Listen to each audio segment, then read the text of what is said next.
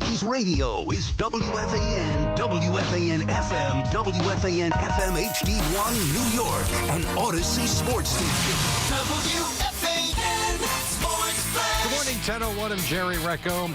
Yankees beat the Rays last night 7-5. Odd night of sorts. Clay Bellinger, a game-tying 3-run homer in the third. Anthony Volpe's offense, terrific. An RBI single and then a long home run in the seventh. Longest of his career, but in between that, he also had a couple of errors. 2 more at shortstop. Here's Bellinger, who believes in Volpe going forward. 100% the ability's there. I've never played shortstop, so I know what comes with it. It's a demanding position, mentally and physically. So, I see the way he works, and he's a freak athlete, and, I got all the confidence in the world. Max Fried earned the win. He did allow 4 runs over 6 2/3, and Devin Williams allowed a run in the night, but did earn the save. Yankees now trail the Blue Jays by 4 games atop the AL East.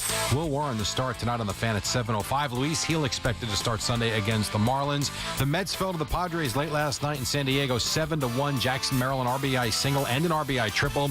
Elias Diaz, a 2-run double, and Manny Machado capped the scoring with a 3-run homer. Sean Manaea, a no decision. He allowed a run over 5 innings. Buto and Devenski not so great in relief. And Juan Soto left the game with a contusion after fouling a ball off his foot. He did say and didn't seem to be too concerned after the game. X-rays were negative. Series finale this afternoon. Clay Holmes taking on Yu Darvish. First pitch 4-10. Mets now lead the Phillies by a half game atop the NL East. It's 88 in Central Park. That's what's happening. I'm Jerry Recco on WFAN and now streaming on the Odyssey, iHeart, and TuneIn apps.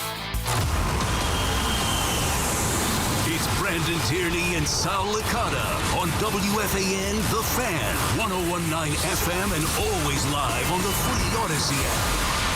Special day for you, BT. We'll get into the Yankees and Mets momentarily, but we start the show today with a very special announcement. Yeah, it's certainly a big day for the station here. The Giants and the Fan. We have extended our relationship with the Giants, which is fantastic. I mean, how many years have you, and I mean you, the listener, been out there driving around in all the different boroughs and all the different areas, listening to the Giants, the games, the pregame, the postgame, and the added element here, which is a very good thing for our station, a great thing for Tiki. Tiki's going to be doing the pre- and postgame show as well.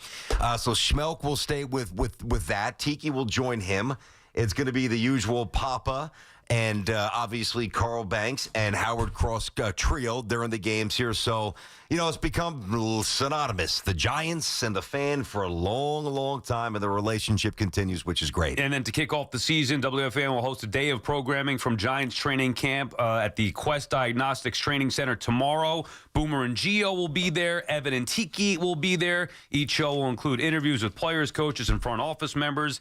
And, of course, like you said, the big thing there, Tiki Barber going to be doing the pre- and post-game. So good to have Tiki a part of the Giants broadcast. And, of course, great to have the relationship continue with the New York Giants and the Fan. Well, I mean, think about how much sense it makes from a Giants perspective. I mean, Tiki's been doing games for a while, and obviously Tiki loves this stuff. It's his first love, the football. So Tiki's a top 100 Giants player.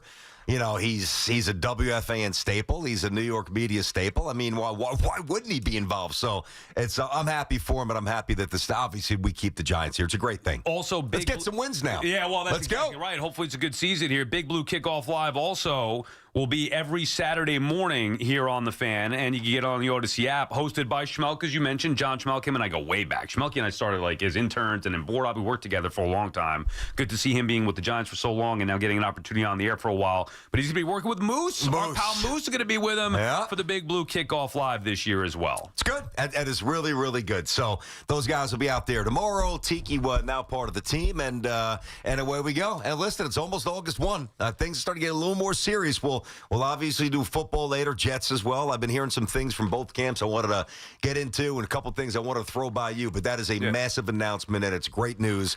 The Giants and really, it fits like a glove. WFAN, great stuff. Looking forward to the football season, of course. And like you said, hopefully we get some wins here with both these teams. All right, speaking of that, we did get a win last night with the Yankees. Great win, much-needed win. Bellinger, terrific. Offense does enough. Fried, true ace stuff after giving up the runs early. Bears down, gets the job done. But for me, BT, the number one thing that comes from last night was not the result. Yes, they needed the win. That's great. They have to send Anthony Volpe down. This cannot continue. It can't continue. And Boone continues to say, well, we got to fix it. We got to fix it. You actually have to do something to fix it. It has gotten worse. It is clearly not a physical thing with Volpe. I'm not trying to bury the kid. I know you're not. I mean, he's a mess. He's a mess. You're trying to win a World Series here. Yeah. You can't be messing around with Volpe, who is clearly in his own head. Send him down. It doesn't mean that he can't hack it. It doesn't mean that he's not good enough. They actually now have a viable option with the addition of Rosario, so it's not like, well, what are we going to do? We have no other options. Volpe needs to be fixed. He needs a timeout. Not a day or two off. He's had that. Time for the New York Yankees to make a big boy decision and send Anthony Volpe down. I saw you tweet. Last night. I didn't respond to it. Didn't hit you up on text. I'm like, all right, I know how we're going to open the show because we disagree. But we don't disagree that Volpe's a mess right now. I mean, and I do think that Aaron Boone, pardon me, Glenn's been transparent. We love that. Booney has been transparent last night, at least a little bit with the Volpe stuff. You see it starting to come out a little bit now. I mean, and he's getting a little short. Right. He's getting a little terse. He's getting a little good. Understood. He's like, we got to fix it. And I think it was Randy Miller, even though NJ.com, I don't think they have a great relationship. Okay. That's why I bring up the name. And he was asked about, I think it was Randy who asked Volpe, geez, this damn phone again. Every freaking time we start the show, these idiots show up to cut the lawn. And why can't they show up during the break? Anyway, so Boone was asked about this by Miller, and he's like, I'm not getting to that now. Like, you could tell he was visibly annoyed, but he didn't say no. The only reason that I push back to you is because he's starting to hit. All right, but let me ask you, He's starting to hit a little bit, starting to run the bases a little bit. Do you want to run the risk of snuffing that out? You know what I actually think is sad? I think it's pathetic because you saw last night on social media. It's like, hey, he got a base hit and drove in a run. Hey, he hit a home run. Like, what is this, the minor freaking leagues here? Is this Little League? This is the big leagues. It's the New York Yankees. Like, we're nursing a guy along. And, I'm trying to be sensitive to the person and individual, but I'm also realistic here with the team and where we're at as far as a fan base here, trying to get this team back on the winning track, trying to go win a division, which is all right there in front of them, right, Booney? It is. They could all go out there, make some additions here, go win the division, take it from the Blue Jays, who are being clobbered by the freaking Orioles of all teams. Twice. So why are we nursing along and like gently, oh, he got a home run, maybe. Yeah, okay, big deal. He hit a home run. That's nice. Like, he's hitting 214. He's been butchering balls in the field where the guy was a Gold Glover, and now it's a mental thing. He can't even make a throw. It's not even the bad throw. It's the indecision. You're watching him. You're like, he's thinking. You've got to play. So to counter, and I understand saying like, all right, well, he's just starting to get going offensively. Yeah. We all agree, well, whether we could disagree about sending him down is the right thing or not, we all agree that he needs to be fixed. Boone said it himself. We all agree it's got to stop. How, then, can you fix it? So my answer would be I need to send him down to the minors because I believe that's the only way to fix it. If you're not doing that, how do you expect it to get better defensively? I'm going to sit him. I'm going to sit him. I said this a week or so ago, maybe 2 weeks, whatever it was, because I had vacation. Like, to me, like there's three types of defenders. There's a plus defender, there's an average defender, and there's a bad defender. Now, when he's at his best, he's plus. He's not Ozzy. Doesn't have the best arm, but he's a plus instinctual, fairly explosive shortstop. The problem is, this is where it gets tricky for the Yankees. Like, usually a good fielder who goes into a slump, but it does happen. We associate slumps with hitting and pitching, closers throwing lead or blowing leads. We don't really look at fielders going into slumps. They do. And he's in the midst of one, and it's been a long run right here. But usually that happens because good fielders who start to slump are taking bad at-bats into the field. And that's where it's even a little bit more alarming, which I'll grant you and everybody else. I mean, I'm not saying Volpe's playing well defensively. He's not at all. But to me, he's actually starting to hit a little bit. So now, to me, it's not okay. He's a mess in the batter's box, which he was for a big chunk of the season. Don't get me wrong. And that's the main reason why he's starting to butcher balls at shortstop, or has been for a while. It's because he's mentally fried. So I would just sit him. Like, I would do a checkpoint. And by the way, if I sit him and then it continues, then I might investigate sending him down. But I've got to do one more thing, which they've yet to do. The Yankees have played 107 games games this year, and Anthony Volpe has played at 104. And my question is why? That's not necessary. Sit him down for a game. Put Peraza there, put Rosario there, even though the Rays don't have lefties going the next couple days, and he's great against lefties. Sit him before you send him down. Or, by the way, get a shortstop. See, they did try to sit him, maybe not for a prolonged period. And by the way, how's that going to help his offense, sitting him? Like, I'm sure that's going to do. Might as well just send him down. They tried this. Remember the day after? Yes, he had 3 hits. Yeah, and it's scheduled day off. And let's just sit him. Well, that restart, that sitting him and trying to restart things or reset didn't work. It's progressively gotten worse. Dude, it's not like I'm okay with making errors. It happens. Lindor was in a little bit of a slump earlier on this year. Yeah. He hasn't been great defensively, but it's different from what you're seeing with Volpe, a guy who on a routine grounder that fields the ball, pumping the ball, like, dude, throw it. So you're clearly thinking it is clearly a mental thing with Volpe. The flip to Jazz, like, what the hell was that about? So it's one thing if he's misplaying a ball with his glove, which is bad enough, which we've seen throughout the course of the year. But the throws to me are the flares, the clear red flags and warning signs. He mentally right now is a mess.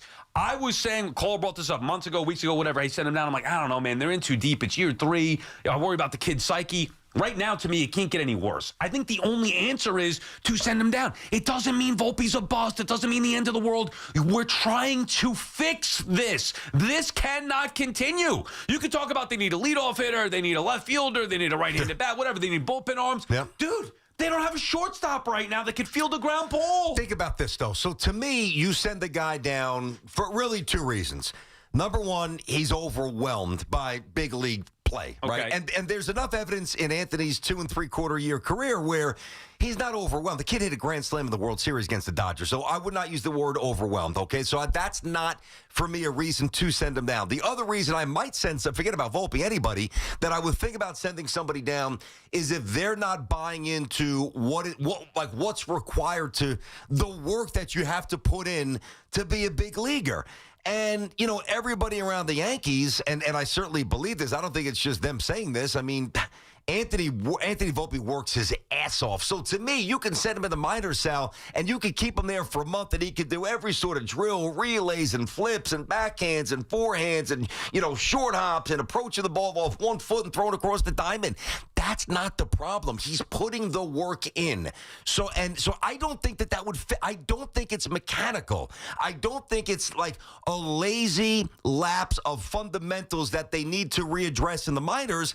I just think you got to sit the kid for a day and let him clean his head out. Yeah, but here's the problem with that. It's not going to go away. We don't know that until you try it. But they did let him sit, meaning the media storm, the fans, they're booing him. Understood, and he's earned those boos. Okay, that's my point. Now, the only way to truly get away from it is to get him out of here. Send him down. Let him truly go clear his head. Because even if he sits a day or 2, the next day he rolls out there, he's going to feel the spotlight, the pressure of the fans. I better not boo one of those. That's what's been happening all year long. Instead, you get a true reset. You send him down. By the way, Alvarez was putting in the work. Alvarez wasn't overwhelmed. The Mets sent him down and said, look, this just isn't working here. We need to send him down and get it right now. They did it immediately as opposed to year 3. They did it once they felt like this is just not working instead of him trying to wait and see if he gets out of it. And look what happened. It worked. It doesn't mean that it's going to happen with every single player the right way or that that's the right time, right move to make every single time. But right now with Volpe, to me, there is no other way to fix this major problem. Send him down. Get him away from it. Boone always talks about the noise. The noise has gotten to a point now where it's just not going to stop. It's not going to stop at all until he goes out there for weeks, if not months, and puts the balls where they're supposed to be as far as making a play in the field. Hit him in the chest. It's loud. It's ugly. It's unavoidable. But I almost got to give the kid a little bit of credit. He's not drowning offensively. That was the third. Last night's home run. I know it's one home run. Last night's home run, went 452 feet. But BT, he also stole third, popped up, jogged home. I'm not saying that he's playing well. What I'm saying is, you talk about the spotlight and being overwhelmed where you have to just remove somebody so that they aren't ruined permanently. The other aspects, small samples, I'm giving you that, but the other aspects of his game are not hemorrhaging right now. So I don't think that he's being that the spotlight and the boos are crushing him the way you're making it seem, because certain aspects of his game are pretty good right now. I think mentally he's toast right now. But if he's mentally toast, he's not hitting a home run last night. No, fielding-wise, at the very least. Well, I agree with that. Sit him. Also, okay, he hit a home run. Sit him. Congrats, he hit a home run. What's he hitting on the year? So we're just going to go based off of one home run last night? Okay. He has not had a good season. Yeah. I'm not trying to say that he has. So how are we going to fix it? Sit him. Start with that. But they've already done that, and it didn't work. But they didn't do it the right way. Number one, I don't think the defensive issues back then were as pronounced. Why? I really think that was more like, all right, we got to give Volpe a day off. Let me ask you, why so hesitant to send him down versus if you're sitting him, you're taking him out of the lineup anyway? Yeah, for a day or two. Okay, but why so hesitant to send him down? Who's to say it couldn't be? Could it be a week? Could be 2 weeks? Whatever. Sending down is not a lifelong sentence. Send him down, try to get him right, whatever it may take. A week and a half, 10 days, 3 weeks. I don't know, but why so hesitant? What's the harm? Listen, what you're saying, I don't think is unfair or out of bounds or insane. I don't, right. or even necessarily detrimental to his growth. I understand why. Trying to help him. I understood.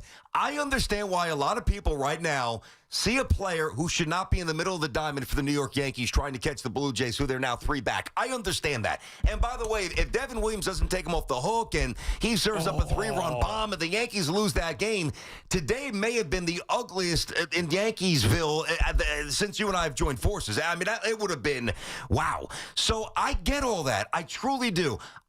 Number one, there's not a better option. And all right, that shouldn't be the answer. But I also don't think that there's anything that can happen in the minors that will fix him. And I say that because I really don't think it's mechanical, Sal. I think there's a mental element. So you give him a mental respite, and you could do that by him sitting on the bench or him even DHing, because he does have speed and some other value there.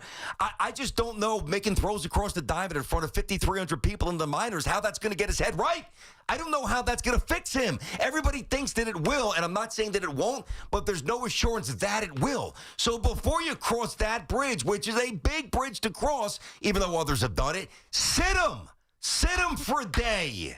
But they tried that. I know, but they tried it at the wrong time. Okay. That was more like, all right, let's get him off his feet. He's played a lot of games. It wasn't let's sit him because he's broken at shortstop. BT and Sal on the Fan. Our friends at Town Fair Tire remind you that at Town Fair Tire, you always get the guaranteed lowest price on name brand tires. From Connecticut to Maine, nobody beats Town Fair Tire. Nobody. Vinny's calling from Long Island, starting us off. What's up, Vin?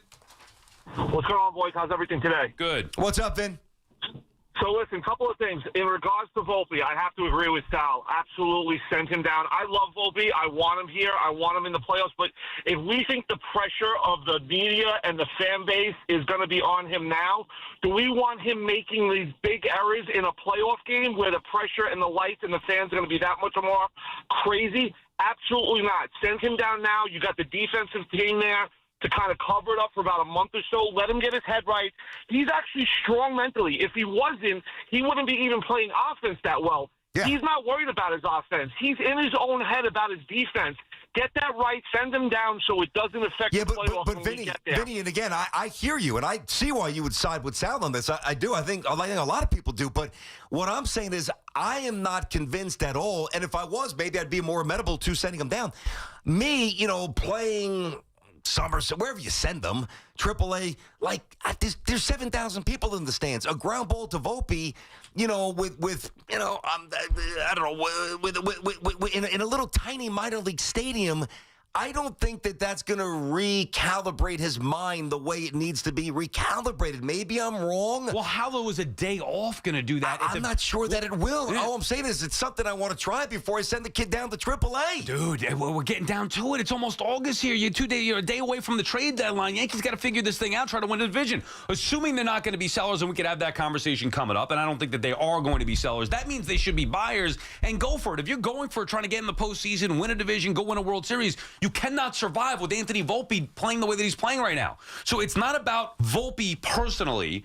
It's not about Volpe individually. It's about what is going to make him better for the betterment of the team. Yep. And can the team right now thrive with him playing the way that he has at shortstop? They can't. It's continually getting worse. I was with you. weeks ago saying, I don't know if I would do that because I worry about his psyche. I don't know if sending him down would be the right thing for his confidence. Maybe at this point they're in too deep. Let him try to figure it out. Nope. It's only getting worse. It has gotten worse, and it continues to get worse every night. See, the one thing, and maybe this is a baby step in the right direction, like to fix a problem, you've got to admit that there is one.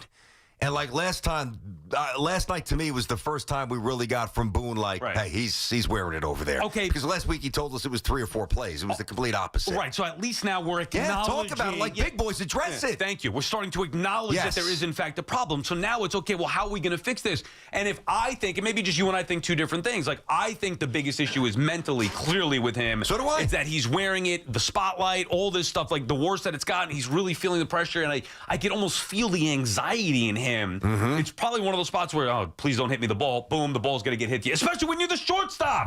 You can't even hide that in a corner outfield spot or first base. Like, the ball's going to find you. Always does. But you're the shortstop. This can't be happening. And when you see somebody double pump like that or double clutch, whatever, and then make that bad throw in a big spot, that is a clear, to me, warning sign of he needs a break to get the hell out of the spotlight, at least for a few days. All right, BT and Sal on the Fan, 888-808-1019. We'll obviously have plenty of conversation about the trade deadline stuff, as we've been doing all week long here. Mets, Yanks getting down to it, BT. Tomorrow, the trade deadline, 6 o'clock. Should the Yankees, in fact, be, and forget the selling stuff, we don't think they're going to be, should they be aggressive buyers? I have a move with a player that's been rumored to be available that I would love for the Yankees to make. And it's going to be torn. Some people wouldn't want to do it, some people would, but I'll give you that move when we come back, and we'll continue with the calls. 888-808-1019. Odyssey's We Can Survive, starring Ed Sheeran. The Goo Goo Dolls. Alex Warren. And Shabuzi. All on one stage, one night only. Friday, September 26th at the Proof. Hello. So thank you all for coming out to this. Tickets on sale this Friday morning at 10 at Ticketmaster.com. When you're hiring, have you ever felt like you're missing out on meeting truly great candidates for your roles? It seems impossible to find them, but they have to be out there somewhere, right? Well, they're not hard to find when you know where to go, and that place is ZipRecruiter. And right now, you can try ZipRecruiter for free at ZipRecruiter.com/radio. ZipRecruiter helps 10 million people with their job search every day. And because these people are actively looking for jobs just like yours, it's easy to find the right person right away. In fact, 4 out of 5 employers who post on ZipRecruiter get a quality candidate within the first day. But if you're not using ZipRecruiter, you're missing out. So see what it's like when the impossible is easy. When you go to ZipRecruiter.com/radio right now to try ZipRecruiter for free. Once again, that's ZipRecruiter.com/radio. ZipRecruiter.com/radio. Never miss out on great candidates with ZipRecruiter. The Rico Brogna podcast is proudly sponsored by Takara Fuji Apple Chew High, the sparkling cocktail that blends shochu spirits with delicious flavors of fruits from Japan. Whether it's Citi Field or your favorite spot, raise the apple. Before you begin your road trip, ask yourself, do you really need 5 full suitcases? With the new 2026 Kia Sportage X-Pro's class-leading cargo space, you'll have room for what you need. Find out more at your local Kia dealer today. Keep the adventure going. Kia, movement that inspires. Call 800-3334-KIA for details. Always drive safely and obey all traffic laws. Comparisons based on second row legroom and cargo space behind second row seats in the subcompact SUV class according to Kia segmentation as of June 2025. The impact of a meal goes well beyond feeding our bodies, because feeling full can sound like this. How did the interview go? I did it! I got the job! I can't believe it! And like this. Mom, I got first place at the science fair with my volcano project. That's amazing, sweetie. Congratulations. Because when people are fed, futures are nourished, and everyone deserves to live a full life. Join the movement to end hunger at feedingamerica.org/act now. Brought to you by Feeding America and the Ad Council. Thank you for making Total Wine & More America's #1 online source for spirits, beer, and wine. Better than all those delivery apps. Total Wine's prices are up to 30% lower with super fast delivery and no hidden fees. Order direct at TotalWine.com and pay less today. Drink responsibly, B21. Uh-oh, Brad's buzzed. Oh, yeah? Yeah, he's starting with the whoops. Good thing is, he knows when he's buzzed. Know your buzzed warning signs? Call for a ride when it's time to go home. Buzz driving is drunk driving. A message from NHTSA and the Ad Council. Talk New York sports on the Fan. Lunch was great. Greenwich Village is a fun spot. Can we stop at a bathroom? Are you all right? I keep having stomach issues after eating, like diarrhea, gas and bloating, abdominal pain, and sometimes oily stools. Sound familiar? Those stomach issues may actually be a pancreas issue called exocrine pancreatic insufficiency, or EPI. Creon pancrelipase may help manage EPI. Creon is a prescription medicine used to treat people who can't digest food normally because their pancreas doesn't make enough enzymes. Creon may increase your chance of fibrosing colonopathy, a rare bowel disorder. Tell your doctor if you have a history of intestinal blockage or scarring or thickening of your bowel wall, if you are allergic to pork, or if you have gout, kidney problems, or worsening of painful swollen joints. Call your doctor if you have any unusual or severe gastrointestinal symptoms or allergic reactions. Take Creon as directed by your doctor and always with food. Do not chew capsules as this may cause mouth irritation. Other side effects may include blood sugar changes, gas, dizziness, sore throat, and cough. These are not all the side effects of Creon. Call 800-633-9110 or visit creoninfo.com to learn more. That's creoninfo.com. I'm asking my doctor about EPI and if Creon could help. Tune in to the BT and Sal Show weekdays from 10 to 2 on The Fan, presented by your Tri-State Cadillac dealers. Cadillac is the official luxury vehicle of the New York Mets. Sal Licata here, and wow, are we thrilled with the incredible job CertaPro Painters did on our house. So clean, so efficient, they actually listened to us and even satisfied my wife, which, as you know, isn't easy. If you've been putting off painting because of the economy or tariff worries, don't. Painting your house is the easiest and most efficient way to protect and raise your home's value. Do what we did. Call CertaPro Painters today. Each CertaPro Painters business is independently owned and operated. When it comes to restoring cars, Diego's got skills. And with Total Wireless in his corner, the whole world sees them. With the dual camera system on his new iPhone 13, he can take amazing car photos and post them on the fly with super fast 5G, and even turn this hobby into a full-time gig. His claim to fame? Claiming iPhone 13 with 5G on us. Get iPhone 13 with 5G on us when you switch to the Total 5G or 5G Plus Unlimited 3-month plan. Total Wireless, in your corner. For limited time while supplies last. Valid in store. Device taxes and fees may apply. Requires port in and ID verification. Restrictions apply. 1-877 Cars for Kids. KARS Cars for Kids. 1-877 Cars for Kids. Donate your car today. Call 1-877-CARS for Kids to reach a friendly live agent. Donation's super easy, and your car can be picked up as soon as tomorrow. Call us now. 1-877 Cars for Kids. Donate your car today. Did you know you can donate real estate too? Talk New York sports here. The Fan.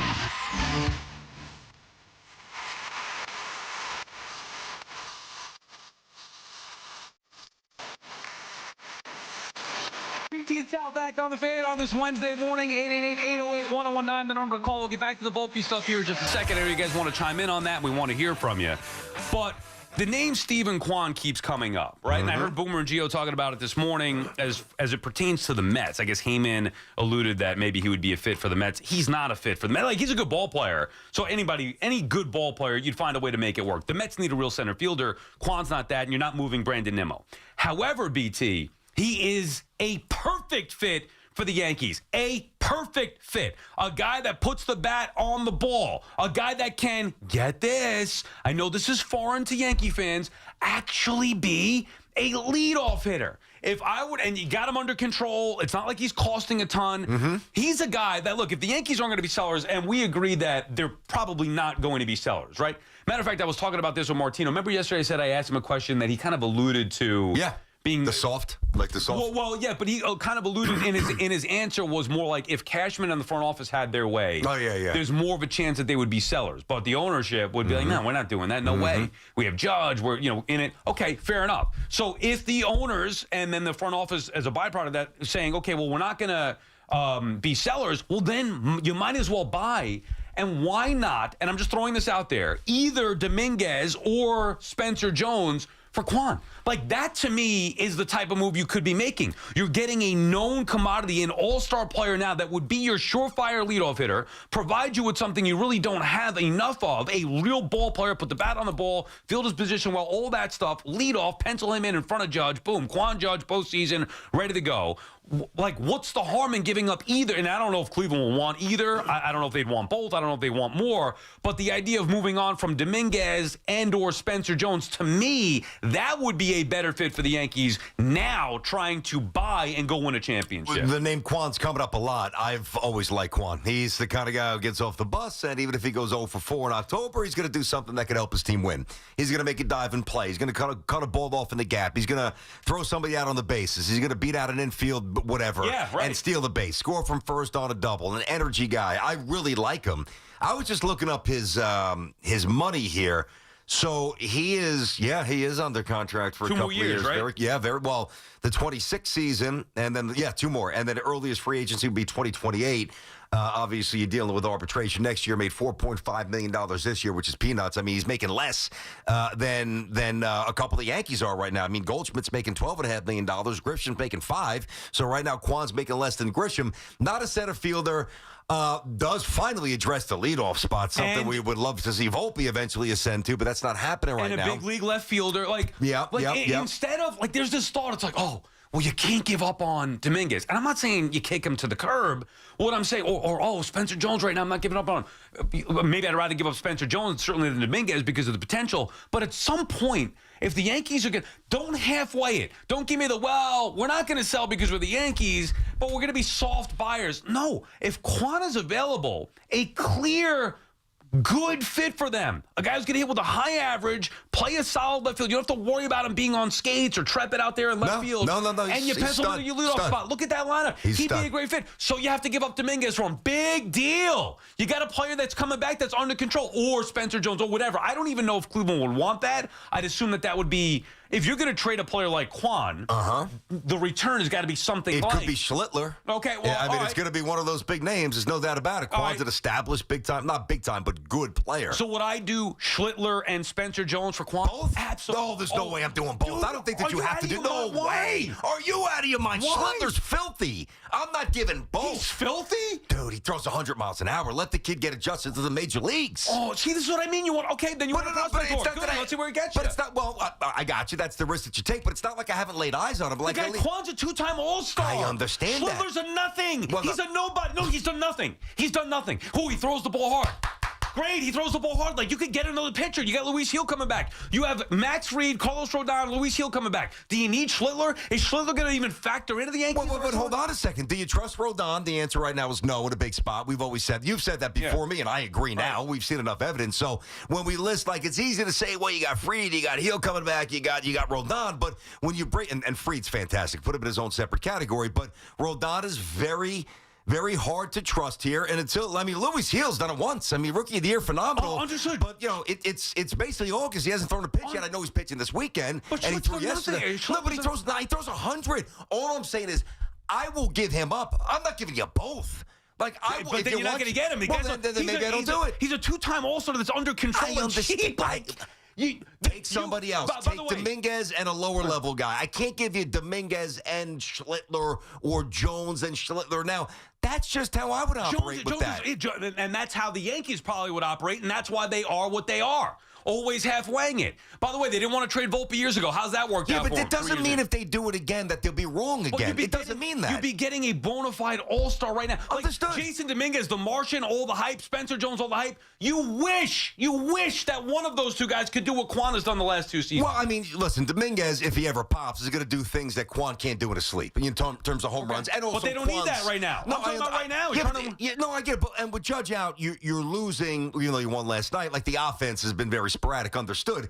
But let's not get this thing twisted. The reason why the Yankees have really stunk for the past 50 or 60 games, they have not caught the baseball very well at all, and their middle relief has come in with a gas can and a fire and a match. So they've made it a lot worse. Now, Dominguez has been a little part of that breakdown on defense, but it's been primarily Anthony Volpe, a little bit of third base before they got Ryan McMahon.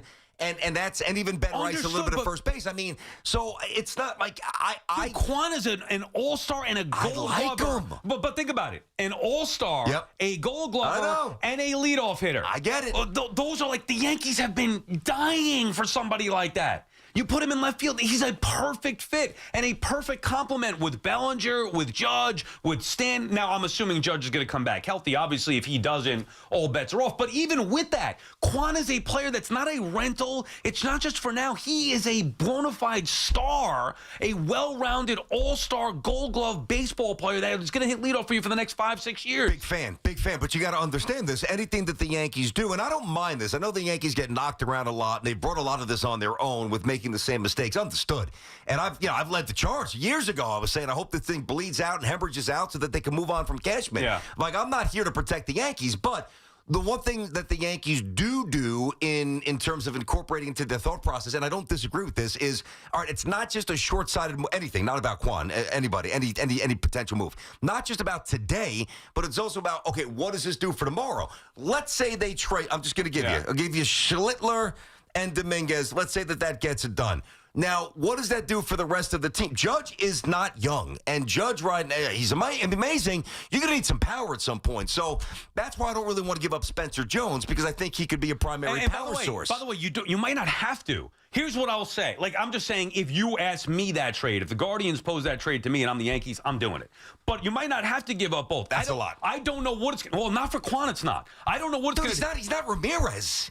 I mean, he's good. He's not Jose Ramirez hitting 30 bombs. I mean, Kwan's good. This doesn't make any sense. He's good. He's good. Wait, you love Bellinger. Dude, he's hitting 286. You didn't like Soto.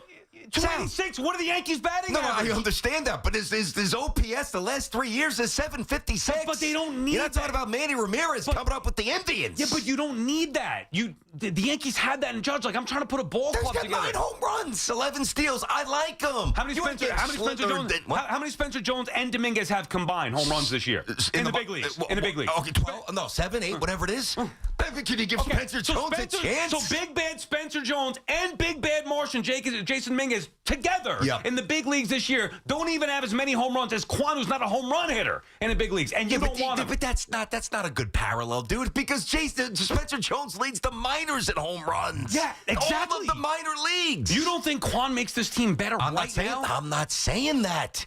If he stepped on the field tonight, the Yankees are automatically a better baseball team.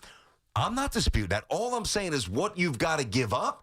I still calculate that. To get him, yeah. Well, I'm not. I mean, I'll give up Dominguez, but I'm not giving you both. And if you want Schlittler and some outside of Lombard, some high A prospect that's a position player, take him. Yeah. I can't give you both. Schlittler throws 100. Yeah, okay, he throws 100, big deal. Oh, but he's got filthy stuff, Sal. It's just, I mean, it's not just he throws. I mean, Eric Plunk back in the days to throw gas. This guy is highly thought of. Nobody has talked about Schlittler at all for 3, 4, 5 years. I never heard his name. He hasn't been in the system for 3, 4, 5. Pitched at Northeastern. Yeah. He just got drafted a couple years back. I've been around 5 years. But 5 years ago, he was pitching in the Atlantic 10. Nobody mentioned him until he comes up here the other, whatever it was. 2, 3 stars. And now he can't be touched. But then you watch him pitch. He averages 98.7 on his fastball. That's the highest average fastball of any Yankee starter the whole year. He did it his first start. Maybe there's somebody in the minors the Guardians want. I don't even know if they want Schlittler. I don't even know if I would want. But you just want Kwan on the Yankees. Yes. I do too. But you have to give to get. I'll give you Dominguez, or I'm not giving you both. Oh, maybe they want Dominguez and a lower level pitcher or whatever, we could do that. Pitcher, who by the way could be better than Schlittler. Like my point is, we see Schlittler now. It's Schlittler, you can't move him. He throws 100. Yeah, big deal. He throws 100. I see it get hit. Like I don't know. He could be good. He could not. I'm not asking you to give up Luis Gil. I mean, that to me would be a little more different. You give up Luis Gil. I would almost rather give up Gil. Then Schlittler? Yeah, I want to give up Gil for Tucker. Well, I guarantee. Now, Tucker's obviously better than Kwan. Yeah. But, I mean, he's pitched once. Yeah. Not been healthy. All I'm saying is, if Kwan is available, and it seems like he might be. Toronto's on his heels. Toronto might want to try to get him, too. Yeah. They're going to trade him, I think. He would be the perfect fit for the Yankees. They didn't need Suarez, who's going to hit 30 home runs. They had that. They need a Gold Glove leadoff hitter that's going to get on base and hit with a high average. That is Kwan. He would fit them perfectly. I don't know what it's going to take to get him. Yeah. It's going to take a lot. I agree. All I'm saying is, and again, I think I like him more than you. I like him. I really like him. But again, let's not hijack what the man's been doing. He's not coming out here hitting 315. He's hitting 285. And that's good because usually the leadoff hitter for the Yankees is hitting 230 and 240. Understood. Upgrade on the bases. Defensively, leadoff hitter. Check. Addressed. He's young. He's controllable. I'm not giving you everything you want. That's all I'm saying. But I like the player. All right, back to the calls when we come back. 888-808-1019. Surfside iced tea and vodka. It's made with real premium stateside vodka. Real brewed tea. All the flavors are delicious. They're only 100 calories, just 2 grams of sugar, and there's no carbonation. You can drink them all day long. They go down so easy. If you tried the product, you know that you can barely tell if there's any alcohol in it. It's so good. In fact, it's dangerous. Great by the pool, on the golf course, tailgating, by the beach, or even just at a sports bar or nightclub. Obviously, at a game as well. It's both at Yankee Stadium and Citi Field. You got to look for the can with the sunset stripes. Trust me on this one. It's delicious. Sunshine in a can. Surfside iced tea and vodka. It's Evan and Kiki. Afternoons on the Fan 101.9 FM. That's when the spark, that's when the love was created. You guys watched the Mets beat the Braves, who sucked this year, and you still can't beat them. Yeah. But you beat them, and then you married the girl, and you left it out of the damn book, Evan. Listen to Evan and Kiki on demand on Apple Podcasts, Spotify, or wherever you get your podcasts. This is Boomer Esiason with an Odyssey Sports Minute. Hey, today's birthday shout-out goes to Clint Hurdle. The 68-year-old interim bench coach and hitting coach for the Colorado Rockies published a book earlier this year. It's called Hurdleisms, Wit and Wisdom from a Lifetime in Baseball. Here's the typical gem. There are 2 kinds of people in this world, those who are humble and those who are about to be. Well said. I'm Boomer Esiason. Lowe's knows hot deals help you get the most out of summer. Get up to 30% off select major appliances and get it delivered as soon as next day. Plus, get up to 30% off select patio furniture, grills, outdoor power equipment, and more. These end-of-season savings won't last long. Lowe's. We help, you save. Valid through 7/30. Selection varies by location. While supplies last. Valid on eligible in-stock orders in select locations. Price, delivery time, and vehicle availability may vary based on order size and location. Exclusions apply. See Lowe's.com/delivery for more details. DQ presents how to make a Blizzard treat even sweeter. Just get a Blizzard treat on Miracle Treat Day, July 31st, and help support kids like me, Ari. On Miracle Treat Day, $1 or more of each Blizzard treat sold at participating locations benefits your local children's hospital. So treat yourself in the most meaningful way and support local kids like me on Miracle Treat Day at DQ, Thursday, July 31st. DQ, happy tastes good. Hey, Connecticut, if you want name brand tires at the guaranteed lowest price and the most free services, then get to Town Fair Tire. Because nobody beats a Town Fair Tire deal. Nobody. Town Fair Tire.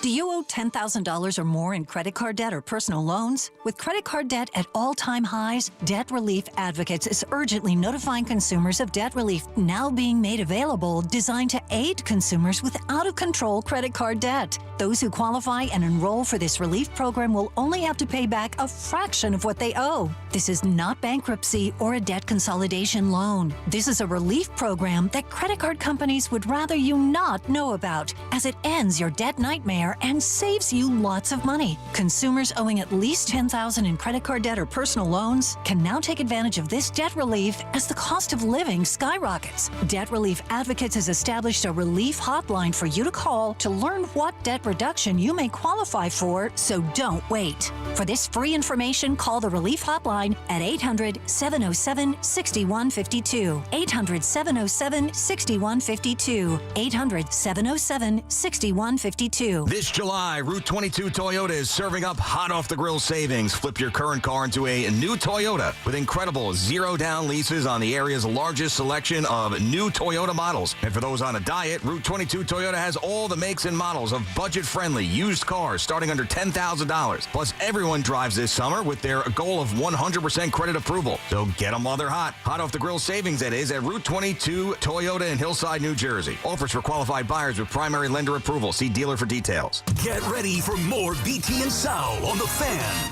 This is an important notice to all U.S. taxpayers. The IRS is giving away billions of dollars in tax savings through a federal program called the Fresh Start Initiative to aid delinquent taxpayers. This initiative was established for anyone facing financial hardship and unable to pay their back taxes. Qualifying and enrolling in this program will stop all collections, settle your delinquent tax problem, and even reduce what you owe by thousands of dollars. Call the hotline at People's Tax Relief to see if you qualify and get this free information by dialing 800-351-4596. If you have unfiled tax returns or cannot afford to pay your personal or business back taxes, you can now get the help you need. One simple phone call can resolve your tax problem and save you thousands of dollars. To see if you qualify and to get this important free information, call 800-351-4596. 800-351-4596. 800-351-4596.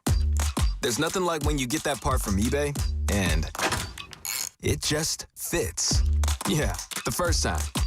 So you can do less of this and get right back to more of this. At eBay, you'll find all the parts you need, guaranteed to fit, at prices you'll love. Sounds good, doesn't it? eBay, things people love. Eligible items only. Exclusions apply. Eat up, buddy. It's almost time for school. You take charge of your home. You take charge of your work. Don't forget to take charge of your gut health, too, with NatureMade Probiotics. NatureMade has clinically studied probiotics that work with your digestive tract's natural bacteria, so you won't miss a beat in your daily routine. Find us in the vitamin aisle. These statements have not been evaluated by the Food and Drug Administration. These products are not intended to diagnose, treat, cure, or prevent any disease. Hey, Yankees fans, arrive early at Yankee Stadium on Saturday, August 9th for our Old Timers Day, commemorating the 25th anniversary of the 2000 Yankees winning the Subway Series, presented by Fresh Direct. See Yankees legends put on the pinstripes again and take the field at Yankee Stadium. Relive memories of your favorite former Yankees and make new memories with your family.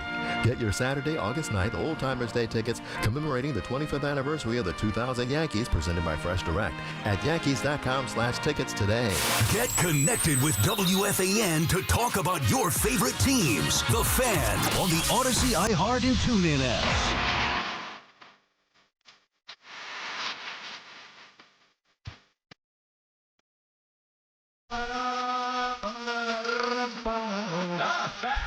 That is the win.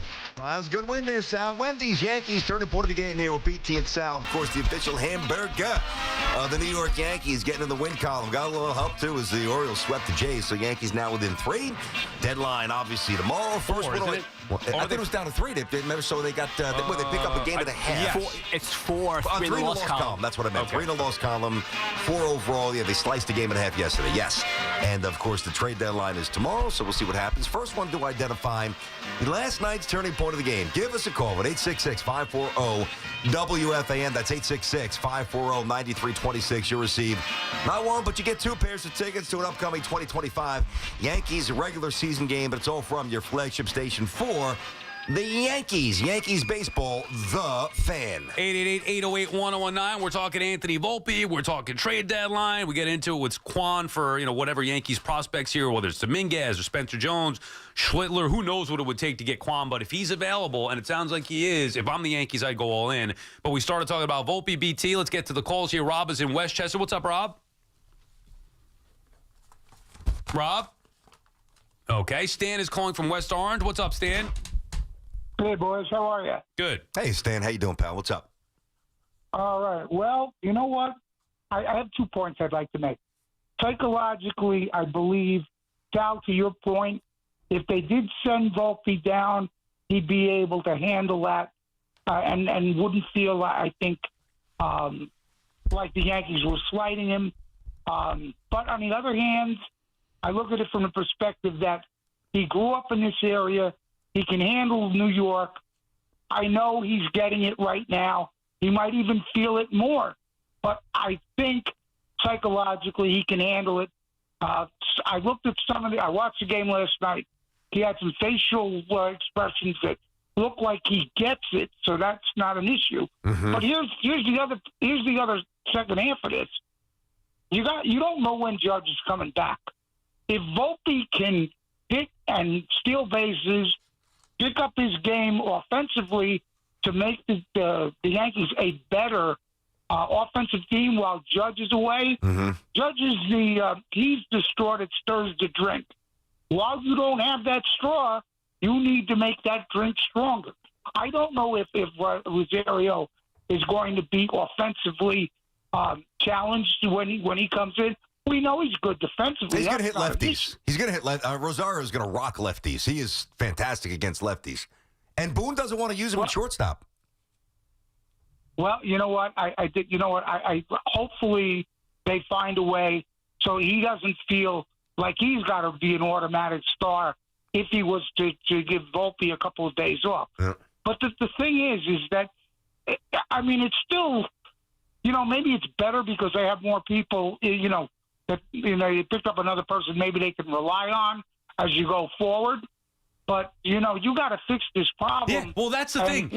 Stan, they're sitting back, and thank you for the call. They're sitting back saying, well, it's got to get corrected. Yeah, okay, that's great. It's got to get fixed.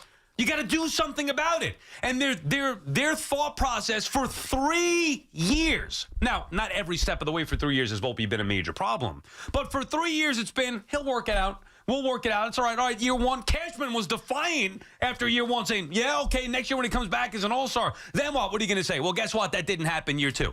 And then year three, okay, well, he'll figure it out at the big league level. Like, they never chose to send him down, brought him up here probably prematurely, let him ride the wave, ride it out. And now in year three, it's gotten worse. It didn't start out pretty, and it's progressively gotten worse every step of the way. And now, even worse than the offensive flaws, because you could live with that, with the way that the Yankees hit at their peak. Yep. You could live with him batting ninth and not being the offensive player you thought he was going to be. You cannot live with him making the miscues, the mental miscues that he's been making consistently throughout the course of this year. So we all know it needs to be fixed. Am I going to take, like, are you trying to win? If you're just trying to develop him and you think this is the best way, that's fine. Are you trying to win a World Series? And if I'm going to take you seriously as trying to win a World Series, you can't keep doing this. It's got to get fixed. Yeah, and I don't know how it's going to be fixed. I know it's not a lack of reps or a lack of work, so I just think there's a mental respite that's required here, and I don't think it needs to be a prolonged like the minors. You do. Others agree. Some don't. I get it. It is not an easy situation to navigate here because he's had some really high moments, and his low moments have been alarmingly low. But I do think that the first step in solving a problem is embracing it rather than deflecting it. And, same with Mendoza not after a late Met game on the West Coast, but I try to watch every one of these managers' press conferences. Usually you don't get a whole lot. I think Mendoza's a little bit more raw, a little bit more honest with how he assesses the Mets, more so than Boone. But I thought last night was a good step in the right direction. Boone was short. He was honest. He was a little bit pissed off. He was agitated. And he didn't deflect and try to tell us we're seeing something that we're not. And at least that could be the first step. The next step for me would be I would sit him rather than send him down. Avi's calling from Jackson. What's up, Avi? Hey, hi, how are you guys? Good. What's happening? A couple points. First with Volpe, I think you're sending him down. You're just going to end up with him coming back and feeling all the pressure again. He's not like, it's just a mental thing. You throw to first base, you throw it short. It's just you're trying to aim too hard. So when you're trying to aim too much, you got to just let him play through it. If you're going to play him as your shortstop, sending him back down, he's just going to come up and be thinking the same much and putting pressure on himself every time he gets the ball to make the perfect throw. That's my opinion. Second thing is about Quan. But then how do you fix it? So you got to play through it. You ever play forward and you're just keep making a mental mistake. It's not going to get fixed by going down to the minors. Well, it's not getting fixed by just keep playing through it. We've tried that. It takes time. It could be it will take another 3. I'm not saying he's the right shortstop, and maybe he won't get through it, but sending him back down and come back up, he's just going to have the same issue. He's just going to have all the pressure every time the ball hits him. Yeah. He's going to have the whole thing going through his head. Oh, wait, I have to make the perfect throw. I have to make the perfect throw. By the way, Avi, real quick on this, I think it might be worse, which is why I don't want to send him down. If you send him down, right, we all know there's an issue. If you send him down, it's an even bigger spotlight. So let's say he goes down to AAA or even double, whatever's closer. I guess maybe even Somerset, whatever, just to get some reps, right? And he's more polished and he's feeling loose and he's playing like he was at Del Barton and in the minors and as a rookie and he's throwing the ball in the chest across the diamond. Then you call him back up and he's doing it in front of 5,000 people or 6,000. Relative anonymity. He's not going to be on Sports Night every night, not going to be hammered on WFAN, not going to be tweeting about, left and right and all the social media traction that his errors unfortunately generate for the young man, he could do it in relative anonymity. And he very well might solve mentally whatever is plaguing him now. Then you call him right back up, 43,000 people, Yankee Stadium, pennant race. Whatever's going on inside the mind and the heart and the emotions, I think it comes right back. And I think it might be worse because now it's like, okay, now we expect you to be fixed because we sent you to the minors. And if you're not, it could actually get worse. Right, but if you keep him here, it also could continue to get worse. And then what? Like, there are only a few options here. Ride it out, which they're trying to do, and that is proven so far. We're almost in August. Like, there are 50-something games to go. Yeah. It's a 162-game season. There are 50-something games to go. And it has gotten progressively worse every step of the way. And it's only getting louder and noisier, and the pressure's getting ramped up because of the deadline, because of the postseason crunch here, trying to get in the playoffs, all that stuff. They could either continue to ride it out, which hasn't worked to date, sit him, which they tried that before, didn't really work, maybe sit him a little prolonged, whatever. They could try that. Send him down. What are the other options? Trade him? And even with that, now you'd be trading him at 45 cents on the dollar. It's the worst time to trade him. But that's it. Like, it's not like there's many different ways to do this. I agree. There's really only two ways or three ways. Ignore it, send him down, or sit him. They've tried ignoring it. Correct. And I guess the next step in theory would be sitting him, but a day or two, okay, sit him and then bring him back out there and see. And if that doesn't work, well, then I might be more open to your solution than I am now. And the crazy thing about this, Sal, we talk about like the Yankee defense, and it's been, even the base running, going back to that Red Sox series, whatever, I don't know, 6-7 weeks ago, whatever it was. June 13th. Of course, he knows the exact date. Oh, jeez. Yeah. When the Mets... Give or take a few days. I understand. What date did Soto sign with the Mets again? I forget the exact date. Right, he knows that. He knows the time of the hour. Yep, Sal, give you the timestamp. Sal's got you. The point being is that really, in totality, it still has a chance defensively to be amazing. Right. Like, if Volpe can ever get back, and I know he was not Ozzie Smith. We have said that a lot, but he was good as a rookie. If Volpe could ever get back to that, and I think he could, and I think he will. I mean, Jazz is a stud at second. Grisham is a beast in center. Wells, framing, blocking, is good behind the plate. Up the middle, defensively, is phenomenal. Right. I mean, if Volpe's doing his job. But and now McMahon at third base, so it looks like Greg Nettles, and even if he hits 220, he's going to catch everything. He's a stud with the leather, as we know.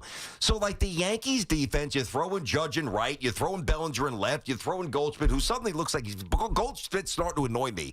Suddenly, now, I'm not saying that the onus is fully on Goldschmidt to save Anthony Volpe every time Volpe kills some worms with a throw in the dirt. But, gee, I mean, that's a pick.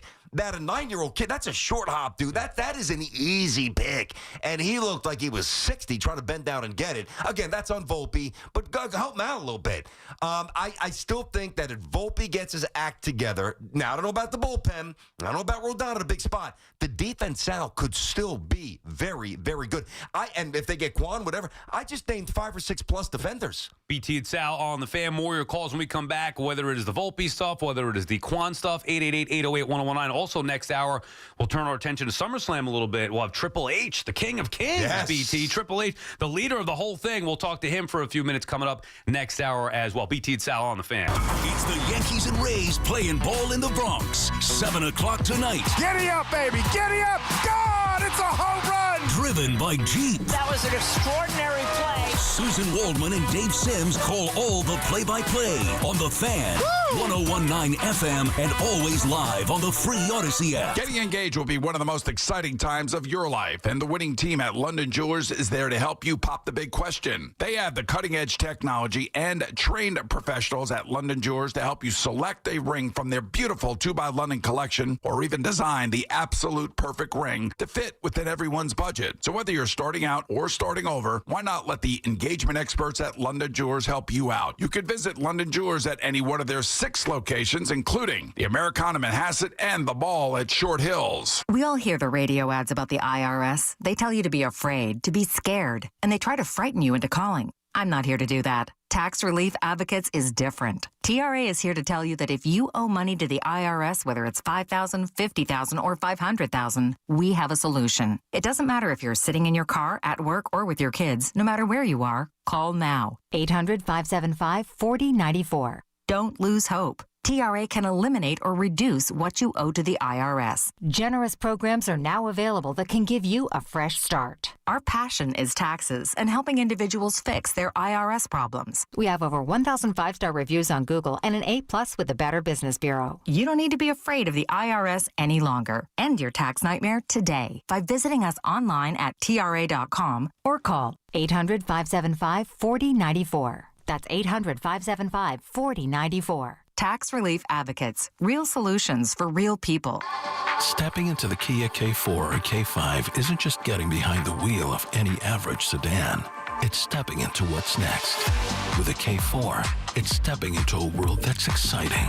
With a K5, it's one that's bold. The Kia K4 and K5, the next movement for sedans. See your local Kia dealer or visit kia.com to learn more. Kia, movement that inspires.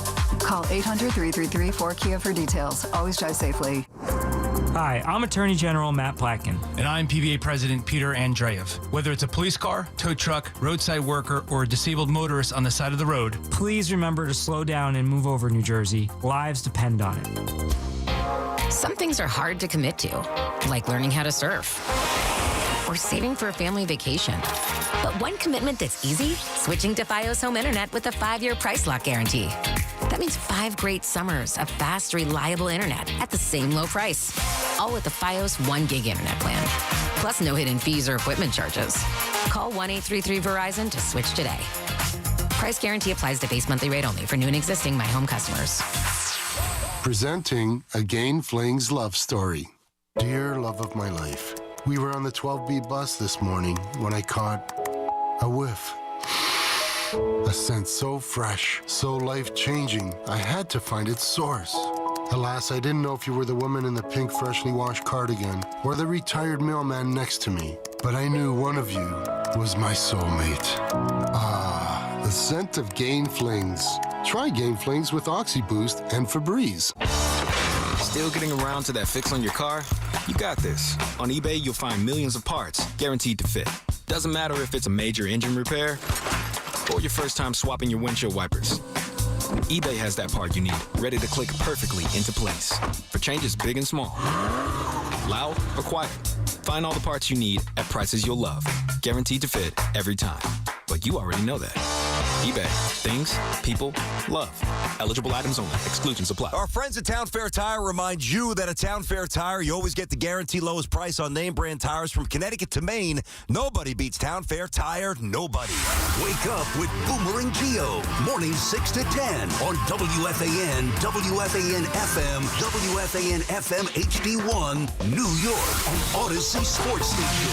WFAN Sports Flash. And this report brought to you by the New Jersey Division of Highway Traffic Safety. Mets fell to the Padres late last night, 7-1. More than that, Juan Soto exited the game with a contusion after fouling a ball off his foot. X-rays were negative, and Soto postgame didn't seem too concerned. No, I think it's going to be good. I think we're going to be good. We just got to get the slowing down.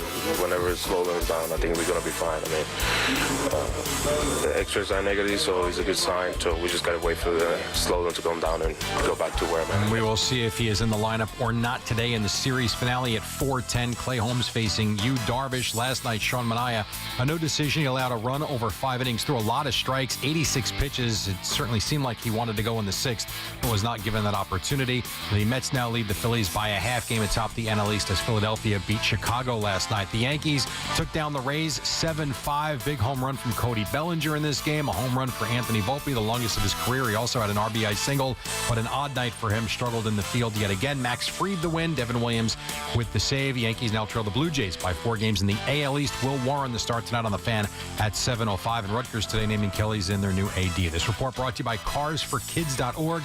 The Fan congratulates Cars for Kids on 30 years of turning car donations into supporting children. Cars for Kids has helped more than 100,000 kids nationwide. Donate your used car today at CarsForKids.org and join over 1 million proud donors making a real difference. It's 90 in Central Park, and that's what's happening. Jerry Recco on WFAN, now streaming our podcasts on Apple Podcasts, Spotify, or wherever you get your podcasts. Get the scuttlebutt on your favorite team, the Fan, on the Odyssey, iHeart, and TuneIn apps.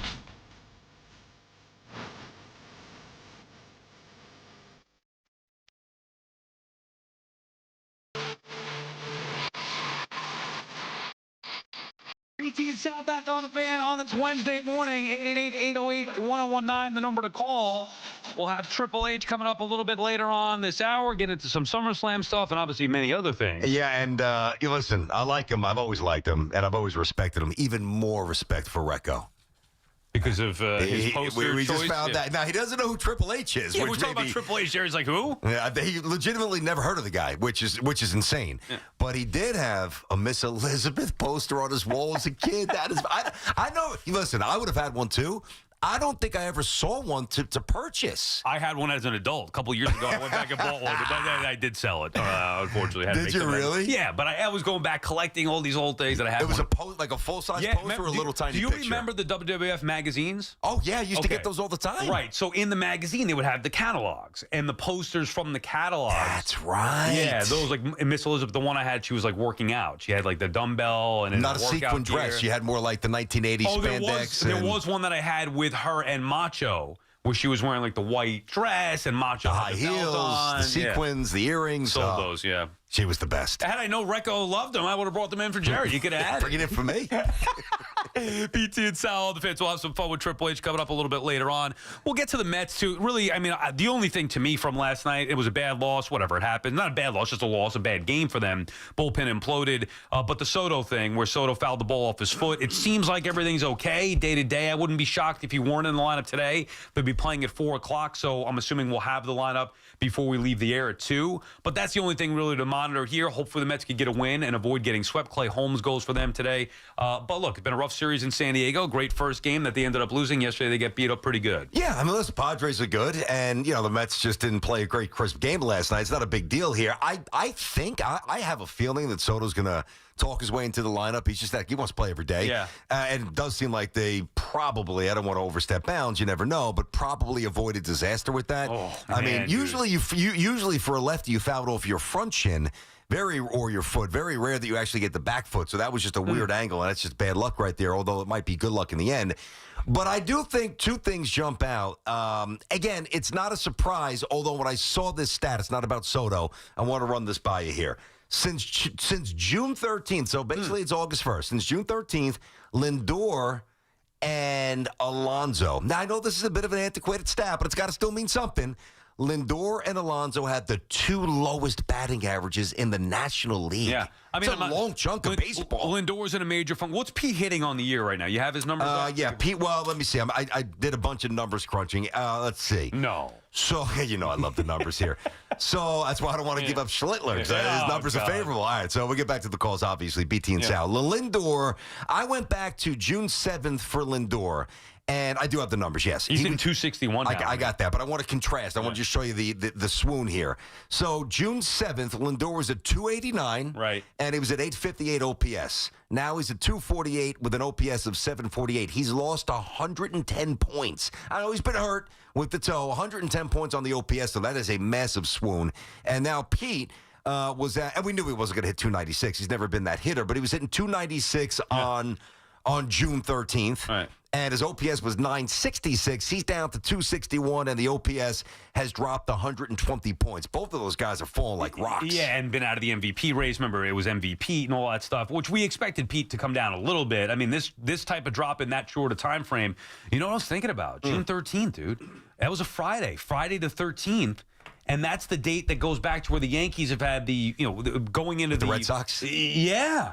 The 5th worst record in baseball, whatever it was since June 13th. Both these teams, remember that was the day, remember we were talking about it's never been better, but Mets and Yankees on the high end. I think Evan and Tiki and Sean or whatever were talking about who's more likely to win the World Series, whatever it was. I'm sure we were all jumping into that conversation. But since that day, and now you can trace it back to that Friday, the damn 13th, it was in fact bad luck for both these teams with Alonso and Lindor dipping with their average, and obviously the Yankees. I still think the Mets will be okay, and obviously right now the focal point is going to be what these teams are going to add here. So we talked about it from a Yankee perspective. I think the Mets are going to be, and there was a report, I guess, that Jeff Passan or Buster Olney, I forget, I heard it on the morning show talking about it, where Fleegs mentioned it, actually, that they expect the Mets to be one of the more aggressive teams. And I expect that to be the case, whether it's 2 relievers and a starter, whether it's 2 relievers and a center fielder, whether it's maybe a mix of all 3. I think the Mets are going to go big here, as they should, ahead of tomorrow's 6 p.m. trade deadline. I think Boomer and Joe, I didn't hear this part, but I think somebody was saying it. So they were coming up with over-unders, total moves here. What's your over-under for the Mets in terms of moves? And then I'm going to get the Yankees. So, like, meaning from right now From on. right now. How many trades they make? I'm going to go. What's my? What I'm going to set the number. I'll set the number. You tell me which way you're going. Over under 2.5. I go over. I was going to set it at 3. Wow. I'm going over. I think they make moves, man. I think they're making moves. There's too much smoke there. I think they're making moves. Now, I mean, there's a thought. Remember, Lau came up yesterday. We brought that name up. It was being reported that the Mets were interested in Lau. By the way, I think you were right. I think it's Lowe. I was saying it was Lau. It is Lau. Because they said Lowe on the game last night. I'm like, what? There might be another Low, but I'm pretty sure it was There Lau. are 2 guys. Only because I trust SNY. And before we did the show last night, I'm like, which one is it? Oh, so I was right. Yesterday I was right. That's what I thought. Yes, okay. Right. But then I heard Lowe last night. Yeah, I know. The whole thing. Yeah, it just drives me nuts because it reads Low, but it's really Lau. Anyway, Lau, if they were to get him, I think that could be getting him and then trading, let's say, McNeil or whatever, and also getting Robert. I don't know if they would get Lau would be the one move and not a center fielder. I think they're going to get a center fielder and potentially Lau, and then obviously bullpen arms. There's also the idea that they could get a starter as well. Now, maybe one trade can bring back a starter and a reliever. Maybe one trade can bring back Robert and a reliever. I don't know. But I'm going to say that the Mets make 3 moves. Okay, that's a pretty healthy number. I don't think that's nuts, by the way. I mean, all right, so 3 for the Mets. I might go on. I'd like to throw that half in there because otherwise you have a lot of pushes. If I was to attach a half of a trade to that, 3.5. I would probably be more inclined to go 2.5 rather than the over for 3.5, which is 4. That's a lot of trades, right, but so 2.5, possible. 2.5, you take the under? You think they make 2? 2.5, I'd probably take the over. I'd probably go 3. I just wouldn't go 4. Yeah. Now, for the Yankees, keep in mind, Yankees already have brought in 2 guys. Right. One of which is their starting third baseman. That's why, man, it could even be more than 3. And for the Yanks, what? They're going to make at least 2. Well, no? I know that Martino's been reporting a lot of stuff, and a few others had. I saw yesterday a couple times there where Cashman, thinks that it's not off the table where they go out there and they get 2 starters and 3 relievers. Yeah. Now, which I don't think is that seems incredibly ambitious.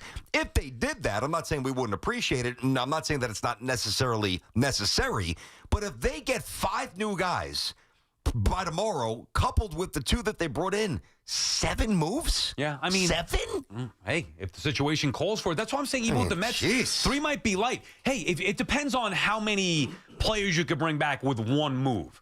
We know that each team needs multiple additions. So you have a trade here, Hoff? We got a little trade alert. Yeah, the Yankees. The Yankees have acquired Austin Slater from the Chicago White Sox. Okay, who the hell is Austin Slater? He's an outfielder. What does that mean? They got an outfielder? Yeah. Is he a right-handed bat, I'm assuming? Yes, he's a right-handed bat. Yeah. I think he was with the Giants for a little bit. He floated around. Slater. Okay, Austin Slater got it up here. He's hitting 236. Let's see. Does he lead the league in strikeouts? He'll fit right in. There it is. No, he actually doesn't have that many strikeouts. But he hasn't played that many games. Let's see.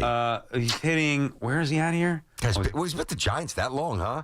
That should have been a bad news in a good way, right? Dude, this is not even worth interrupting our segment. What did they get? I mean, his WAR is 0.3. I mean, what did they give up? 721 OPS. One of those Yankee cowboy hats that they have coming up for a giveaway? No, you like this move. What the hell did they give up? This move. They get to keep Dominguez, Spencer Jones, and Schlittler. I mean, this is what you get when you don't have to give up the guys. But is he Why go get Kwan when you could get Austin Slater? Is he going to actually play?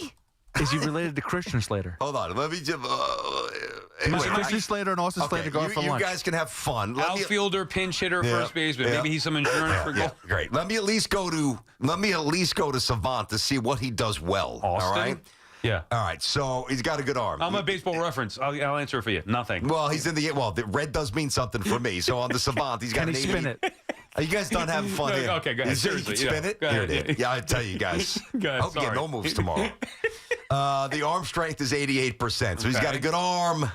I mean, what are we doing here? He's not going to play, dude. I mean, what is this? Why'd they get Why would he? I don't know. Is it a precursor to getting ready to move? No, here's the serious question. This is the serious matter.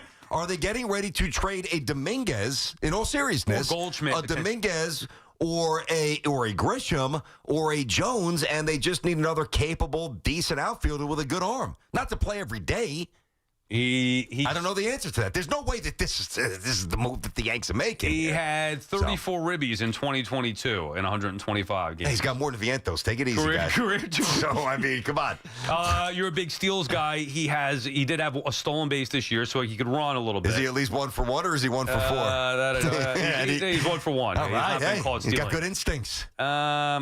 He's not going to play. We can mock this all day. Well, I can promise you he's not going to be leading off tonight and playing left field. Maybe it's something. Maybe they acquired him to have him play AAA, and then Spencer Jones. You need some bodies. Spencer Jones come up. Yeah, you never know. I wanted to call up Spencer Jones, and we've wasted enough time on this. When there's a meaningful trade, please alert us. Come on, man. He's just doing his job. He gave me a little sports semi there. He goes, we got a trade alert. You never know. I felt a little movement myself. Yeah, and then Austin's. Talk about a letdown. All right, BT and Sal, the fan. Sal is calling from Brooklyn. What's up, Sal? What's going on, boys? How are you? Good. Hey, real quick, if the Yankees came in looking to be another World Series team, so how good a job is Cashman doing if they still need 5, 6, 7, 8 trades to make a bad job? Exactly. We've told you this for years. No, I've been saying the same thing, brother. Believe me, we're on the same page. We're fans. And you watch a ground ball to Volpe, what's your first instinct? My God, he's not going to catch it. He's not going to throw it right. You're biting your nails. I mean, we can like a kid as much as you can like him, but your eyes don't lie, man. Okay, he came up in New York. We like the kid. He's not the guy. And I'm not saying throw him away. The Yankees did no justice with him. Leave him in the 9-hole. Because they always put him in positions for RBIs. He's not an RBI guy. Yep. He's supposed to be up here for steals, and he never does a crossover on a steal. It's always a bunny hop. Fundamentals are nowhere with this kid as much as he was supposed to be this fundamentalist. So that's on the Yankees for not developing this kid the right way. And last but not least, BT. Yeah. Quan, man. Quan.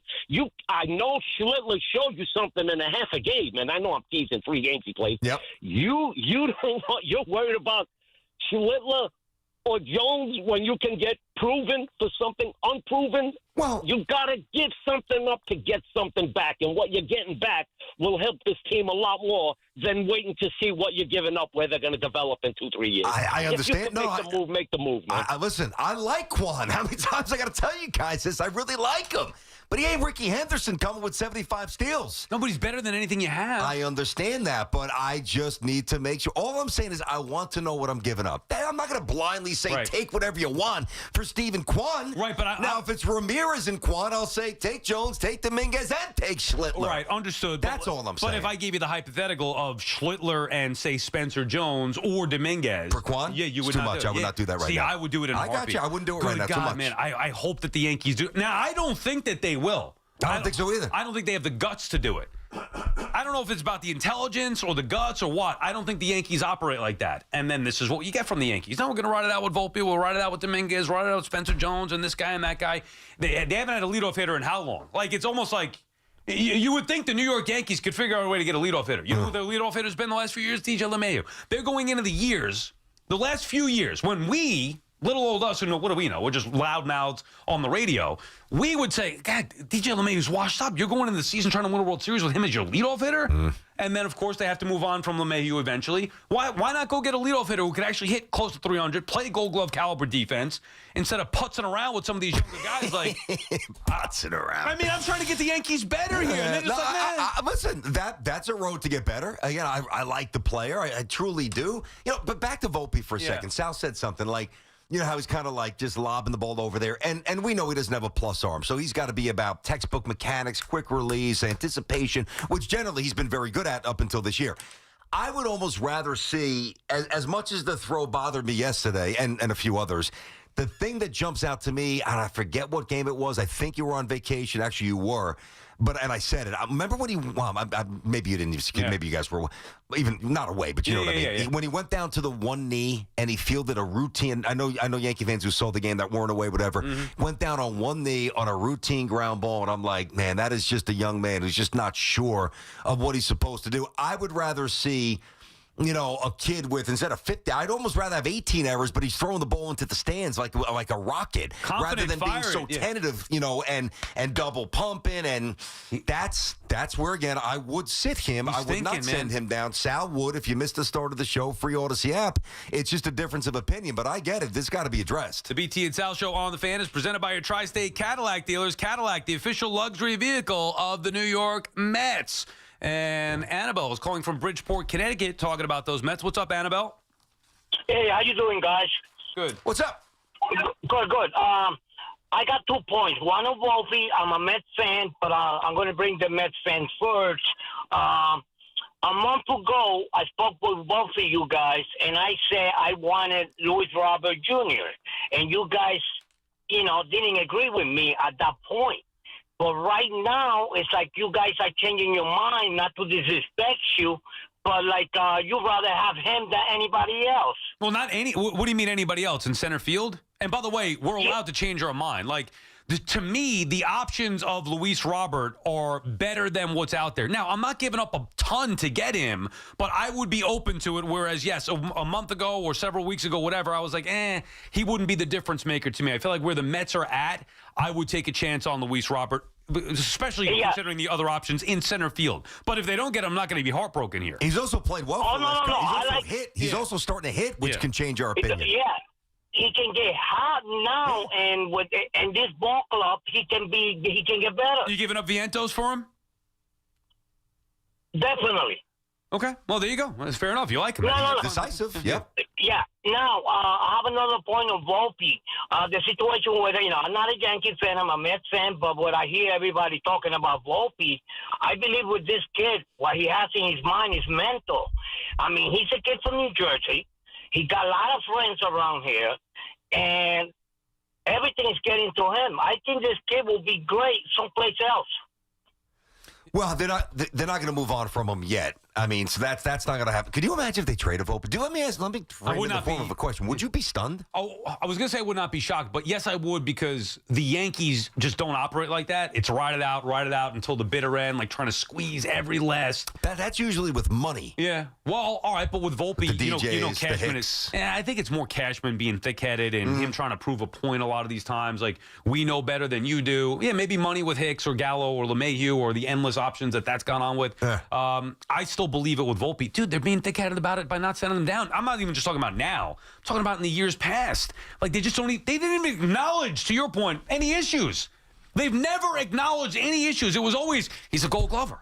Oh, he's great. He'll be fine. Volpe will be fine. He'll be fine. 3 years, and it's progressively gotten worse. Finally, it's like, you know what? We got a problem. We got to fix it last night. Oh, you think? It's nice that you acknowledge that. So, I would think that would be a smart thing to do. Try to just move on from somebody who may not be able to make it here. He's got to get away from the noise. I don't think that's that radical, though. Trading him would be radical. They're not going to make a decision like that radical. Sending him down, I think, should be on the table, and I think is on the table. How do you judge his post-game reactions to these? I watched that last night again. I still feel like a kid. I feel like I'm watching a kid who's just in his own head, just so hard on himself and beating himself up and wearing it. Yeah. So you have to. He's owned it, but he's very. I know. You could tell he's almost. I don't want to say overwhelmed, because I don't think he is, but it sometimes comes across that way in the interviews. I think he has lost all his confidence, and he is doubting himself, and he is thinking out there. And as an athlete, the last thing you can do is think.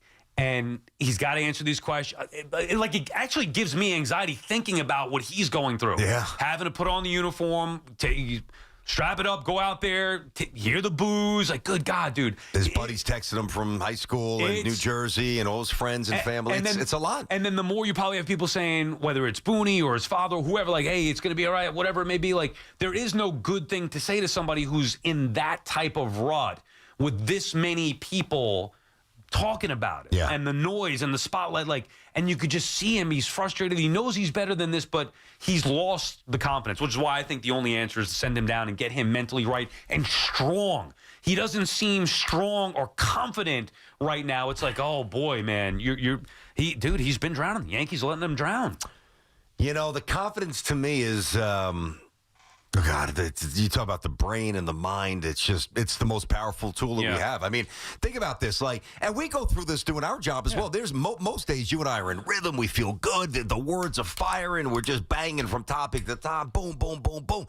And then there's the occasional day where the thoughts aren't connecting to the tongue as freely as they do. And that's a very uncomfortable feeling. Mm-hmm. Now, maybe not quite as detectable to the audience because they're not hanging on every syllable. But trust me, from my seat, I'm sure you go through the same thing once in a while, whether it's here on TV. It's not the A+ day. And you either flush it and you come back and you do it the next day, or it could get a little bit worse. The difference is, people drop comments on us a lot, but they're not doing radio segments on us having a bad segment.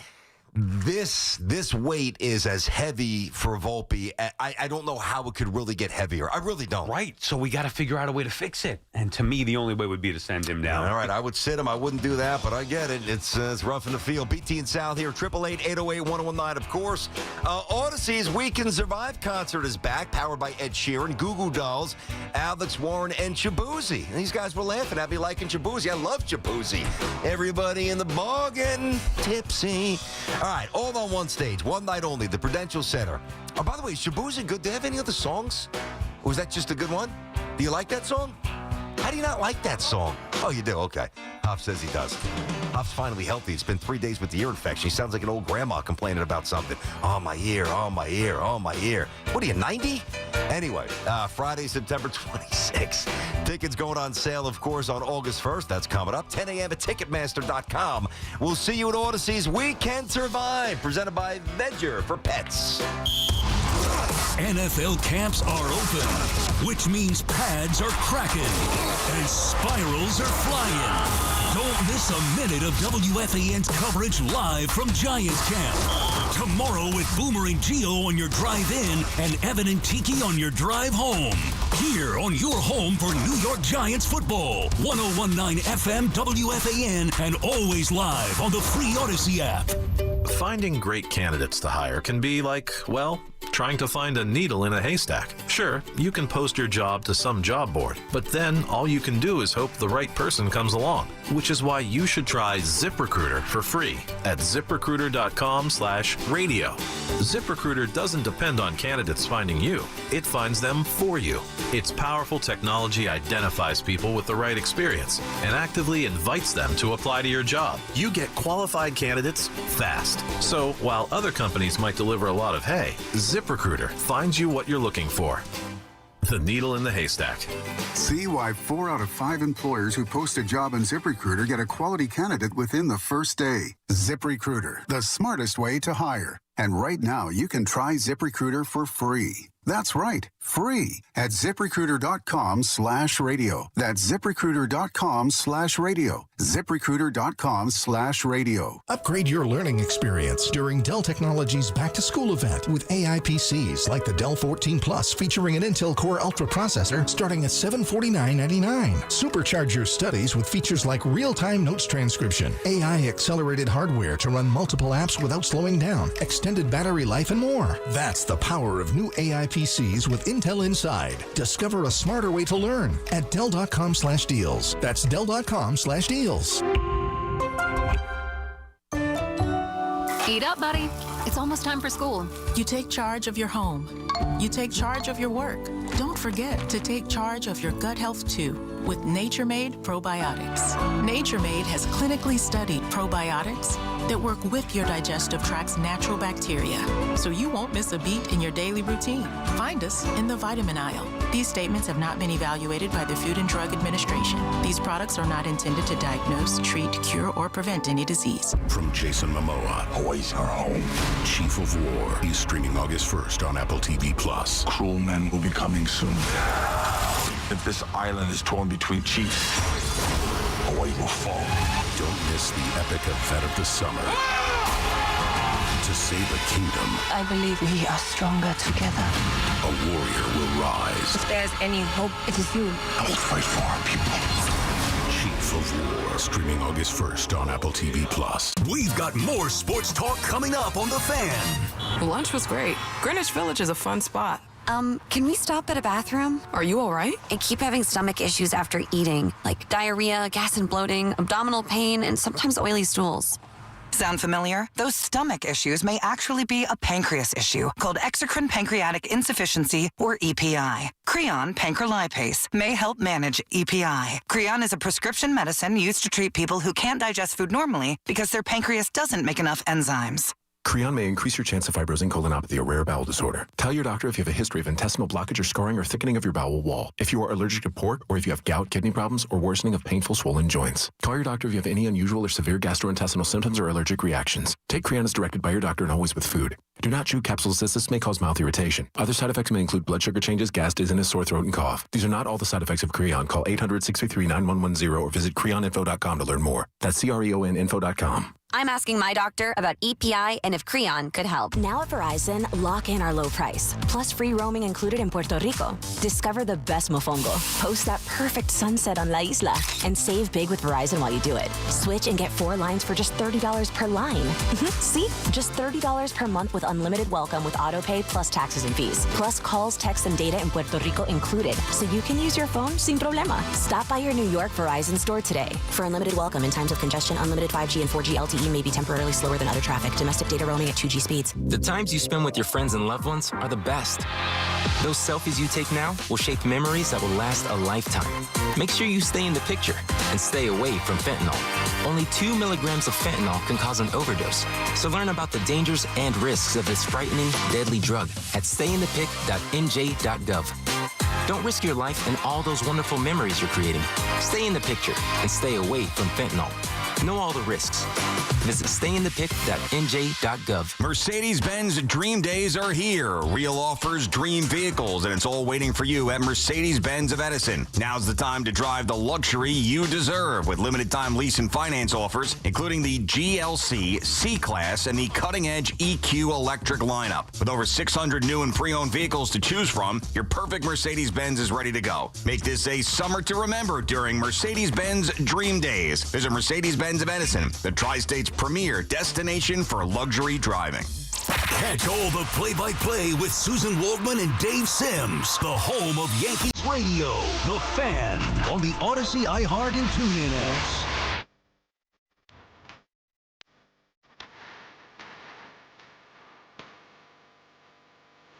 BT and Sal back on the Fan in about 20 minutes. So we should have Triple H ahead of SummerSlam. We get into some Hogan stuff with him. A lot, actually. We can get into him with a few minutes when he joins us. We'll continue talking to you guys here and get into the trade deadline stuff where things are happening now. The White Sox, BT, are not starting Adrian Hauser today. There is no deal in place. I guess there was some thought that maybe he was already traded, but they're not going to start him in anticipating that he might be traded ahead of tomorrow's deadline. That could be a name to watch with the Mets. Obviously, Hauser familiar with Stearns. He brought him in here after you had him in Milwaukee, traded for him again. I don't know if they go down that road, but I'd keep an eye on that as a potential package with Luis Robert. And then Andy Martino just tweeting out the Yankees' most likely approach, and this is what drives me nuts. Yankees' most likely approach continues to be to improve the roster without selling the farm. I'm not saying you have to sell the farm. What I'm saying in the case of Stephen Kwan, when a player of that caliber might be available, I don't even know if he's available or not, but his name is being out there in some of the reports. Prominently, every day. Like Heyman linked him to the Mets, which to me would not make any sense. If I'm the Mets, that's not filling a need. Yes, he's a terrific ball player, but giving up what it would take to get him and not having him fill a need does not make any sense. I disagree. I think that the need that it would fill is you can get Nimmo out of left field, who's not very good, and just let Nimmo DH. And who's playing center? You're going to keep McNeil out there. Yeah, I mean, they need a center field. I'm saying for now, but Kwan is an elite defensive player. Nimmo's not, so at least Kwan helps out McNeil or whomever's out there. I'm not saying he wouldn't be an upgrade over Nimmo. What I'm saying is you're going to have to give up a boatload to get him. I'd prefer the Mets give up their boatload in the bullpen or center field. Kwan would be great. Yeah, sure, I'd take it. But Kwan's better than Robert. A lot better than Robert. I know, but he's not a center fielder. I understand that. But this is where we just fundamentally disagree. You have the Yankees mentality. Wow, he's a good ball player. Yeah, I'll bring him in and figure it out. I'm not moving. And some people have the same thing. Move Nimmo to center field. No, he stinks in center field. I didn't say move Nimmo to center field. I know, but some people are saying that. Get Kwan and move Nimmo to center. What? Have you watched a game this year? Nimmo did play center field years ago. He wasn't good then. He was serviceable and better than we thought. He's not a good center fielder, which is why Stearns rightly moved him to left field. And they need a center fielder. It's not, go get Quan and move Nimmo to center. If anything, you'd be like, maybe play Quan in center. But again, he's not a center fielder. Like, I want the pieces to fit better. So I'm not opposed to Quan, but the Yankees don't have a left fielder. Jason Dominguez is not it. He's not a big league left fielder. I'm not saying he can't be a great player one day. He's not right now. They need it, and they don't have a leadoff hitter. The Mets at least have Nimmo leading off. Would I rather have Quan? Sure. Quan's a 2-time All-Star, Gold Glover. Yes. Young, cheap. But they made their decision with Brandon Nimmo, and they need a center fielder and could use a potential third baseman, second baseman, whatever you want to say, and certainly some more arms. Whereas the Yankees desperately need a leadoff hitter and a guy who is exactly Quan's skill set. Put the bat on the ball, hit for a high average, lead off, and play Gold Glove caliber defense. Well, listen, ideally you make a trade, and the guy that you bring in, you plug right into a position of need rather than having to take a guy that is, has got, 6 years to go on his contract, and then put him over here and just this. And I get that. It's a cleaner addition when you're able to do that. But I listen, I don't think the Mets are going to get Quan. Just a thought as to why I think they should at least be on the most cursory level involved with whatever the Guardians might do for him. Like, if you have an outfield of Quan, of McNeil in center. I know you want center field. I get you. I'm just giving you my thought process. It's something that I would at least entertain. To me now, and then you put Nimmo as the DH, and he's hitting very well, and he's not a good outfielder in terms of an arm. Right. Even though he's better in left and center, he's still not a very good left fielder. Your offense is better. Your offense is significantly better. Yeah. And, I'm not opposed to it. All right, talk me into it. That's fine. And then what would the Mets have that would even make Cleveland think? Like, well, you got 2 third basemen. I mean, give him one of those guys. I'm not saying to give up a pitcher. I wouldn't do that. I would think that they would want at least Mauricio and then some. Maybe they want Mauricio and Sproat. Like, that, I'm talking big boy. Hey, if I'm saying Schlittler and either Jones or Dominguez, like the equivalent's got to be Sproat, McClain. Would you do that? I would not do it from a Mets perspective. What if Nimmo was not on the roster and you had a gaping hole at left field and it would be a smoother move? I think it's a different story. Remember, too, the Mets need pitching. The Yankees don't. Meaning, yes, right now they do, but the Mets need high-end guys. Mm-hmm. I'm not opposed to trading one of those young starters, pick one. Like, they're not all going to pan out the way that you would hope. So whether it's Sproat, McClure, whoever, Tong, like if Cleveland identifies one of those 3 and Mauricio, that's a heavy price. Like I said, Mauricio's untouchable the other day, but I'd consider it for a player of Quan's caliber. Certainly, all right. You'd have to, and then I'd have to live with, unfortunately, Beatty or Vientos. Now I'd prefer to give up Vientos, Beatty, Acuna, one of the pitchers before Mauricio. Yes. Yeah, and think about what Quan would do for your lineup. I mean, now you have Nimmo at a different spot, a power source, and he can hit behind Alonso. Yep. You'd have Quan leading off. Yeah, no, I'm like and look, Quan is better than Robert. He's not a center fielder, so he's not a better fit, but he's better than Robert. Yeah, I mean, I guess you could talk me into that. Now, what I would want in addition, though, is a center fielder. Now, maybe you can't get Robert. Go get Bader. That's where you get Bader again. Cheap, whatever. Here you go. Fair enough. I don't know if they do. Yes, I just think he's understood. Okay. I just think he's a perfect fit for the Yankees. BT and Sal on the Fan, 888-808-1019. Rich is calling from Brick, New Jersey. What's up, Rich? Hey, Rich.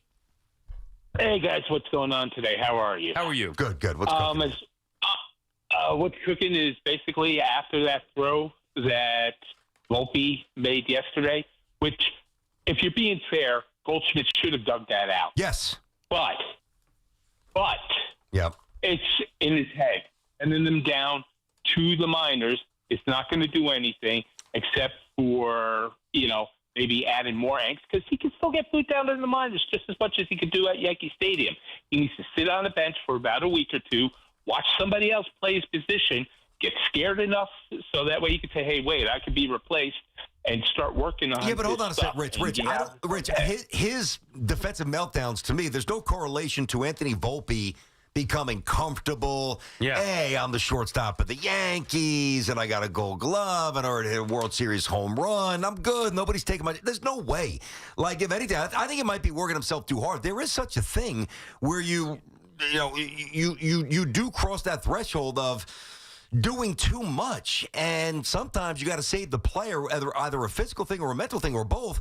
And I know he's putting the work in. I know mentally he's a mess. He's killing himself over this, which is why I would sit him.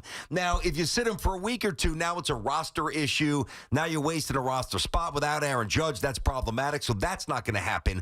I would say for a day or 2, but there's no way any issue that Volpe has is because he's comfortable and he thinks he has arrived. I can promise you that is not it. Yeah, I think the last thing, to use his words, Rich's words, is you need to do with Volpe, scare him. Oh, scare him a little bit. No, quite the opposite. I'm more worried about him. Pump him up a little bit, hold his hand. Yeah, a little bit. I'm with you. I think that they've been trying to do that at the big league level. I just feel like a full reset, go down, try to clear your head a little bit. You know, the other thing, and I was thinking about this during the break as I was walking to the bathroom, the other thing about sending him down is that, for me, as wise an answer, there's no track record or resume to pull back to say, okay, well, I've been in this funk and I've worked out of it before. I know I could get myself out of it, like an established big leaguer. This is rare here when you're seeing a guy who's had all the expectations and hype that he had. In year 3, has not lived up to them. The noise has gotten worse. He has gotten worse because of it. And there's no well, he'll be fine. All right, a big leaguer has a bad year or whatever, but he could go back to the success that he had to regain that confidence. He can't do that because he's still questioning himself. You can't have success until you have confidence. But how do you have the confidence to have the success when you never had it before? And you never had to bounce back from this kind of adversity. That's what I'm saying, at the big league level. I get that. Obviously, he's had success his whole life. Sure, but now absolutely. when you get hit with this adversity, you got to figure out your way through it. And he's trying at the big league level, and I think he's doubting himself, and there's no track record to be like, well, I've been here before, I'm confident enough to get out of it. I think he's doubting himself. Yeah, I do too. And, listen, I said when Sal was out, I think it very well might come down to this simple thought, this simple concept, very likely just overdrafted. When you look at his arm strength and you look at his size, not that he can't be a good major league player. I still believe, and I'm not just saying that, I believe that he could be. There's a lot of things he does well. But again, if you put him at some tryout and you've got, a couple of 6'3" shortstops hitting bombs with rockets throwing 95 across the diamond, he doesn't have that tool bag. He just doesn't. And remember, too, how the Yankees brought him here. He was not supposed to be their shortstop. But he did earn it. He didn't hit 202. Well, I get that. But so there was already he wasn't the favorite going into spring training. No, he wasn't. Peraza was the favorite going into spring training. Correct. Volpe wowed them. He earned it. And they made the decision based on spring training. Forget about what they thought going in. Based on what they saw in spring training, they made a decision saying, this kid's the real deal. We believe he's ready. He earned it in spring training. We're going to give him the starting shortstop job. And they never looked back. And for me, a decision that was made based off of one spring training, because it wasn't the thought process going in. So it was really only that one spring training.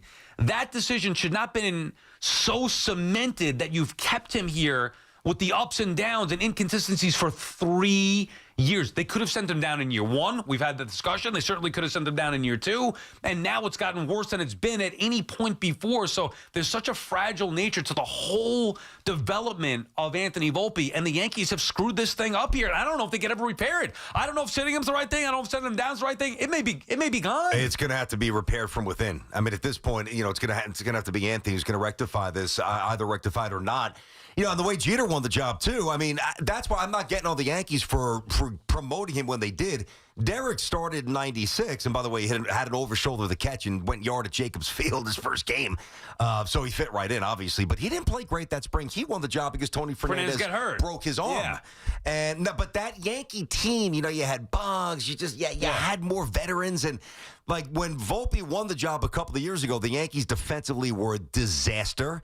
They won a lot of games, but I don't think they were a particularly good team. So he couldn't really hide. Who was the veteran voice outside of Judge that had any cachet he could lean on? Derek had a better support system. Right, and Yankees were winning, so they're like, all right, it'll get better. Don't worry about it. This will be his growing spurts, his learning years, whatever. But now it's rough. BT and Sal on the Fan. More your calls when we come back. 888-808-1019. Got Triple H coming up next here, Sal. That's going to be a lot of fun. Talking about Hulk Hogan and obviously a lot of stuff going on with the WWE.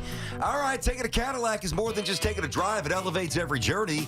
It's the smooth excitement of an all-electric Lyric, the exhilarating thrill of pushing the limits in a Cadillac Optic, the liberating freedom in the expansive XT6. That's what I drive. Or the confidence that commands attention in the Escalade or the Escalade IQ, Sal. Yeah, you got to discover which Cadillac is right for you and elevate every journey. Visit your Tri-State Cadillac dealer. BT and Sal on the Fan is presented by your Tri-State Cadillac dealers. Cadillac, the official luxury vehicle of the New York Mets.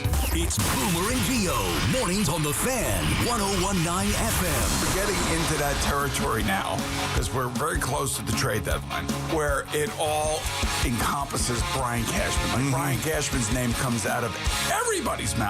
Yep. Now for the next 2 weeks. Listen to Boomer and Gio on demand on Apple Podcasts, Spotify, or wherever you get your podcasts. This is Maggie Gray with an Odyssey Sports Minute sponsored by Metal Supermarkets, the convenience stores for metal. Find a store at metalsupermarkets.com. Sheldon Rankins is back in Houston and back to full strength. The veteran D-tackle missed the end of last season with what was called an illness. Now we know what it was: viral meningitis and shingles. He dropped 50 pounds, spent weeks in the dark, and had to rebuild from scratch. He's healthy now, locked in, and ready to make an impact again for D'Amico Ryan's defense. I'm Maggie Gray. When you've got real work to do, Metal Supermarkets will help you get it done fast. With a huge variety of metals in stock, we can help no matter what job comes your way. And all it takes is a few clicks. We make buying metal online easy so you can spend less time shopping and more time getting things done. Metal Supermarkets, the convenience stores for metal. Place an order online today at metalsupermarkets.com. Jen has ordered a decadent seafood tower, king crab legs, lobster tails, and a waterfall of caviar. Pricey? You bet. But Jen worked with Empower on her savings and investment strategy and planned for splurges like these. She got good at money, so she can be a little bad. Ooh, champagne. Empower. Invest well, live a little. Start today at empower.com. Past performance is not indicative of future returns. Investing involves risk. You may lose money. Advisory services are provided for a fee by Empower Advisory Group, LLC, EAG, a registered investment advisor with the Securities and Exchange Commission. OMG, those shrimps are really jumbo. A mix of sun and clouds, extreme heat, high 96. Weather brought to you by Staples. Have you heard? The Staples Easy button is back with even more easy. Press it for custom prints, shipping services, even passport photos. Staples. That was easy. We all hear the radio ads about the IRS. They tell you to be afraid, to be scared, and they try to frighten you into calling. I'm not here to do that. Tax Relief Advocates is different. TRA is here to tell you that if you owe money to the IRS, whether it's $5,000, $50,000, or $500,000, we have a solution. It doesn't matter if you're sitting in your car, at work, or with your kids. No matter where you are, call now. 800-575-4094. Don't lose hope. TRA can eliminate or reduce what you owe to the IRS. Generous programs are now available that can give you a fresh start. Our passion is taxes and helping individuals fix their IRS problems. We have over 1,000 five-star reviews on Google and an A+ with the Better Business Bureau. You don't need to be afraid of the IRS any longer. End your tax nightmare today by visiting us online at TRA.com or call 800-575-4094. That's 800-575-4094. Tax Relief Advocates. Real solutions for real people. When it comes to getting the guaranteed lowest price on Falcon tires, there's only one place to go, Town Fair Tire. And when it comes to getting more free services for life than anywhere else on Falcon tires, there's only one place to go, Town Fair Tire. So when you're in the market for the best deal on Falcon tires, get to Town Fair, because nobody beats a Town Fair tire deal. And I mean absolutely nobody. Name brands at discount prices. Town Fair Tire. Get ready for more BT and Sal on the Fan. Hi, Zoe Saldana. Welcome to T-Mobile. Here's your new iPhone 16 Pro on us. Thanks. And here's my old phone to trade in. You don't need a trade-in. When you switch to T-Mobile, we'll give you a new iPhone 16 Pro. Plus, we'll help you pay off your old phone up to $800, and you still get to keep it. There's always a trade-in. Not right now at T-Mobile. I feel like I have to give you something in return for karma. That's okay. I don't really have much in my purse. Oh, let's see. Hand sanitizer. It's lavender. I'm good. Seriously. Let me check this pocket. Oh, mints? Really, I'm fine. Oh, I have raisins. I'm a mom. Wait 1 sec. I've got cupcakes in the car. It's our best iPhone offer ever. Switch to T-Mobile. Get a new iPhone 16 Pro with Apple Intelligence on us. No trade-in needed. We'll even pay off your phone up to $800. With 24 monthly bill credits. New line, $100 plus a month on experience beyond finance agreement, $999.99 and qualifying forwarded. For well qualified plus tax and $10 connection charge. Pay off via virtual prepaid card over 15 days. Credits end and balance due if you pay off early or cancel. See T-Mobile.com. Now would be a great time to clean out your garage and donate that old car to Cars for Kids. See how easy it is. Call today, 1-877-CARS-FOR-KIDS or online at carsforkids.com.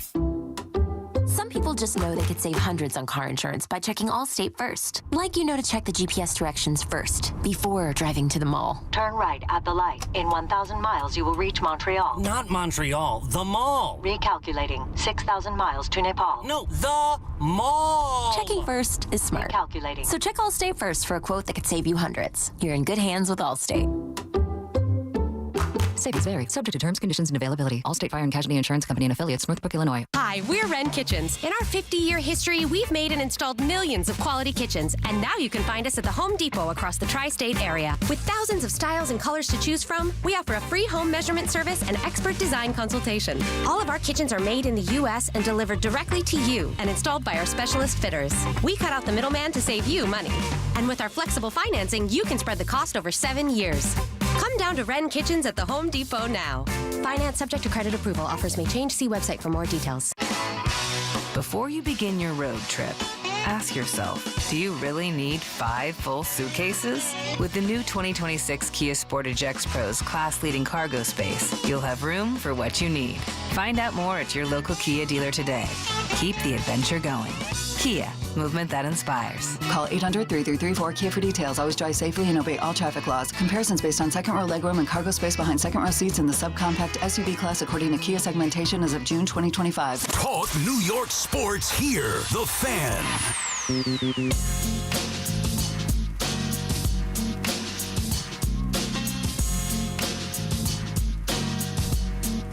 BT and Sal back on The Fan on this Wednesday afternoon.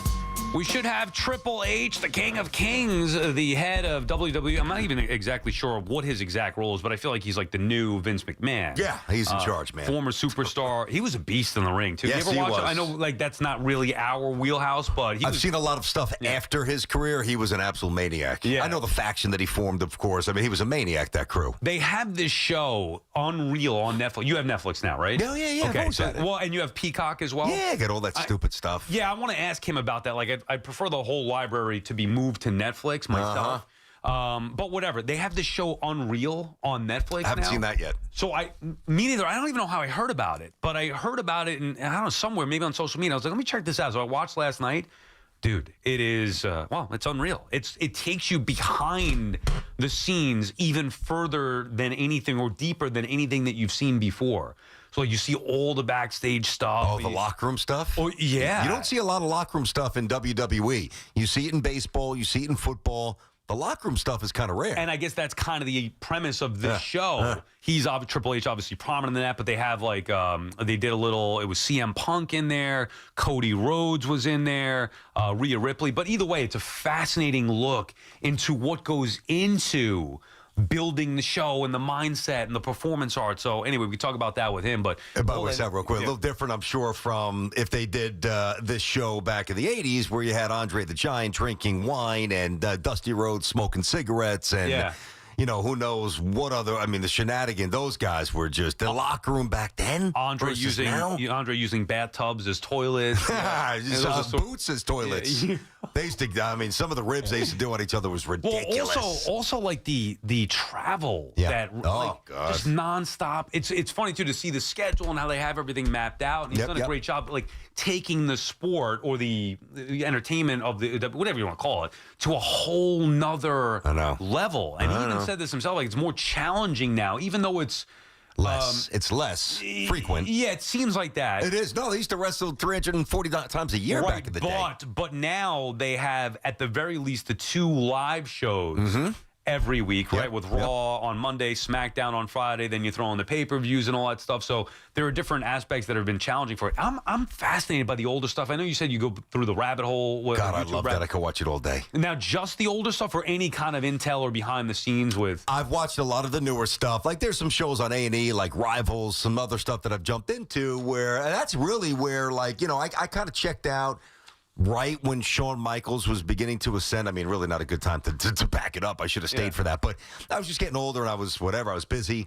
But I really missed a lot of good stuff. I missed The Rock. Like, I didn't really watch The Rock or, The Undertaker's real, true rise to prominence. Yeah, no, I enjoy it. I really do. I like The Undertaker that we saw in the beginning, or at least that I saw. You may have been checking out by that point. When he was with Paul Bearer. When he first came on. That, to me, was my favorite Undertaker. I never got into the other stuff of it. Like I said, I've been in and out of it, but I remember Triple H at his peak. But either way, and it's fun now to think about SummerSlam. It'll be here at MetLife, 2-night event. So it's the first ever SummerSlam that's going to be a Saturday and Sunday. I don't know if I love, me personally, I don't know if I love the idea of 2 nights. I get it, because then you have the Friday SmackDown, Saturday, Sunday pay-per-view with SummerSlam, and then the Monday wrap it up, Monday Night Raw. I don't need 2 nights myself. I mean, listen, there's a demand for it, so they'd be dumb not to do it. If you're going to sell tickets 2 nights, why not try to maximize the money? I always like those standalone singular events myself. Back in the day. It just feels like it makes them more special. But think about this, BT, with the rosters that they have. If you can perform and have it for 2 days, and like you said, draw for 2 days as well, why not do it? I mean, they have such a loaded roster with talent, and there's not enough time to get all these matches in. I think back to the way that it is now, and then I think back, man, was it like this back in the day? How many matches did they have? I got something for you. So if I had to say, Sal, what was the first SummerSlam? Take a guess year-wise. You'll be in the neighborhood. Yeah, 1988. Attaboy. All right, boom.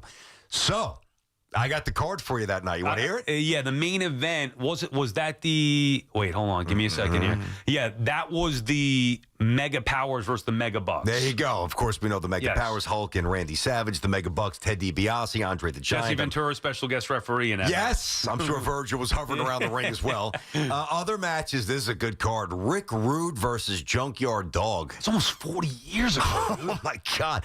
The Powers of Pain versus Nikolai Volkov and Boris Zukov.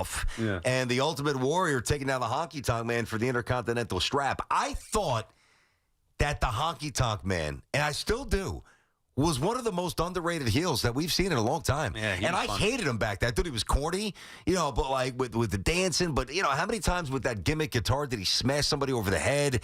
He had a good angle with Elizabeth and Macho Man. Like, the Honky Tonk Man was in a lot in the middle, Sal, of a lot of good stuff in the 80s and early 90s. Can you believe it's been roughly 40 years since that? Because I remember I can't. SummerSlam at the time was a new thing. There was sure. WrestleMania, of course. I guess it was all kind of new back then, but it was WrestleMania, it was Survivor Series started. and then Royal Rumble. Yes. And then SummerSlam was the last one in 88.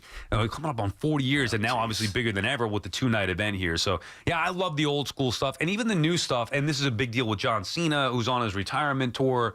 So there's all that. It's gonna be a massive crowd. Oh, it's gotten bigger and bigger and bigger. The one thing, and I don't know the answer to this, you probably know better than me. Like, one of the things that you would always get back in the day was the live interviews. Like, I'm looking at this from the 88 card, and it was a Brother Love show, a live Brother Love show. I had to dress up as him with Hacksaw Jim Duggan. Yeah. Do they still do that stuff? I don't think that they do. Yeah, but I think they do it more. I don't know about specific like Piper's Pit or the Brother Love show. Or the Body Shop or the Flower Shop or the Adonis. Right. They don't do that stuff anymore. It's more now these guys just sometimes get in the ring and just go as opposed to having a specific... But I like the choreographed nature of the set. Yeah. I don't know. I mean, it's probably outdated, so that's why they don't do it. But I don't know. I like that. Well, they do try to bring back a lot of the nostalgia. They did that on the Saturday Night Main Event. We were out there at the Coliseum, but if you watch it on TV, you see like they do the old highlight packages, same music and all that stuff. So it's nice to tie in the nostalgia of it. Of course, Hulk Hogan passing away. Wonder if they're going to be honoring him. They've done the 2 video tributes on SmackDown and then Raw. They have to honor him. They will. I wonder if they're going to do something. At some point, though, you got to move on, no? I mean, if anybody deserves, this to be drawn out a bit, it's the man who put this on the mainstream map. I know, but they did it on SmackDown. They did it on Raw. We're going to do it again. I'm going to ask. For sure. Yeah, I mean, you got the 10-bell salute twice. Yeah. Maybe do it at SummerSlam here at MetLife Stadium. You know what I meant to ask you? And I tweeted this the other day, and somebody said that it was actually up there for a minute. Then they took it down. Why would Madison Square Garden not retire like Hulk Hogan's whatever? So did they do that? No, I think they had it up for a little bit. And then just took it down? Yeah, but like you have obviously the Knicks and the Rangers, Billy Joel, you've got Lou Cartosecca.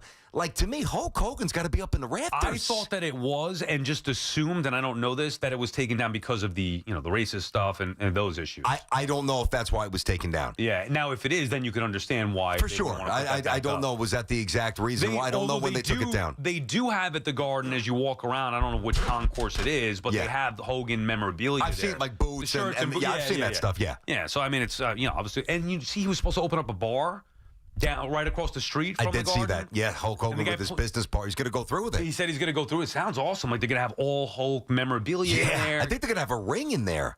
Really? I read, yeah. Yeah, I mean, it's unfortunate. I'm going to get you in the ring. Suplex you. It's unfortunate that the Hogan's not going to be around to see that. Ah, man. But either way, we're looking forward to talking to Triple H coming up in what should be momentarily here. 888-808-1019 is the number to call. BT and Sal on the Fan. We'll get back to the sports stuff and obviously all the trip. Oh, there it is. Yes. Time to play the game. All right, here we go, BT. So we've been talking it up just now. The first ever two-night SummerSlam takes place this Saturday and Sunday at MetLife Stadium in New Jersey. The event streams live in the U.S. exclusively on Peacock beginning at 6 p.m. Eastern Time and is available internationally on Netflix. This marks WWE's return to MetLife Stadium for the first time since WrestleMania 35 in 2019. And right now, the King of Kings, the man himself, Triple H, joining BT and Sal. How are you, Triple H? I'm doing great. How are you guys? Yeah, not bad. First thing, we're just talking about this, obviously, the passing of Hulk this week. You guys did a lot on SmackDown and then Raw. Do you have any plans to honor Hogan once again at SummerSlam on Saturday or Sunday? We're working through the show now, and, it comes down to finding the right mix of, and I think you just mentioned it a second ago as I was getting mic'd up here, right? Like, what is the right level of respect? Obviously, you cannot tribute enough as his accomplishments in WWE or in wrestling in general, right? I mean, you could make the argument that none of us would be here in this industry without him, right? The rise of Hulk Hogan in the 80s really catapulting the business to another level. So, but there's not without its controversy. So, we want to be aware of that, and we're making those decisions in real time, I think, just like everybody else is. Yeah, I wanted to ask you this, too, and I thought you did a great job with the mic, with the salute to Hulk, and Cody, certainly addressed both angles, the stuff that, obviously got Hulk in trouble, and, of course, all the amazing stuff that he did. But you grew up in New Hampshire, if I'm not Nashville, right? You're in okay. So, yes. When you're 13 or 14, that's when Hulk wins the strap from the Sheik. Did you see him? Because I grew up in New York, and I didn't get access to, like, the AWA or the NWA unless I went down to Florida to visit my relatives in Orlando. Was your first exposure to Hulk when he came to the WWE? No, my first exposure to Hulk was when he came to WWF the first time. So when he was a heel and Freddie Blassie was his manager, coming in to work with Backlund and to do all that stuff. I remember being, as a kid, being like, wow, this guy's incredible and, is going to take this to another level. And then he left. Where I grew up, I was fortunate to get, we were one of the places to get cable television as it started to come into all the areas, right? So I would see the AWA.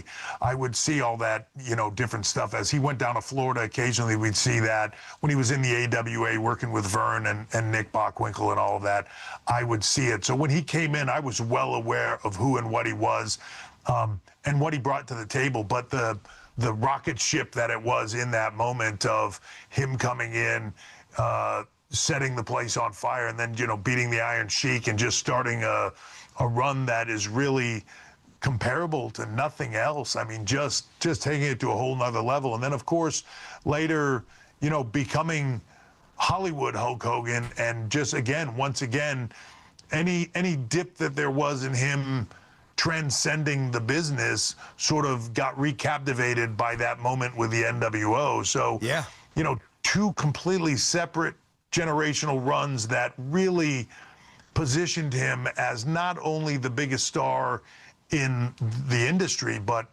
a guy that could transcend outside of that. And you guys know, you lived it as well. There was a moment in time in the middle to late 80s where probably Hulk Hogan is probably the most recognizable man on the planet. Not him, Michael Jackson. He's on the list. There's no doubt. I agree. For sure. Yeah, Triple H with us, BT and Sound on the Fan. One more Hogan thing. Obviously, I want to jump around the car, but I would love your opinion on this, your thoughts on this. So I was actually on the air when we got the news, right? So, no preparation, even though I could talk about Hulk Hogan in my sleep and wrestling. And I eventually got to this point. Like, to me, what Tiger Woods did for golf, like back in the day, you had a bunch of, let's face it, just like white guys with bellies wearing khakis and ugly clothes, and they weren't really athletes. Tiger changed everything. Michael Jordan revolutionized the sneaker industry. It's my opinion, Triple H, that there's going to be better wrestlers for sure than Hulk, but nobody can elevate wrestling ever again from the way that where Hulk took it to where he eventually took it. Nobody else could do that. I just think it's actually impossible. You agree? I do believe that. And I believe it because it was the first, and it caused the explosion, right? It caused it to go to a next level. It caused it to become mainstream where everybody, having lived through that period of time, it's hard for people to understand. But MTV was like the biggest thing in the world, right? Like, that's all anybody watched as a young person, and all of a sudden here's Hulk Hogan and Cyndi Lauper and the whole crew doing this thing that becomes the biggest, most talked about thing happening at that time. As a kid, it wasn't, you heard about sports, you heard about big fights, you heard about all those things, but everybody was talking about Hulk Hogan and the Rock and Wrestling Connection and WWF and just all of it. So I don't think you can ever replicate it, because where we are now sort of piggybacks off of that, and that, the giant that was Hulk Hogan then launched the Bret Harts and the Stone Cold Steve Austins and the Rocks, and they continued to grow it. But that first initial leap into the zeitgeist, into popular, everyday water cooler conversations before the internet, was Hulk Hogan. BT and Sal on the Fan. We're talking with Triple H ahead of SummerSlam this weekend out of MetLife Stadium. We talked about it before. Why 2 nights? Like, I kind of understand the business of it. You have Friday SmackDown, Saturday, Sunday, and then Monday with Raw. Why, though, 2 nights? It's the first ever, almost 40 years, first ever SummerSlam 2 nights. You know that this has been an effective business model so far based off of what you've had in WrestleMania. Why the 2 nights now for these pay-per-views? Look, it has been successful for us on the WrestleMania side for sure. The 2-night WrestleManias, destination weekend for people that can come in. I think people plan their year, their vacation around it. A lot of folks do. They come in, whether they're coming in on the Thursday, they're going to the World, they're seeing all the memorabilia, getting autographs, coming to SmackDown on Friday night, the Saturday, Sunday events, NXT in the afternoon, sometimes on the Saturdays, all the way through to the Monday night. This time will be at Barclays Center. It creates a destination event. So if you are a WWE fan, if you're a sports entertainment fan, man, it's the ultimate. You come in, you're there for that whole weekend, and everything you do, everything you see, when we say we come in and we take over, that New York, New Jersey area will just be WWE Central. And if you're a fan, there's nothing like it. It's going to Disney for pro wrestling, and it's worked for us at WrestleMania. It'll work for us at SummerSlam. It's going incredibly well. The business is there, so let's take it. Yeah, I was watching, I don't know if it was, I watched the first episode of Unreal last night on Netflix, and by the way, it is tremendous. I was telling BT about this. I can't wait to watch the rest of them here at Triple H. A great show that you guys are doing that gives you, incredible insight to behind the scenes of what goes on. I'm not sure if you said it in this or if I read this somewhere else, but you said that the business right now is more challenging than it's ever been. Explain why that is the case. Well, I think the internet, you could do things at that moment in time when you go back and you talk about Hulk Hogan, right? People didn't know. They didn't know the ins and the outs. They didn't know what was going on behind the scenes. They maybe talked about it a little bit. Now, you can't, if you're bringing in a new talent, like, you got to hide him at a different airport. You can't let him be seen at the building, because the second you do, it's everywhere. People want to report on everything. And it's the funny thing that you talk about Unreal, like, people that are fans of our business are just as fascinated with the behind the scenes of what we do as they are seeing it take place and the entertainment that it provides in real time. And all the things that goes into it. And there, as you said with the show, there's so much that goes into the creation of this. But fans are fascinated with it. The people that are complaining about us lifting that curtain and showing people behind the scenes are mostly the people that are already talking about it anyways. They're on podcasts. They're debating it with their friends. They're already there talking about all of it. We're just giving you a look into what really goes on and what happens behind the scenes. And I think, much like Drive to Survive did for F1, I think this opens up the doors to a lot of people that aren't necessarily fans, but that can watch this and appreciate all that goes into it and say, like, man, these people seem fascinating. They approach what they do with such an incredible passion. I want to see what the final product is that they put out, and hopefully that leads to them becoming WWE fans for life. You're an artist. You got to put words and sounds together to create an image. So when you struggle to find something creative that you're just not sure if it's going to work, what is your process? What do you do when you just can't nail it behind the scenes with the team? So it's tough. You know, people don't think about it in this manner. We do Raw, SmackDown, NXT every single week, 52 weeks a year. The story never ends, and it leads you to that next PLE. It leads you to that next big event. It's a constantly churning cycle. You cannot name another entertainment source, whether television, scripted or otherwise, music, anything that has that run of consistency. So when you're always going to have moments of creative, like you're just dry. You don't have the ideas. What you have is good, but it's not what you want it to be. The beautiful thing is it's a huge team. So anybody that says, oh, well, this one person, the creative goes through them, that, you know, people say that a lot about, it's a massive team. So when I'm dry, hopefully somebody else has a great idea. And you know it when you hear it. So as the ideas come up, they're coming from everywhere, fast and furious, from talent, from our writing team, from our producers, to everywhere. As the ideas are coming in, you know, there's a good one in the bunch. And we're always looking for what the best is. Doesn't matter where it comes from. Does talent have a lot more say now than they used to back in the day with Vince Sr.? You know, I think back in you said, if you're talking about the Vince Sr. days, right? There was a lot less overall storytelling, right? It was a lot more matches and promotion to get to those matches. So I think talent had input on what they did creatively in ring, where the end result was up to the promotion and up to Vince Sr. Yep. Vince Jr., it went all over the place, from his idea to do it this way to the right talent having a lot of creative input. I like to work directly with talent. And Vince did as well. Don't get me wrong. That was his strong suit. I worked with him for many, many years. It's how we created a creative partnership. But I love to work with talent. I love to hear their point of view. They know their characters. Let's get all those points of view together and then determine the best route for it, right? And as long as everybody is open to, hey, we want to do this, but that might not be the best idea on the table. Somebody might have something better. I don't care whose idea it is, where it comes from. Let's take it and run with it. If we can make fans happy or make them intrigued or sometimes make them mad at what we're doing, that's what it's all about. Silence is the enemy.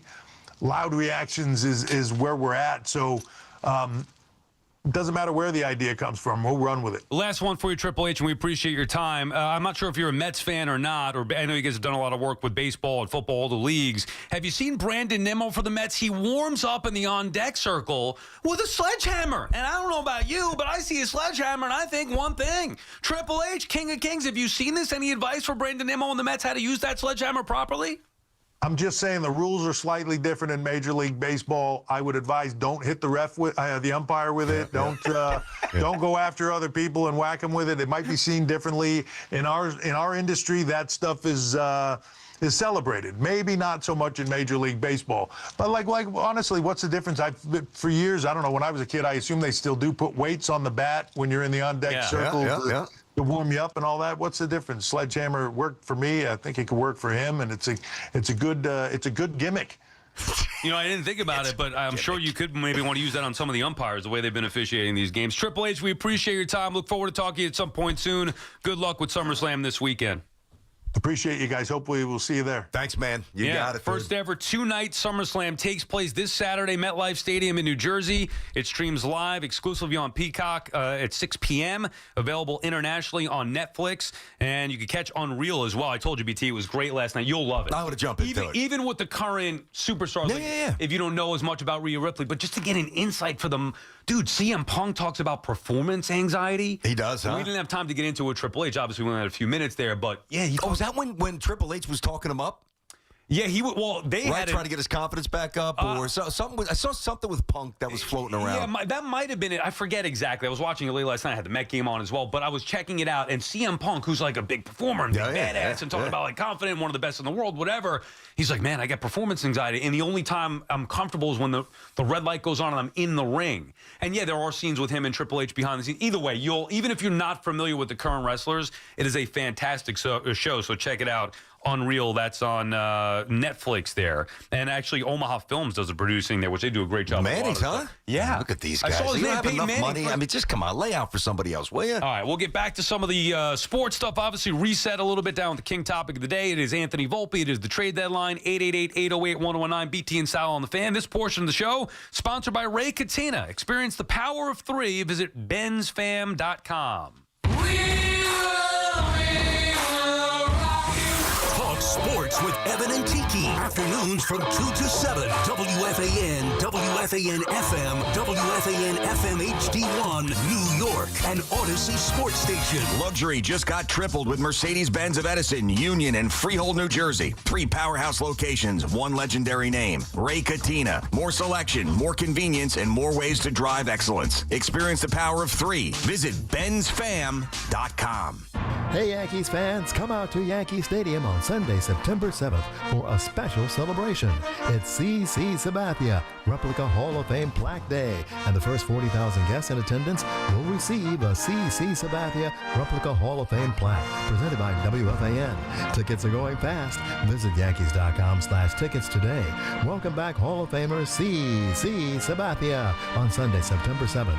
Buy tickets now at Yankees.com/tickets. Our transportation, water, and energy infrastructure is critical. Did you know that those projects are built by the local 825 operating engineers and their contractors? They even built MetLife Stadium and the stadium before that. That's why their advocacy organization, ELEC, the Engineers Labor Employee Cooperative, fights for those priorities every day. That's ELEC, representing the hardworking men and women who build New York and New Jersey. At Hanover Bank, we're more than just your bank. We're your neighbor. Our decisions are made locally by people who live and work right here in your community and who understand what matters most to you. And your deposits, they stay local, benefiting the businesses, homes, families, and futures that make our towns thrive. We believe in true relationship banking, individual service, and commitment to community. Visit HanoverBank.com to learn more today. That's HanoverBank.com. Hanover Bank. Forward together. How good is a perfectly cooked tomahawk steak? The Chef IQ Sense is the wireless cooking thermometer that eliminates under or overcooking your meat. Order the newly released 3rd generation Chef IQ Sense now and enter code word BOOMER for 15% off at chefiq.com. More Mazda buyers choose Ramsey Mazda during the Mazda More to Move You sales event. Get 1.9% financing on a new Mazda 2025 CX-90 plug-in hybrid or a 2025 Mazda CX-50. No payments for 90 days. Start shopping now at RamseyMazda.com. Choose wisely. Choose Ramsey Mazda. Call 833-853-2970 for lease details. APR at $1,475 for 1,000 finance. Excludes tax, title, and registration. VIN S1235648. MSRP 52870. VIN SN 356011. MSRP 32280. Ends 9225. This is the story of the one. As a safety manager at a manufacturing plant, he does everything he can to keep his coworkers safe. From finding ways to reduce risks to keeping safety supplies in stock. And for that, he relies on Grainger. Grainger offers a broad range of quality products and next-day delivery, so he can always play it safe. Call 1-800-GRAINGER, click Grainger.com, or just stop by. Grainger, for the ones who get it done. Jake from State Farm. I'm winning. I finally cleaned my house, so I'm breaking out my new tropical room spray. Keep winning and create an affordable price just for you by bundling your home and auto with the State Farm Personal Price Plan. It's like your own personal paradise. Ooh, hey, grab me a coconut water. Bundling, just another way to save with a personal price plan. Like a good neighbor, State Farm is there. Prices are based on rating plans that vary by state. Coverage options are selected by the customer. Availability, amount of discounts and savings, and eligibility vary by state. Tune in for the Yankees' first pitch presented by Montefiore Einstein, the official hospital of the New York Yankees. Ready to score the biggest deal in breakfast? It's waiting for you at Dunkin'. Dunkin' is serving up the ultimate $5 meal deal. Get one premium hot or iced coffee and any two delicious wake-up wrap sandwiches for just $5. Whether you're fueling up for a big day or keeping it casual, this deal has you covered. A smooth, bold Dunkin' coffee paired with two warm, tasty wake-up wraps? Now that's what we call a big deal. Excludes espresso and cold brewed beverages. Modifications may be an additional charge. Participation may vary. Limited time offer cannot be combined with offers. Exclusion and terms apply. Hey, it's Jerry Recco. If you're facing hair loss like I am, I would like to share my journey at Great Many, New York City's cutting-edge hair growth studio. Looking to regrow your hair safely and effectively? Forget those risky pills with scary side effects and costly trips to Turkey. At Great Many, they use PRP, regenerative medicine trusted by pro athletes for recovery. It's a natural, non-surgical solution that really works. Check out my journey and visit greatmany.com/fan to learn more and save $200 today. Don't hesitate. Take action now like I have. Go to greatmany.com/fan to book your treatment or get a free consultation. This July, Route 22 Toyota is serving up hot off the grill savings. Flip your current car into a new Toyota with incredible zero-down leases on the area's largest selection of new Toyota models. And for those on a diet, Route 22 Toyota has all the makes and models of budget-friendly used cars starting under $10,000. Plus, everyone drives this summer with their goal of 100% credit approval. So get them while they're hot. Hot off the grill savings, that is, at Route 22 Toyota in Hillside, New Jersey. Offers for qualified buyers with primary lender approval. See dealer for details. Get connected with WFAN to talk about your favorite teams. The Fan on the Odyssey, iHeart, and TuneIn apps.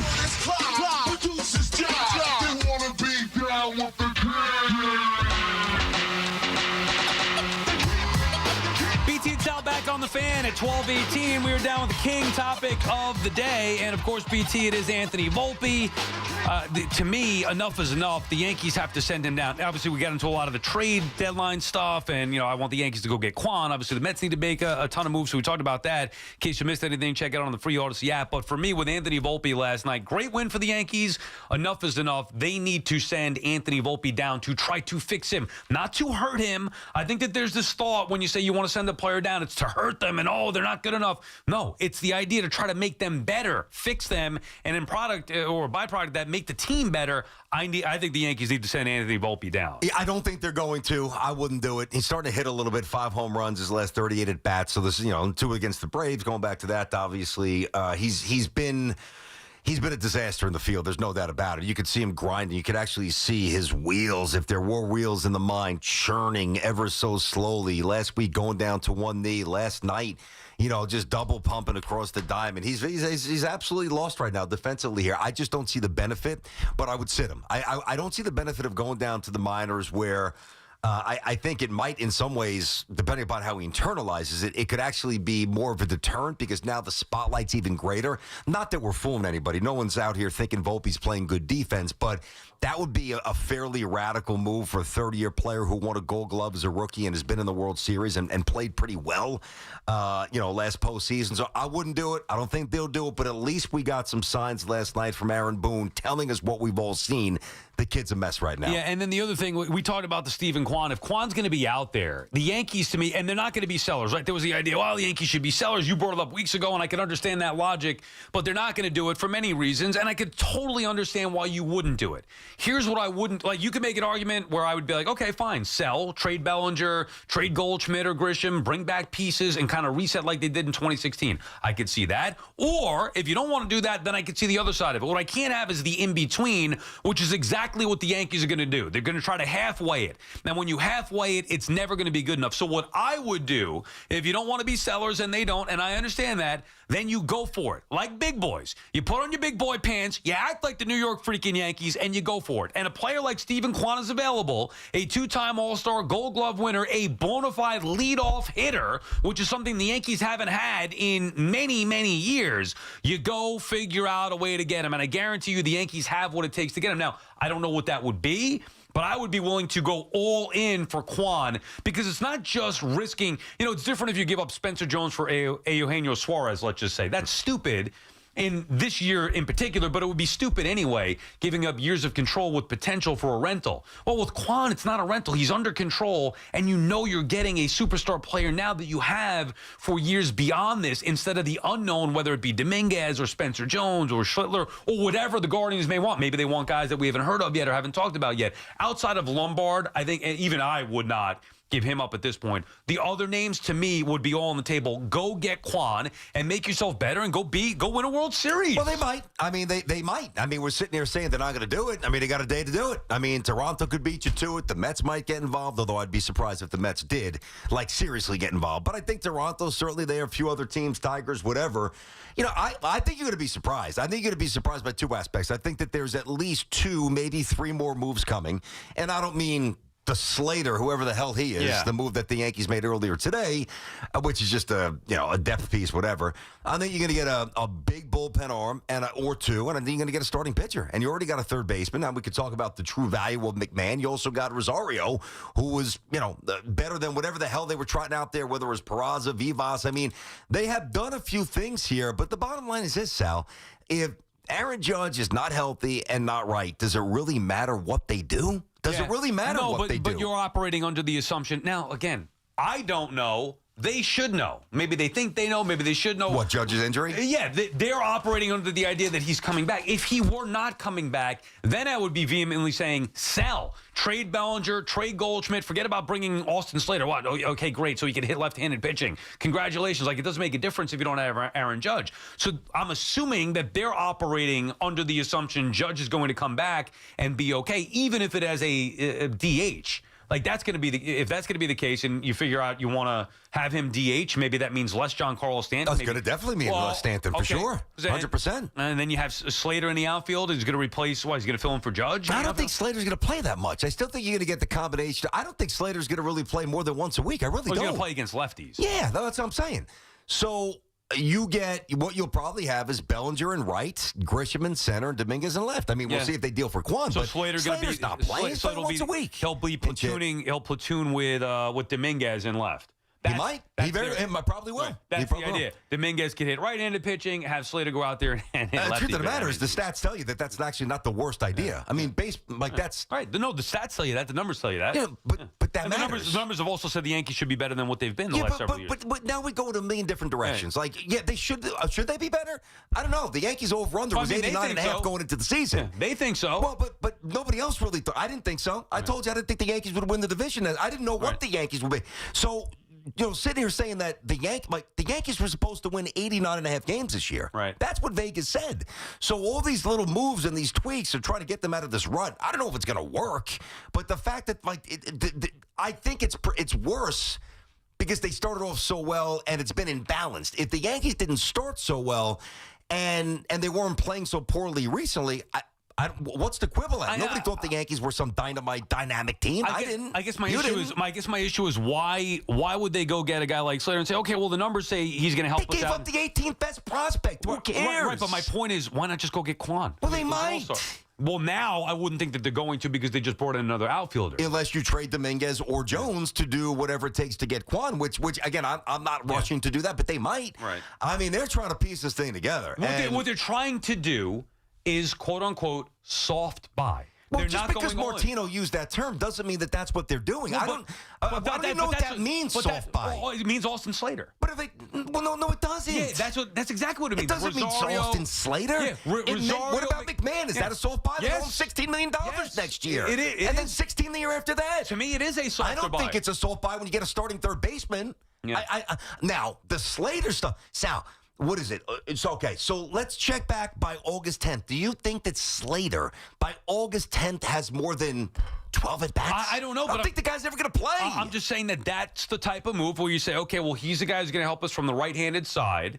it would make sense to do the math and say, okay, well, maybe he'll platoon with Dominguez, who has struggles from the right-handed side. Yeah. But okay, so then they're trying to like fill it together. Okay, well, we got third base clear now with McMahon/Rosario. Left field now with Dominguez/Slater. Like, that's how they're doing it. That's not an all-in, let's go get, I didn't like Suarez anyway, but let's go get Suarez, or let's go get Kwan, or big game hunting. Maybe they do it pitching. You're right. Maybe they do it in the bullpen or the starting rotation. We'll see. I'm not buying it, though. I think that they're going to be trepid about it and kind of halfway it, as they've done. So you would be surprised if the Yankees got one of these flame-throwing studs from one of the 3 or 4 teams we've discussed for a month. A relief pitcher. Not even talking about starter. See, that one's if they don't get that, then season's over. Like, they can't go into the postseason they can't go into a pennant race with these arms. Well, you're going to actually have to give something up. No, I understand that. I get especially with all the teams need. Like, it's like every team, anybody that's reporting on it says, oh, team needs bullpen. Yeah, I know. You got a lot of teams lined up, which means you're not getting it for a cheap little deal. Understood. Right.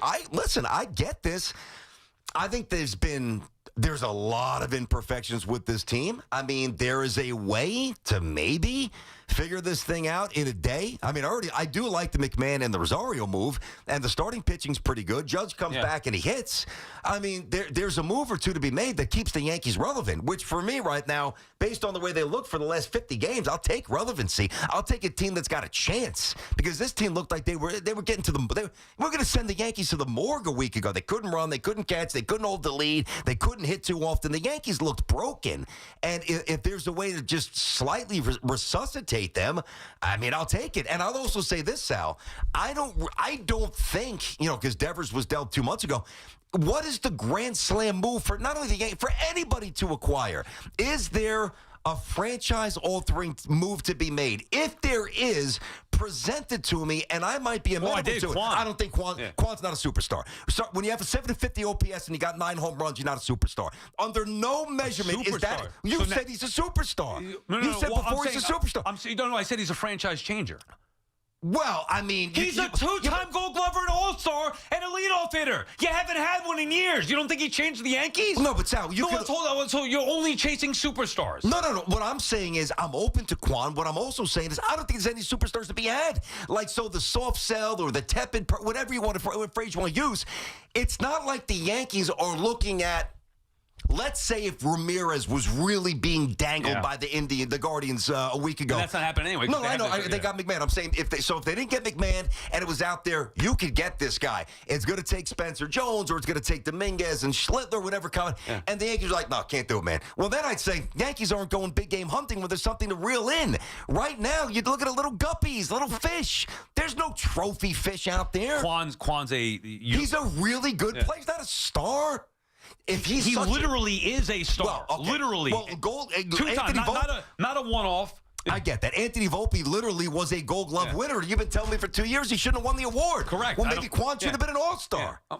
2 times. He's got a 740 OPS. 2 times by accident. He's got a 285 batting average and can hit leadoff. The Yankees don't need that. I like him, but let's not make him out Bellinger. to be. What's Bellinger's batting average? Yeah, Bellinger's one of the best players in baseball the last 2 months. Yeah, what? Bellinger? Yeah. That's the wrong guy to pick on. What's his batting average? I don't know, 260, whatever the hell it is. So you're dismissing Kwan. Like, I don't understand your logic. Is Kwan a better outfielder than Bellinger? In your mind, how are you a better outfielder than Bellinger? In your mind, Soto sucks, Bellinger's the best thing ever, and Kwan sucks. Wait, hold on. Wait, I'm lost. How is Soto in the conversation right now? Because you don't like Soto as a player, right? I love him as a hitter. You don't like him as a player. You said I don't think he's a good all-around player. And you love Bellinger, right? I do. Okay. He's also a lot cheaper, Sal. So why don't you then love Kwan? He fits what you would love more than anybody. No, but hold on. So Soto is a superstar, and you're saying he wasn't good enough, and now you're saying you don't want to go on because he's not a superstar. So you didn't want Soto because he's not a superstar. No, I wanted Soto. I said I wanted Soto. But he's not a good enough player. So, all right, let's forget him. I'm just using him as your barometer because you value guys that play the game all around. Ball players, a term you and I use on the show all the time. Exactly that. I know he is, but is he a better? Now, it was a good left fielder. Yeah. Is he a better left fielder than Bellinger? No, but he's a better left fielder than Dominguez. I understand that, but you brought Bellinger into it, and you brought Soto. I was just talking about Kwan. Because you're saying, well, he's 285 hitter. He's not that good. Wait, his OPS is 750, Sal. But that's not his strength. His strength is... But what is his strength? Playing defense, making contact, getting on base, hitting for a high average, leading off, setting the table. Okay. One of his strengths is playing defense. He's not better than Bellinger in left field. He's got 9 home runs, and he's got an OPS of 750. And by the way, it's been not 1, not 2. It's been 3 straight years where his OPS is 740, 750. Right. Now, if you tell me he's banging out 200 hits like Arias did all those years, or he scored 110 runs, and again, I like Kwan. If Kwan is on the Yankees, I will be happy depending upon what they give up to get him. But this notion that Steven Kwan is either Ricky or Mandy from the Indians back, he's not that guy. Right. Okay, he's not that guy. That's what I'm saying. But he's significantly better than Dominguez. But he's not significantly better than Bellinger, who also plays left field. Okay, and then who's playing center if you have Bellinger and left? Grisham. Kwan's better than Grisham. Not as a defensive player, he's not. Oh, my God. He's not. I know, dude. Wait, so you think that Grisham's now better than Steven Kwan as a player? You do this. You take one thing and you make it 3 things. I just said he's better than would you rather have Kwan or Grisham? Like, you can have Bellinger. I would rather have Kwan than Grisham. I will give you that. Center. But he ain't a better fielder than Grisham. I think there's nuance to that conversation. That's all I'm saying. You have Bellinger in center field and Kwan left. I'm surprised that you wouldn't want to be all in for Kwan to help the Yankees get better. He's not an all-in kind of guy. I'm not giving up Spencer Jones for a guy who's got 9 home runs. And by the way, Sal, Spencer Jones and Volpe and Torres and Gary Sanchez and Jason Dominguez. Years ago, I'm not going through that list. It's right now. It's right now. It's all of them. Yeah, but Sanchez was a slow slob and lazy, and Torres was lazy. And what's Dominguez and Volpe's excuse? Well, I don't know. I mean, but the final chapter's not written, Sal. But the final chapter, I mean, my God. Did you start now? Dominguez is 22. Yeah. Dominguez better than Kwan? Right now, no. He's not as polished. Of course not. Even close. Does he have a higher ceiling? Yeah. I don't know. Does he? Well, yeah, I think he might with the power. What position does he play? Hopefully center field. The Yankees get their heads out of their asses. Good point. And put him in the right spot. You're right, because he should have more power. How many home runs? He's got a few home runs. I understand. I understand. But BT, this is factual things. But it's also partly projectable. Of course, I'm not going to refute facts. I know he's got a few home runs. I wish he had more. But I've got to incorporate what I think he could be. I could be wrong. They could be wrong. You could be wrong. We could all be half right. I don't know. I'm just going off the fact of what is. I get Kwan's a 3-time Gold Glover and a 2-time All-Star. You want to minimize that? I'm not trying to. Oh, I'm not even saying you, like anybody. You want to minimize that? Fine. But then tell me what's the selling point with Dominguez. What? Because he has a cute nickname and he's got the potential? No. And because he came up for 8 games and hit some home runs? Well, like I'm watching a guy play, doesn't look like a big leaguer. He's not a big league outfielder. Listen, I'm not pushing back on stuff that we both agree on. But here's the thing, too, about Kwan, right? If Kwan's so amazing and he's making peanuts, he's not a free agent for a couple of years, why the hell the Guardians looking to get rid of him? I don't think they are going to end but why every team's talking about Toronto, the Yankees, the Mets, everybody's engaged. Yeah. Like, I know that there's a lot of nonsense made up during the trade deadline, but you'd have to get a boatload back if you're Cleveland. Okay, so that's the appeal, but you're not dumping money, which is generally the big appeal for a smaller mid-market team. He's making $5 million. I know, but that's not the point. It seems to me. But why are they looking to get rid of him if he's such a star and he's cheap? Because they're not going anywhere and they could get a boatload back because he is a good player. I know he's good. That's the point. I don't know. No, I know he's good. I think the crux of the matter is what we're differing on is how good he is, and I do like him and what I'd be willing to give up. That's it. Right. And also maybe a more willingness on my end to get the absolute answer on Dominguez and finally a freaking answer on Spencer Jones. Fair enough, but then don't tell me that they're going to try to go all in and win a World Series, because then it's going to be more about, okay, well, we're going to sit and see what we have and develop Dominguez and develop Volpe and see what Spencer Jones is. I'm fine with that. Then bring Spencer Jones up, move Dominguez to center, let's see what we have. That would be different than trying to half-ass it, which is exactly what the Yankees are doing. But if they get a monster flame-throwing arm out of the pen, which I think they will, and they get another serviceable starter, I know we got a break. I could say that is kind of going all in because they got the highest OPS in baseball. Right. And again, they're flawed. I'm not saying this Yankees team's winning anything. I said that before anybody. I didn't even know if they'd win the division. I was giving Toronto respect in February. I'm like, I don't know. I don't know if the Yankees going to win the AL East. I'm not just going to grant it to them because to the Yankees and it's a rite of passage. So I really didn't know. But the Yankees do hit. But they got 8 guys with 15-plus home runs. They're going to have 8 or 9 guys with 20-plus home runs. That doesn't necessarily win you a World Series, but they got some stuff. They got some thump. They got some sticks. So if they get that flame-throwing pen and arm and one more starter, like, you can say that they kind of went all in. Yeah, well, and you know what else? Flamethrowing starter or flamethrowing bullpen arm starter. What? Shortstop. Get one of those, too. And then maybe we'd be cooking. They got Rosario. They got one. BT and Salad. Hey, he'd be better than Volpe. Play him, though. BT and Salad on the Fan. 888-808-1019. The number to call. Our friends at Town Fair Tire. Remind you that Town Fair Tire, you always get the guaranteed lowest price on name brand tires from Connecticut to Maine. Nobody beats Town Fair Tire. Nobody. Guys, by now you've heard me talk about Collars & Co., makers of the dress collar polo. They've already sold over 1 million of these amazing shirts. Well, Collars & Co. just came out with the Maverick Performance Blazer. The blazer is sharp and wrinkle resistant, so you can travel anywhere with it. Just throw it in your bag and it'll remain wrinkle free. It even comes with the security zip pockets and a sunglasses loop and an optional pocket square. How about that? So visit collarsandco.com and check them out today. It's the Yankees and Rays playing ball in the Bronx. 7 o'clock tonight. Giddy up, baby. Giddy up. God, it's a home run. Driven by Jeep. That was an extraordinary play. Susan Waldman and Dave Sims call all the play-by-play on the Fan. Woo! 101.9 FM and always live on the free Odyssey app. The dog days of summer can only mean one thing.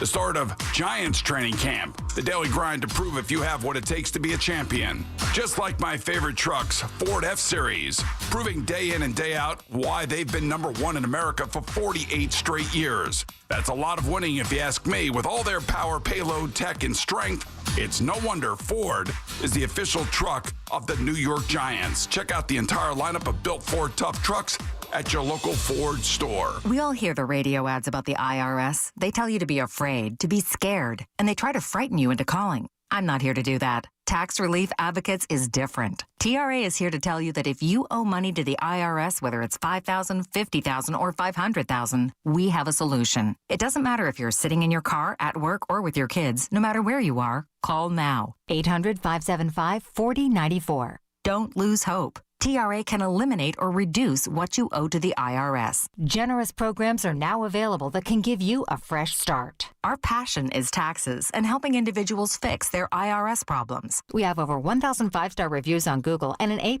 with the Better Business Bureau. You don't need to be afraid of the IRS any longer. End your tax nightmare today by visiting us online at TRA.com or call 800-575-4094. That's 800-575-4094. Tax Relief Advocates. Real solutions for real people. It's time. Time for the pro to get everything for the job delivered. Large orders of lumber, doors, windows, paint, plumbing, anything the job needs, all from one partner. Get it today with same-day delivery. Get it tomorrow with next-day delivery on 50,000 plus products. Or get it on your timeline with scheduled delivery on everything from framing to flooring. It's time to get your whole job, all your jobs delivered. Ask about all our new delivery options at the Pro Desk. The Home Depot Pro, it's about time.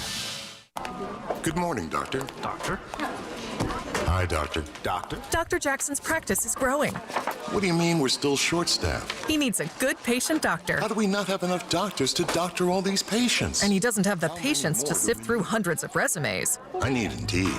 Indeed you do. When you sponsor a job on Indeed, it's easier for talented candidates to find it, which makes it easier for you to hire them. Visit Indeed.com/credit and get $75 towards your first sponsored job. Terms and conditions apply. We're always talking New York sports on the Fan. Actual price will depend on product and subscription plan. Featured products are compounded drug products, which the FDA does not approve or verify for safety, effectiveness, or quality. Prescription products require an online consultation with a healthcare provider who will determine if appropriate. See website for details, restrictions, and important safety information. Want a boost in and out of the bedroom? Hims has you covered. Introducing a new 2-in-1 approach to level up your game. Tadalafil for better bedroom performance and zinc for testosterone support. Put it all together and you've got what you need to turn things all the way up. Getting started is simple. Just go to hims.com/joy to start your free online visit. Through Hims, you can access ED treatments including pills, chews, and more. 100% online. No office visits, no pharmacy lines. Just fill out a simple intake form and a licensed medical provider will determine if treatment's right for you. If prescribed, it ships free and discreetly to your door. Find affordable treatment options at up to 95% less than brand names at hims.com/joy. That's hims.com/joy, HIMS.com/JOY. If you're injured in an accident, the Rothenberg Law Firm is on your side. A legendary team that has won billions over 5 decades. The Rothenberg Law Firm, 1-800-624-8888 or injurylawyer.com. Salicata here, and wow, are we thrilled with the incredible job CertaPro Painters did on our house. So clean, so efficient, they actually listened to us and even satisfied my wife, which, as you know, isn't easy. If you've been putting off painting because of the economy or tariff worries, don't. Painting your house is the easiest and most efficient way to protect and raise your home's value. Do what we did. Call CertaPro Painters today. Each CertaPro Painters business is independently owned and operated. Did you catch Luisito's header? Yeah, I just recorded it on my new Samsung A36 5G phone I got for free at Total Wireless. Oh, I'm actually live streaming the whole match with my new Samsung Tab A9 that I also got free at Total Wireless. I got that tablet too. And I got that phone too. We both got both. Go! Switch to Total Wireless and get both the Samsung A36 5G and the Samsung Tab A9 for free. For a limited time while supplies last, valid in store. Requires new phone activation on a Total 5G Unlimited plan or higher external port and ID verification and new activation on the Total 5G Unlimited 6-month tablet plan. Restrictions apply. Stepping into the Kia K4 or K5 isn't just getting behind the wheel of any average sedan. It's stepping into what's next. With a K4, it's stepping into a world that's exciting. With a K5, it's one that's bold. The Kia K4 and K5, the next movement for sedans. See your local Kia dealer or visit kia.com to learn more. Kia, movement that inspires. Call 800-333-4KIA for details. Always drive safely. Get the scuttlebutt on your favorite team, the Fan, on the Odyssey, iHeart, and TuneIn apps.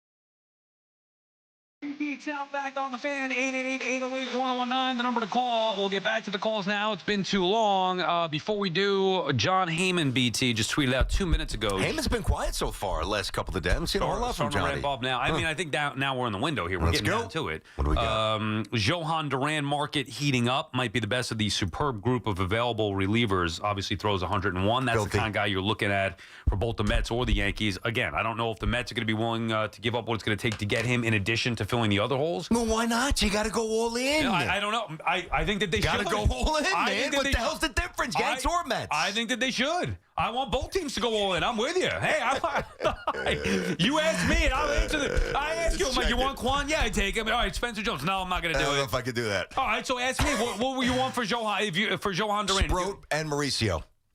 What? What do you mean, what? For one reliever? No. Dude, he's the best in the game. Yeah. Quan's not the best outfielder in the game. Get out of here. What do you mean, get out? Is he not going all in? No way, dude. This guy. I'd maybe give up Sproat, like if I have to. Again, I don't know what the market. It's hard to say because we don't know what the market is. Well, 5 teams are going to be knocking down that door. Which is why I don't need to get him. Relievers are fickle. Yeah. Everyday players are not. So I'd rather give up more for Quan than I would Duran. And I'm assuming he's under control for a while, I would think. I don't even know, actually. Can we check that? The Johan? We'll check it out. As soon as he wakes up. I think I heard 2 years plus, maybe. I don't know. Everybody watching YouTube, I'm like, can we check that? I look at him like, never mind. I'll just do it myself. Yeah, you guys have to watch the YouTube stream. Yeah, how about we were getting after those last 5 minutes? That was great. That was fun. And it's all on. It's in the studio. You get to see how when we start yelling at each other, when we're laughing. You know how we make fun of Dove, the interactions with Hoff, making sure he's awake. YouTube, WFAN. It's the whole show, not just the clips. Let's get some calls in here. Matthew's in Edison. What's up, Matthew? What's up, guys? How you guys doing? Good. How are you? By the way, free agent 2028 for Duran. Yeah, Okay, for so Duran. so he's going to cost a lot, obviously. Yeah. Go ahead, Matthew. This is just an idea. I don't really like it because it's kind of similar to like what we did last year for the Yankees. But I know Jazz came up as a shortstop, and Volpe can't make a play. He keeps sitting there going to his knee. He pulled a Castillo last night, dropping the pop-up. And maybe if we switch him over somehow with platoon with Rosario, because we did make a move, but we need to go after pitching, and somehow that Volpe fits, because like you guys said, Volpe's a Gold Glover. It was. That's really all. Yeah. So you want to put Volpe at second and put Jazz at short? Yeah, I mean, no, I'm not. Listen, this is it's problematic enough to have the issues that the Yankees currently have at shortstop. Now, Jazz is an elite athlete with a rocket for an arm, and he's bouncy. Would he embarrass himself at short? No, he wouldn't. But I don't think they optimally. do that, dude. I wouldn't do it. On. And then the other thing too, you don't know how Volpe would adjust to second. Yeah. I mean, I'm sure over time he would be a great second baseman, but I'm not one shortstop's bad enough right now. I'm not looking to compromise two spots. Yeah, and especially after we just went down this road with moving Jazz to third. Yeah, true. Like you finally got him back to second. Yeah. In theory, if that didn't happen before, you'd be like, all right, hey, maybe think about flipping him. Come on, you just saw Jazz They're at not third. doing. There's zero chance. No, of doing they would not do that at this point, nor should they consider doing that at this point. I appreciate and respect a solution to a potential problem. We're trying to come up with a solution to a problem here, but that to me would create another problem. To your point, not doing it. Mike is in a Bronx. What's up, Mike? Mikey. Hey, VT and Sal, I love your show. Thank you. I appreciate your baseball insights. I'd like you to know your opinion on this point. For the last 5 years, if you look at the Yankees' record, the first 2 months of the year and the last 2 months of the year, they are the 27 Yankees, 98 Yankees, Big Red Machine, whatever you want to call it. Yep. The middle 2 months, consistently, 62 Mets. Be the White Sox. I think that it's actually an organizational philosophy how to handle the baseball attrition.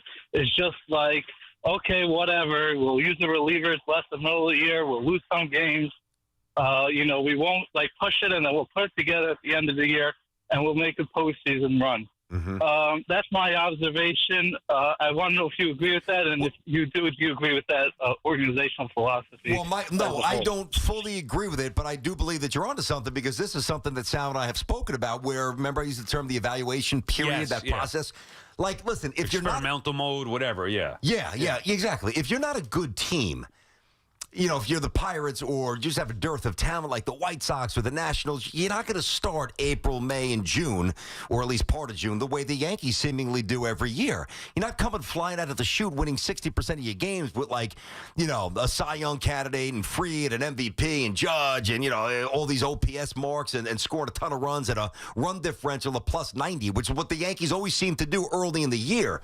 And then just completely collapse and then regenerate for the final 2 months. So I do think there is a conscious decision that the Yankees have now looked at the regular season. All right, let's start well. Let's do our thing here. Let's get a little cushion. Let's get a little padding in the division in the playoff spot. And then, not that we want to lose, but we'll be a little bit more experimental. And then we'll see what we need, and we'll bring in the reinforcements to address what we need. Yeah, I mean, I understand the way that baseball is now, where every game, as much as we like to believe it, is dire. Hey, you got to win every game, and every game matters. And it could come down to one game at the end, the difference between making the playoffs or not. Look at the Mets last year, winning division or not. But I understand that there are going to be the experimental phases in April, May, whatever it may be.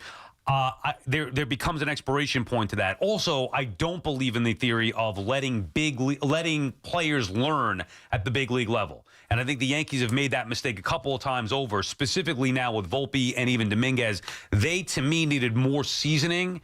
Volpe, I'm fine with giving him the job, but there was points where you could have said, let's send him down and get him a little more seasoning. And Dominguez, to me, clearly needs more seasoning. Maybe not from the left-handed side, but I'm talking about building a ball player. Yeah. Not just a guy that he's can mechanical do one thing. out there. That's the word I used yesterday. He's just not flowing. He's an amazing athlete, but yet he's playing like a robot out there. BT and Sal on the Fan. If you live in New Jersey, your electricity rates are going up yet again.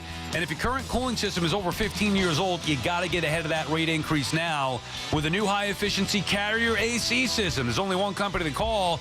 My friends at Edison Heating and Cooling. They are New Jersey's air conditioning experts, and they have been for decades. Take it from me, you'll save money and stay cooler. These guys are true experts. They're at my house all the time. And any issue that I've had, call them up. They come and help me out. So take it from me. Contact my friends now at EdisonHVAC.com. That's EdisonHVAC.com. It's Evan and Tiki. Afternoons on the Fan 101.9 FM. See, I think in the Met case, your number gets to 3, maybe 4. Shaw Manaea, yes. Clearly, right? Yes. Yeah. Kodai Senga, yes. David Peterson, yes. 100%. So I think the Mets have a firm 3. And your swing is Clay? Clay and Montas. Right. I think both of those guys, based on the way they pitch. And by the way, you're in a good spot. Listen to Evan and Tiki on demand on Apple Podcasts, Spotify, or wherever you get your podcasts.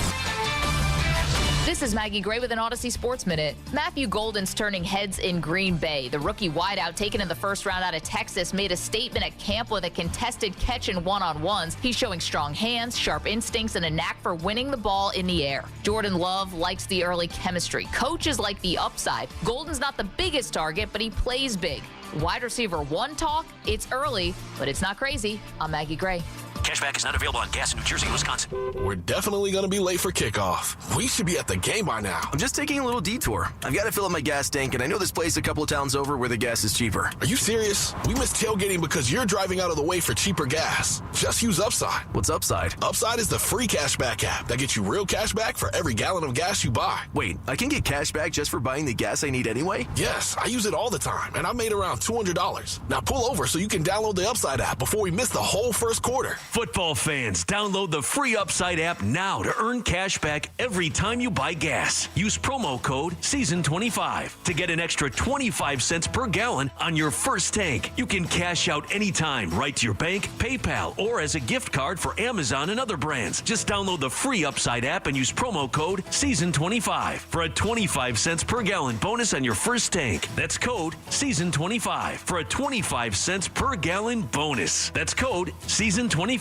There's nothing more refreshing than an ice cold Surfside iced tea and vodka or Surfside lemonade and vodka to break the heat. Surfside is only 100 calories, 2 grams of sugar, and 0 bubbles. That's right, no carbonation. It's not a seltzer, it's a Surfside. Must be 21. Please drink responsibly. Taking a Cadillac is more than just taking a drive. It elevates every journey. It's the smooth excitement of an all-electric Lyric, the exhilarating thrill of pushing the limits in a Cadillac Optiq, the liberating freedom in the expansive XT6, or the confidence that commands attention in an Escalade or Escalade IQ. Discover which Cadillac is right for you and elevate every journey. Visit your Tri-State Cadillac dealer. Town Fair Tire became New England's #1 discount tire dealer by giving you the absolute lowest prices guaranteed. And with over 100 stores from Connecticut to Maine, we'll beat anybody's price. Other dealers, we beat them. Warehouse clubs, we beat them. Online sites, we beat them all every day.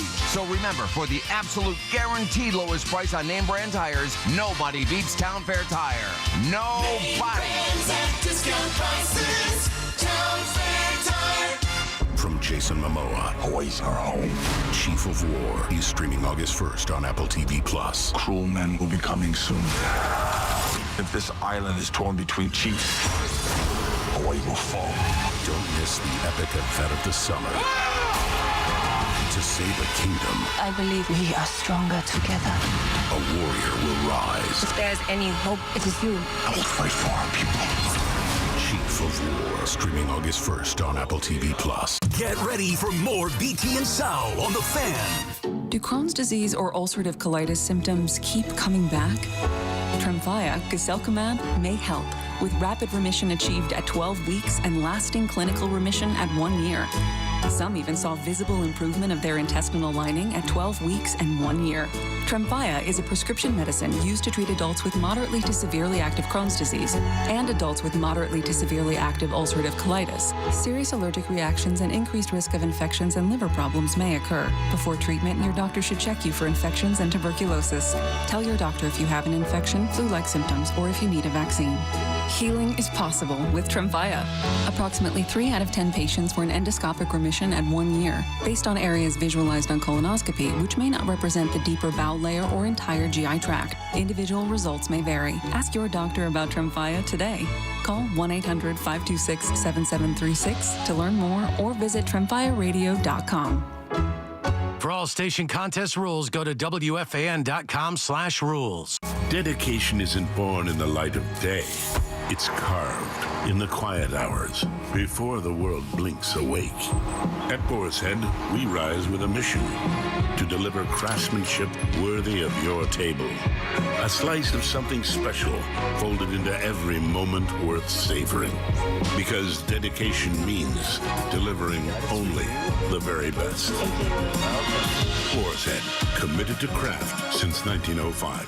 Push your summer fun to the limit at Nickelodeon Universe at American Dream, a mega indoor amusement park with epic coasters for thrill seekers. Over 25 rides, slime-worthy attractions starring your favorite Nick friends from SpongeBob and Patrick to Paw Patrol and the Wild TMNT crew. Don't miss free shows and meet and greets, and grab a slime slushie for the perfect chill. Blaze through the ultimate indoor playground at Nickelodeon Universe at American Dream, with tickets as low as $49. Buy now at AmericanDream.com. No matter the weather outside, it's always cool inside. Ready to score the biggest deal in breakfast? It's waiting for you at Dunkin'. Dunkin' is serving up the ultimate $5 meal deal. Get one premium hot or iced coffee and any two delicious wake-up wrap sandwiches for just $5. Whether you're fueling up for a big day or keeping it casual, this deal has you covered. A smooth, bold Dunkin' coffee paired with two warm, tasty wake-up wraps? Now that's what we call a big deal. Excludes espresso and cold brew beverages. Modifications may be an additional charge. Participation may vary. Limited time offer cannot be combined with offers. Exclusion and terms apply. Catch all the play-by-play with Susan Waldman and Dave Sims, the home of Yankees radio, The Fan, on the Odyssey, iHeart, and TuneIn apps.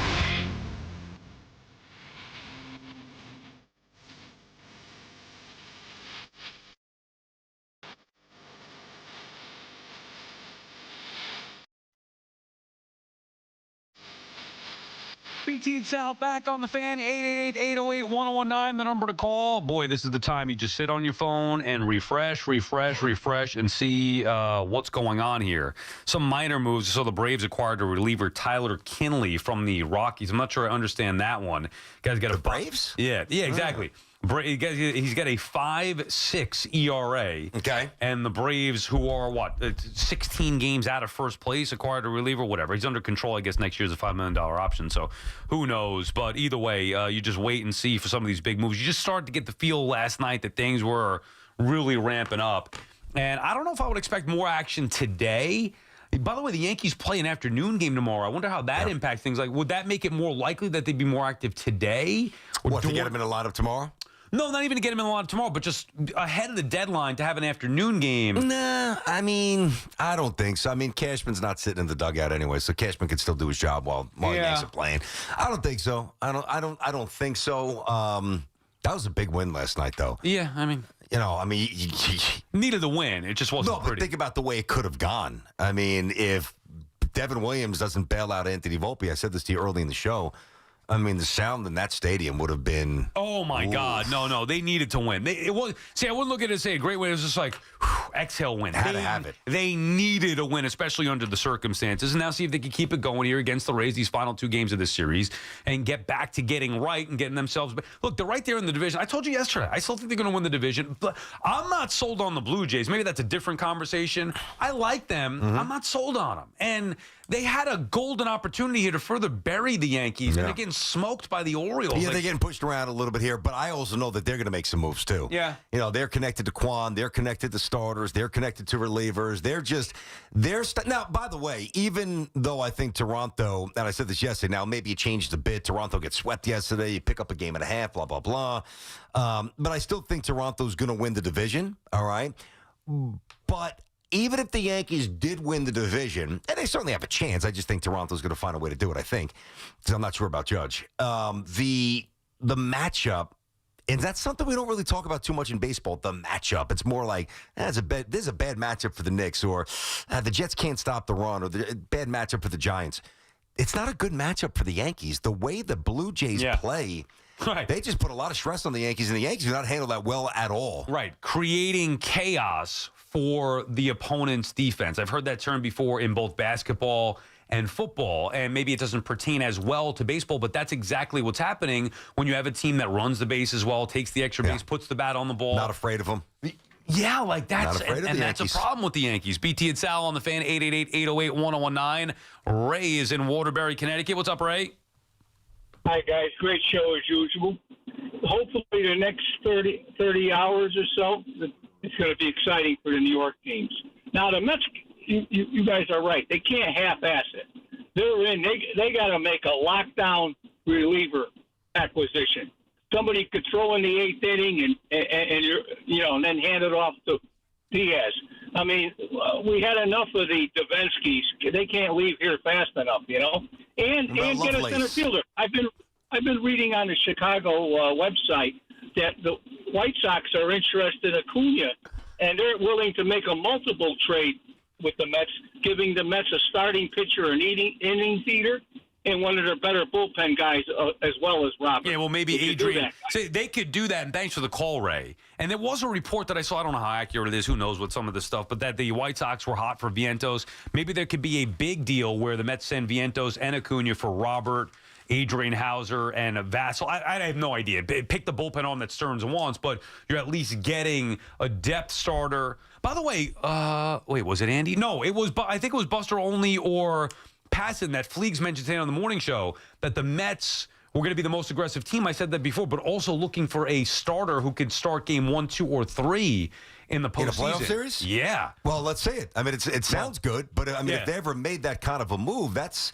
a power move because right now I think the strongest part of the Mets is the top of the rotation. Right. So better than the lineup, better than defense, much better than the bullpen. Those top 3 guys are money. I'm fine with that. Like, if they want to make an all-in move and do that. The reason why I brought that up is because if you're trading Vientos and Acuna to the White Sox for Robert and a bullpen arm and maybe a depth starter, it's not going to be both. It's not going to be a depth starter and a top starter. So which one are they going to go get? Is it going to be a high-end guy like Alcantara? I don't know who the other ones are out there. I mean, Cabrera was referenced from the Marlins as well. Are they going to get that type guy? And if they are, it's going to cost them a pretty penny. I don't think they are, only because they got a couple of guys who are just about ready to join the majors. Yeah. And it just seems like Stearns' philosophy does not include paying starting pitchers a ton of money. Right. You know, and I think that if you get and they're absolutely going to get a top middle relief arm or, you know, high leverage arm, I should say. And to get that, they're going to have to give up something of relative value to get an outfielder, which I think they're going to. You're going to have to give up something of value.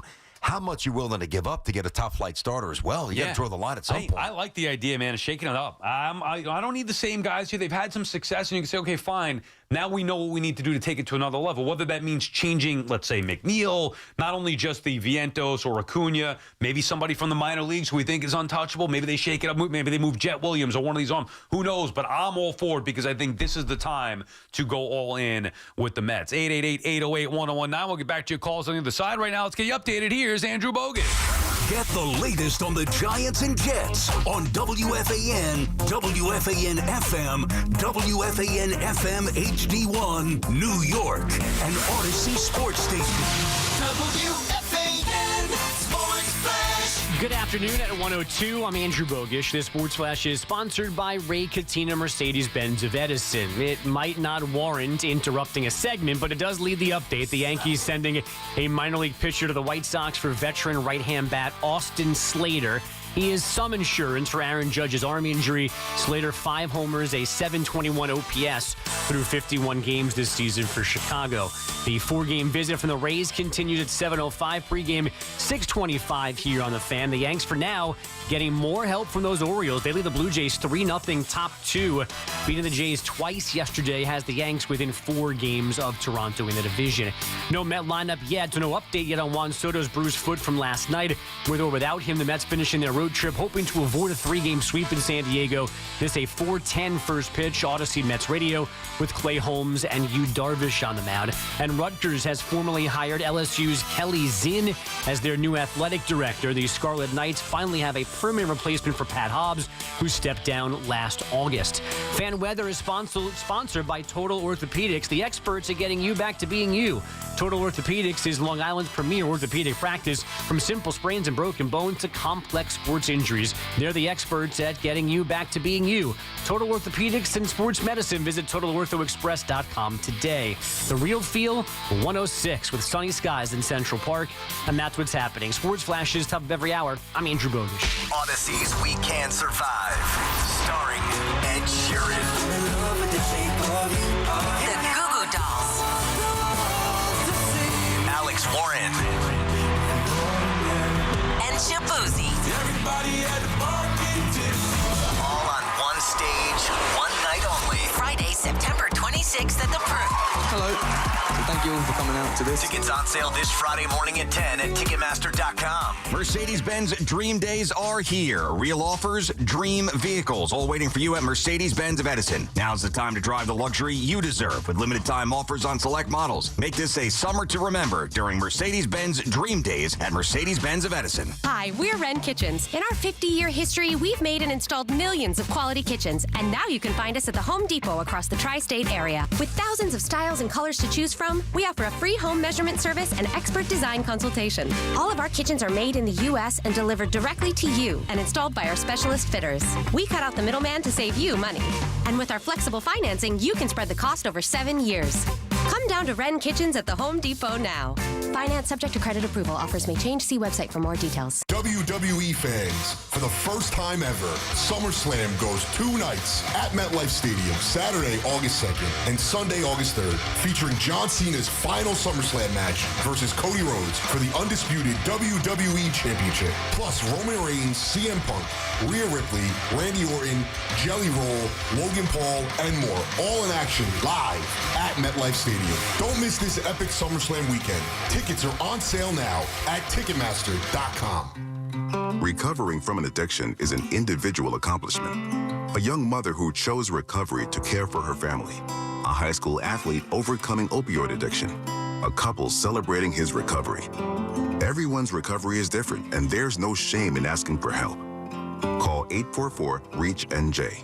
Trained counselors are available 24/7 to help you find the recovery option that's best for you. Tell us your story, and let's begin your recovery today. How good is a perfectly cooked tomahawk steak? The Chef IQ Sense is the wireless cooking thermometer that eliminates under or overcooking your meat. Order the newly released 3rd generation Chef IQ Sense now and enter code word BOOMER for 15% off at chefiq.com. Staying hydrated is key to feeling your best. Introducing Terra Origin Healthy Hydration Plus, packed with essential electrolytes that help maintain fluid balance, supports muscles, and keeps you energized all day long. Terra Origin Healthy Hydration Plus also promotes detoxification, supports liver health, and helps you recover faster after exercise or a long night out. Replenish nutrients, boost your mood, and stay sharp no matter what life throws at you. Visit TerraOrigin.com today to start living your best life. Terra Origin. Feel light and live energized. Now at Verizon, lock in our low price, plus free roaming included in Puerto Rico. Discover the best mofongo, post that perfect sunset on La Isla, and save big with Verizon while you do it. Switch and get 4 lines for just $30 per line. See? Just $30 per month with unlimited welcome with autopay plus taxes and fees. Plus calls, texts, and data in Puerto Rico included, so you can use your phone sin problema. Stop by your New York Verizon store today. For unlimited welcome in times of congestion, unlimited 5G and 4G LTE may be temporarily slower than other traffic. Domestic data roaming at 2G speeds. Before you begin your road trip, ask yourself, do you really need 5 full suitcases? With the new 2026 Kia Sportage X Pro's class-leading cargo space, you'll have room for what you need. Find out more at your local Kia dealer today. Keep the adventure going. Kia, movement that inspires. Call 800-3334-KIA for details. Always drive safely and obey all traffic laws. Comparisons based on second row legroom and cargo space behind second row seats in the subcompact SUV class according to Kia segmentation as of June 2025. Talk New York sports here. The Fan.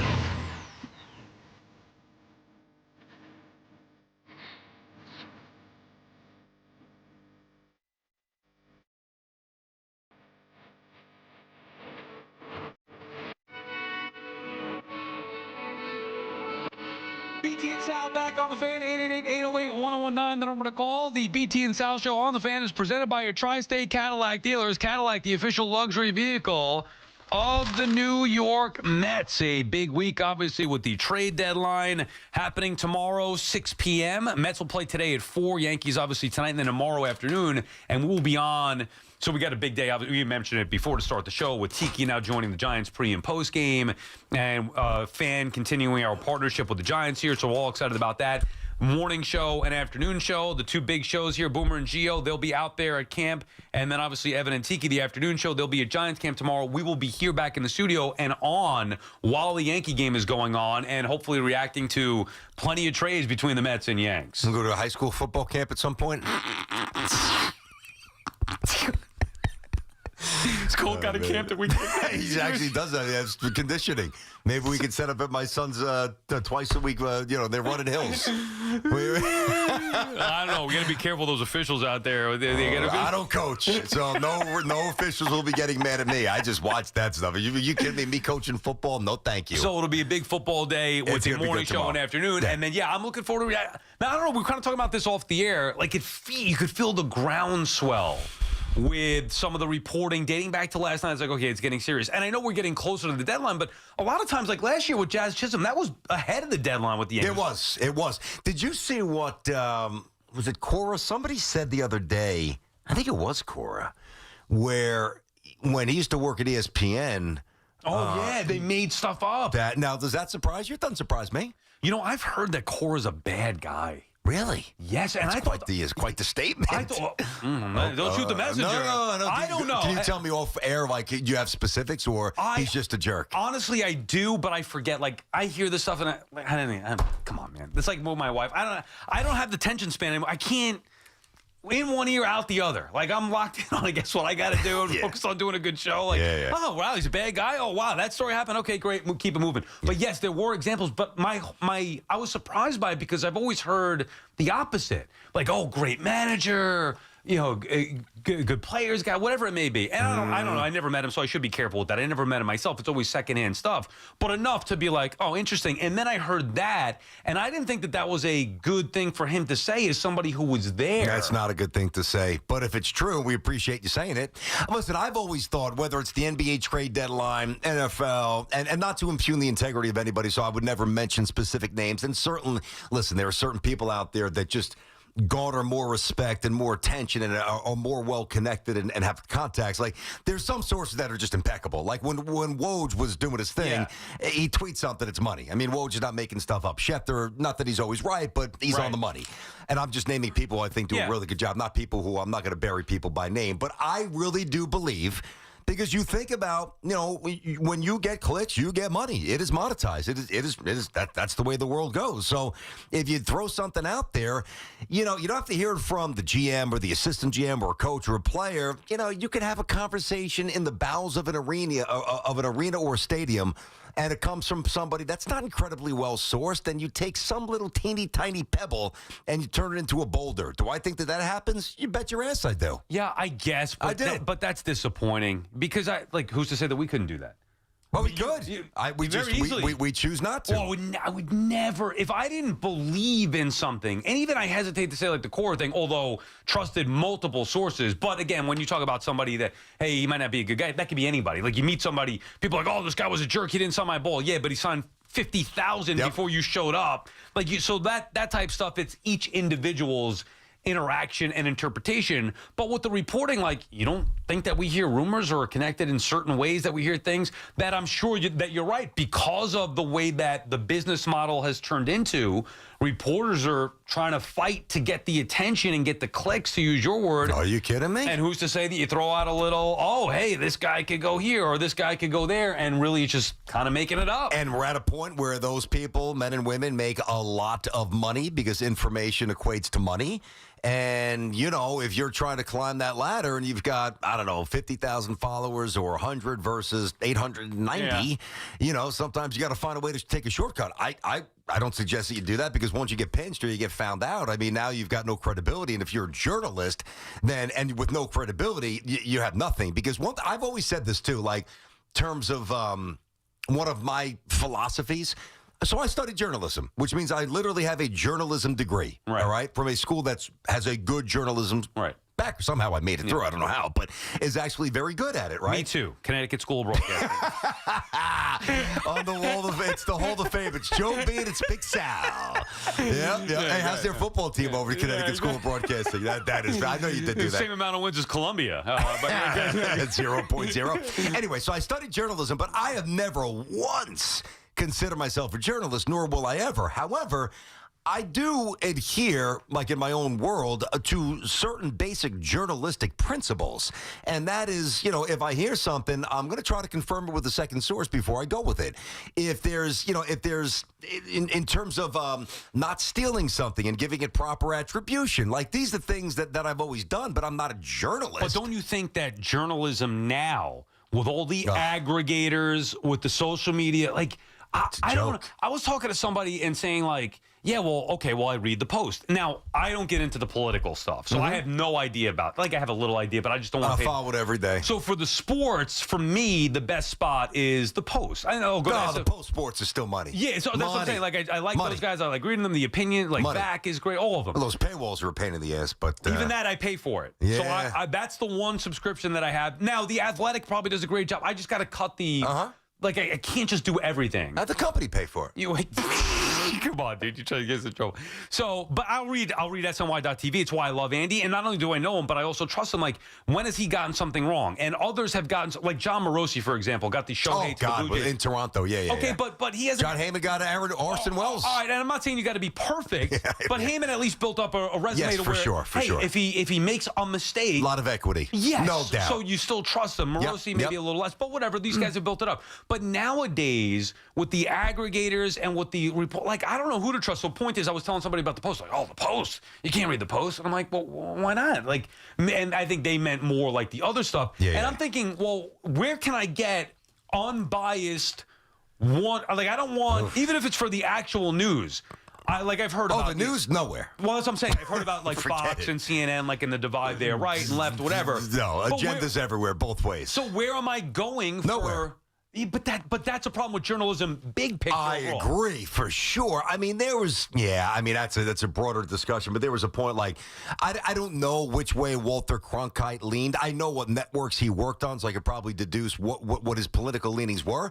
But, like, a couple of generations ago, you put on Walter Cronkite, like, the news was presented in a way that was... nothing was hijacked. Yeah, I want the news. Like, the best news outlets, truly, and the best sports outlet, but news more so. The best news outlets are the ones that tell you what happened, give you the facts, and then allow you to basically connect the dots how you believe they should be connected. Right. Through information that is provable. And obviously what we do is different. I think sometimes people are like, you guys are... No, we're not news I'm makers. not a journalist. I'll never be a journalist. I don't want to be. I want to give my opinion. I want somebody to give the info, and then we'll give our opinion on that info. Now, sometimes we do have access to info. Correct. Whether we could use it or not is up to us. And sometimes we do. Sometimes we mention it. Sometimes we don't. And even if we don't overtly state, hey, I heard from this, we'll weave it into a thought that maybe the audience can't even pick up on, but there's information behind that. And sometimes it turns out to be good. Sometimes it could leave you out to dry. It happens. And so you got to then you have to learn where you're getting the info from, because even then, like, you'd be like, I trust this guy, but maybe there's always an angle. Somebody's always got some kind of angle, whoever it may be. Yeah. So that's why you have to be careful with this stuff. But point is, like, I don't know what to believe. Yeah, I get it. Hey, it's ESPN. You're going to trust ESPN. But if Alex Cora is saying these guys are making stuff up. That is crazy stuff there. Listen, I could take St. John's as an example here. I mean, and there's a lot of people who cover the beat that do a good job. There's nobody that knows more about St. John's in terms of an injury. You don't think I go to practice and you don't think I sit down with Patino to do the TV show and we talk for 15, 20 minutes before the camera starts going? Right. And he tells me the real about the team that he's not really. Of course, I could just walk away and tweet and say, hey, but I don't operate there because I'm not a journalist. That's not, even though that's more of a journalistic form, if you will. That's not my motivation. That's not why I didn't get into the business to present facts. I got into the business to yell at people and berate people when they called us up, and like Mike and Chris. Give opinions. There is no right or wrong with opinions. You may think there are, but there aren't. BT and Sal are the fan. John is in Philadelphia. What's up, John? Hey, guys. Great show as always. I got to say, as a Yankee fan, I agree with the Mets fan. Sal, I think your point about Quan, I won't go through all the intangibles you guys already talked about, but I did want to bring up one extra point. Going into the offseason, I think that the Yankees, if Quan is available, again, you guys just talked about what's real, what's fake. If he is available, I think the Yankees have to go out and get him, simply because of this reason. Going into next year, there's no guarantee that Bellinger is going to stay with the Yankees. There's no guarantee that the Yankees are going to be able to get Tucker. I feel a whole lot better with Judge and right and Quan and left and figure out center field, as opposed to the alternative, having the guy, Spencer Jones, we don't really know a whole lot But John, about hold him. on a second. What if you, and again, Quan's a really good player. We're splitting hairs over how good and what you should give up. We all know he's good. That's kind of, his value is transferable to October, which the Yankees need. But if you do that preemptively to avoid being led to the altar without a Bellinger or without a whatever, well, what happens if you get a Tucker? Well, now you have a Tucker and a Quan, and that might not either meet the finances or their willingness or their plan to play a Jones or a Dominguez eventually in center field. So you got to be perfect with what you guess is going to happen. Yeah, no, I agree. And if that's the case, and if they do retain Bellinger, then you put him at first. And you know what? With the finances for the Yankees are already a mess. So they're probably going to have to, if they get into that situation, they're probably going to have to look at Stanton and say, what do we really get for the money? And they might have to do it with Stanton like they did with Mayhew. I think that right now the finances are already tight, that the Yankees are probably going to have to do something else here in order to make anything work. They got to move on from Stanton. And thank you for the call, John. I know that wasn't your point about Stanton, but he just gets in the way. The money's already spent. And maybe with Stanton kind of resurrecting himself a little bit, at least could be a viable option for a team that needs some power to be the DH. With the Yankees, they don't need that because you want Judge as he gets older to start DHing a little bit. And they have other options, whether it's Ben Rice or maybe one of the other guys that want to get in there. I love the idea of, as our caller just said, you have Judge and right the majority of the time moving ahead. Quan in left. You could have Bellinger in center field. If you need to move Bellinger to first and you want to figure out Tucker, whatever it may be, I still like those options better. At least though Quan's a leadoff hitter. So I think he's a perfect fit for the Yankees. So I don't know if I'd go all in for the Mets. You painted the picture before, which could make some sense. Move Nimmo to DH, have Quan in left field. Yeah, you're better because he's a terrific player. Mm-hmm. But that to me is not the primary need or the perfect fit. So I don't know if I'd go all in. But the Yankees, to me, it's a clear perfect fit. But he's obviously an upgrade. And the thing, too, about Stanton, I was just thinking about this as Stanton's name came up in this conversation. Like, there's been a lot of big money broken down, and I don't mean that disrespectfully to Jay, but like big money broken down athletes for our teams here. This guy causes the least amount of problems for anybody that is a big money, broken down former superstar. Now, logistically, he does get in the way. I'm not saying that it's without issue because he can't field, he can't run, he's not always healthy enough to hit.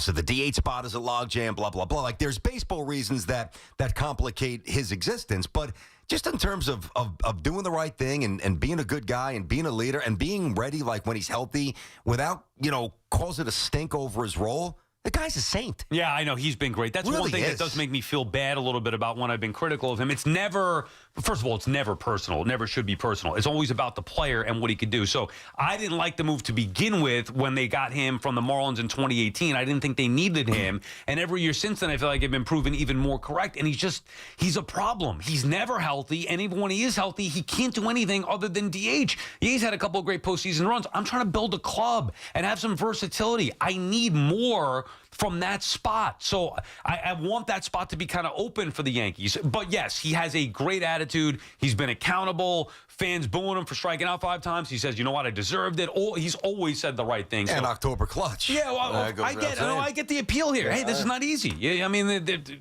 Yankees need to build a ball club. To me, it's not working. And that is one of the issues. We had this argument with Susan last year. Yeah. Where she was getting on us for it. She was biting back a little bit. And I love that. And that's why we love Susan. And I get that side of it with Giancarlo. And she was more pro Giancarlo. And we were anti, not him, the person. No, we were. Just the... He doesn't. The baseball player. He doesn't do anything. He just hits home runs. He doesn't do anything else. In an age of versatility, he hits home runs. He strikes out a ton when he's healthy, which is not often enough. And complicated by the fact that your best player is 33, 34. You want to DH him once in a while. You didn't really have a third baseman up until last week. You haven't had a first baseman for the most part for the last 10 years. It's just been a lot structurally wrong with the Yanks. This is not breaking news. We know it. BT and Sal on the Fan Warrior calls when we come back. 888-808-1019. No matter the season, New York sports never stop. Yankees, Mets, Giants, Jets. If it's happening, we're talking about it. The Fan, 101.9 FM, and always streaming on the Odyssey, iHeartRadio, and TuneIn apps. Hey, you're to help you beat the books with the BetMGM network. We're going to the WNBA tonight. I'm taking Fever guard Kelsey Mitchell to go over 19.5 against the Phoenix Mercury. In the absence of Caitlin Clark, Mitchell has been a massive bright spot offensively for the Fever. She had 35 on Sunday against Chicago, and she's gone over this 19.5 mark in every single game since the All-Star break. Take Kelsey Mitchell over 19.5 points tonight. I'm Denton Day from the BetMGM network. Bet smarter and beat the books. Download the BetMGM app today. Please gamble responsibly. Life insurance. Why are you putting it off? Can't afford it? Too much hassle? Think you don't need it? There's lots of excuses for putting off life insurance. But if you weren't there, who would pay the mortgage and other bills? With Ethos, you could be covered in 10 minutes and boom, family protected. Ethos, fast and easy online term life insurance. Up to $2 million in coverage with no medical exam. Some policies as low as $1 a day. Answer a few health questions and get your free quote at ethos.com/play. That's ethos.com/play. When you're hiring, have you ever felt like you're missing out on meeting truly great candidates for your roles? It seems impossible to find them, but they have to be out there somewhere, right? Well, they're not hard to find when you know where to go, and that place is ZipRecruiter. And right now, you can try ZipRecruiter for free at ZipRecruiter.com/radio. ZipRecruiter helps 10 million people with their job search every day. And because these people are actively looking for jobs just like yours, it's easy to find the right person right away. In fact, 4 out of 5 employers who post on ZipRecruiter get a quality candidate within the first day. But if you're not using ZipRecruiter, you're missing out. So see what it's like when the impossible is easy. When you go to ZipRecruiter.com/radio right now to try ZipRecruiter for free. Once again, that's ZipRecruiter.com/radio.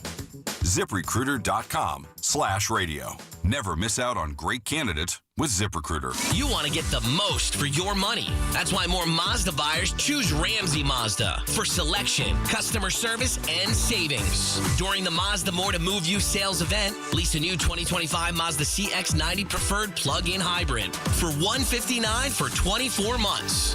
Start shopping now at RamseyMazda.com. Choose wisely. Choose Ramsey Mazda. Call 833-853-2970 for details. Excludes tax, title, and registration. Zero security deposit. VIN S123564 MSRP $52,870 and $731.25. And now, breaking news. You leaving me. Your state-of-the-art 65-inch 4K smart television. For going out with friends and not staying in to watch TV. Sources confirm that is a terrible decision. Picture-in-picture mode. Do your friends have that? Can they simultaneously stream live sports and extreme baking shows? How about I make everything sepia? Whatever you want, I'll do it. Just don't put me on standby. Don't listen to your TV. Head out with your friends and grab some ice-cold Heinekens. Must be 21 plus to purchase. Enjoy Heineken responsibly. Get ready for more BT and Sal on the Fan. Actual price will depend on product and subscription plan. Featured products are compounded drug products, which the FDA does not approve or verify for safety, effectiveness, or quality. Prescription products require an online consultation with a healthcare provider who will determine if appropriate. See website for details, restrictions, and important safety information. Want a boost in and out of the bedroom? Hims has you covered. Introducing a new 2-in-1 approach to level up your game. Tadalafil for better bedroom performance and zinc for testosterone support. Put it all together and you've got what you need to turn things all the way up. Getting started is simple. Just go to hims.com/joy to start your free online visit. Through Hims, you can access ED treatments including pills, chews, and more. 100% online. No office visits, no pharmacy lines. Just fill out a simple intake form and a licensed medical provider will determine if treatment's right for you. If prescribed, it ships free and discreetly to your door. Find affordable treatment options at up to 95% less than brand names at hims.com/joy. That's hims.com/joy, HIMS.com/JOY. When it comes to restoring cars, Diego's got skills. And with Total Wireless in his corner, the whole world sees them. With the dual camera system on his new iPhone 13, he can take amazing car photos and post them on the fly with super fast 5G, and even turn this hobby into a full-time gig. His claim to fame? Claiming iPhone 13 with 5G on us. Get iPhone 13 with 5G on us when you switch to the Total 5G or 5G Plus Unlimited 3-month plan. Total Wireless, in your corner. For limited time while supplies last. Valid in store. Device taxes and fees may apply. Requires port in and ID verification. Restrictions apply. Many tire dealers will sell you Falcon tires. But Town Fair Tire doesn't just sell Falcon tires. They sell them at the guaranteed lowest price. Plus, they give you free services for the life of your Falcon tires. That's an unbeatable deal only Town Fair Tire can offer. Because Town Fair Tire is New England's largest name brand discount tire dealer. Nobody beats a Town Fair Tire deal. And I mean nobody. Name brands at discount prices. Town Fair Tire. Sal Licata here, and wow, are we thrilled with the incredible job CertaPro Painters did on our house. So clean, so efficient, they actually listened to us and even satisfied my wife, which, as you know, isn't easy. If you've been putting off painting because of the economy or tariff worries, don't. Painting your house is the easiest and most efficient way to protect and raise your home's value. Do what we did. Call CertaPro Painters today. Each CertaPro Painters business is independently owned and operated. A good question. 3 random questions. Let's find out. With Brendan Tierney and Sal Licata. 1, 2, 3. On the Fan. All right, we got 3 random questions. All hell's breaking loose with the other stuff. We'll get to the other stuff in a minute. No Soto in the Mets lineup and maybe some trade stuff coming down here. All right, 3 random questions is sponsored by the Rothenberg Law Firm. Injured? Visit injurylawyer.com. Number 1, if someone invites you to a party and says no gifts, do you bring gifts? I would still probably bring a bottle of wine, or depending upon the occasion. I'm just not used to coming. They said no gifts. I get an invite. Well, I mean, it doesn't mean I have to listen. Well, that's what I'm asking you. I don't like coming empty-handed. I know, but if they say specifically no gifts, because I was having this fight with my, I think it was my mother, actually. It's one of my friends. Well, actually, I can't even get into it. It's supposed to be a surprise party. Okay, keep it under wraps here. Just realized. Oh, God almighty. Okay. Yeah. And you were told by somebody not to bring anything, basically. Yes. It says flat out, no gifts. From his wife? His wife said this? On the invitation. I mean, how is this one of your best buddies? Oh, I can't say because. Okay. No, it's not one of my best buddies. Yeah, he doesn't really know him. He said. I can't. Yeah, it's actually this is just totally random. This is a Hoff thing. Yesterday. I have nothing to do with it. I did not get invited. By the way, I don't even know if I can make it. There's stuff going on. Schedule's busy. I can't make it. Is what you're trying to say. Yeah, right. But either way, if someone, you're not coming at if the a end, random someone says no gifts, that's what I'm saying. It's a tough thing. It's not tough. I'm saying you don't come empty-handed. Yeah, you're Italian. You should know this. All right, but so you bring it. It's not like I'm inviting you over for dinner saying don't bring anything. You bring a bottle of wine. Bottle of scotch. All right, so like if you have, and you did have your 50th birthday party right before we started working, otherwise you would have been there. Hoff was there, Teak was there. Yeah. Did you say no gifts? No, I want as much as I can get, man. Were you crazy? You know how much that cost me? Rent out that country club. I had a cigar roll. My wife had a cigar roller. Please bring a gifts. Cartoon illustrator. What do they call those? Caricature. Give me whatever you can. Hands are open. Please stop. All right, so you would go and you would bring whatever gift. Something small. Yeah, I think so. Yeah. I don't know. I like listening to rules. You tell me the rules. You don't listen to any rules. Yeah, this guy likes listening to rules. There was something the other day. My wife's like, "You're such a..." I forget what it was, but it was like, any kind of rules. I know what it was. We're bringing Sammy to picking her up from school, and there's 2 lanes, and one says buses only. Okay. And the other, you're supposed to go, but you have to go further with the non-buses only. And there are no buses there. My wife's like, just go this way. I'm like, no, I'm not going that way. It says buses only. What it was, take off the skirt. Go right through the bus lane. Nobody's there. That does not, I can't see you doing that. Yeah, I'm doing I would just I know I would just a lot of plow times. right I'm through a it. rule abider. I abide by the rules. I respect authority. All right. My dad beat that in. Man, he didn't beat it into me, but he got close. He drilled it into you. No, my dad's like, I'm always on time. I definitely do try to show respect. I mean, I'm definitely, yes, my same principles. But like, if there's a shortcut, I'm taking it. Sorry, Dad. All right. So speaking of on time, yes. Hypothetical here. There's a 2:20 movie showing. Love going to the movies. What time do you show up? Well, the stupid, turn off your phone. The 9 promos before you get to the 9, but you got to get the popcorn, the drinks. Although you can pre-order it now on the app, so that's waiting for you. It's 2:20 show. I am walking in. Tickets already bought on the phone. Obviously, scan them. I'd say about 150. Like I'm walking in. All right, so you're gonna get in that early for 2:20 movie. Well, I'm thinking about with the kids, which means maybe you go to the bathroom before we sit down, get the popcorn. But I'm saying when it shows the showtime is 2:20. Yeah, I like to get there. Those with the way the seats recline. I get it. I like to spread out. I like to maximize. So I love the movies. If you got there at 2, you're there 20 minutes before the previews even get going. Like, I still don't know how the math works. However, every time I do it, and we did it recently for Superman. Yeah, you went with your wife. So it's like, all right, 2:20 showing. All right, well, what time do we have to leave the house? Well, let's leave at 2. We'll get there for 2:20. And every time it's like, I got to make sure I'm in my seat before 2:20. And then we get there, and then it's the commercials, like you said, and then the previews start. And it's like the movie doesn't start till 3 o'clock. And I don't know how long I'm going to be in there. Yeah, but you know who's been popping up lately? Maria Menouno's been doing some of those. I'm all for that. That's what I'm saying. Yes, like she's very involved in that. I know. The AMCs, so you get a little Maria Menouno. We've been going to Cinemark because that's the one in Willowbrook Plaza, whatever. It's a great one. I go there all the time. It's fantastic. It's not AMC, though. No, but I'm not AMC. Well, there's also an AMC as well. Anyway, I wish I could train myself to just say, the show time says 2:20. You don't need to get there until like 2:30, 2:40. Yeah, one more thing on this, though. Yeah. Like back in the and I still get there early, as I said. I'm going to walk in around 1:50, 1:55, do what we have to do. Kids go to the bathroom, get the popcorn, get the soda, we'll sit down, blah, blah, okay. But, like, back in the day, you know, you really waited for these previews. Like, hey, you knew a movie was coming out. Here's the little trailer that they're going to show in the movie theater now. Like, and it's interesting because I'll turn to my kids, or if it's just Jen and I, or Jen and I and the kids, I'll say, hey, we want to see this. Hey, this looks good, buddy. We'll go see Hey, kids, this looks good. But it's never like, oh, my God, I can't. Look, we know this movie's coming out. Like, the movies are just very different than it's ever been. Don't you feel that way? Yeah, I do feel like that. It's a great experience. I still enjoy it, but I know. I just the previews and the movies are forever. All right, last one for you. Would you let Hulk Hogan have sex with your wife? No. No, wait, that's not. I'm sorry, that's for a different. I think a different show. That's not a real one for you. God Almighty! You know, Jesus. Well, save that for Bubba. You want it, Bubba? What are you doing? Is there any celebrity that you would? I mean, we could answer that. I had that in my notes. I'm sorry, I got caught up there. All right, number one. Number three. Last one for you. Jesus, getting loose around here, man. Go ahead. How much am I getting paid? All right. Do you let delivery men use your bathroom? No. Or like delivery men? Yeah, let's say somebody's coming to drop off a washer and dryer. Oh, I thought you meant like a Prime or a like somebody who's actually.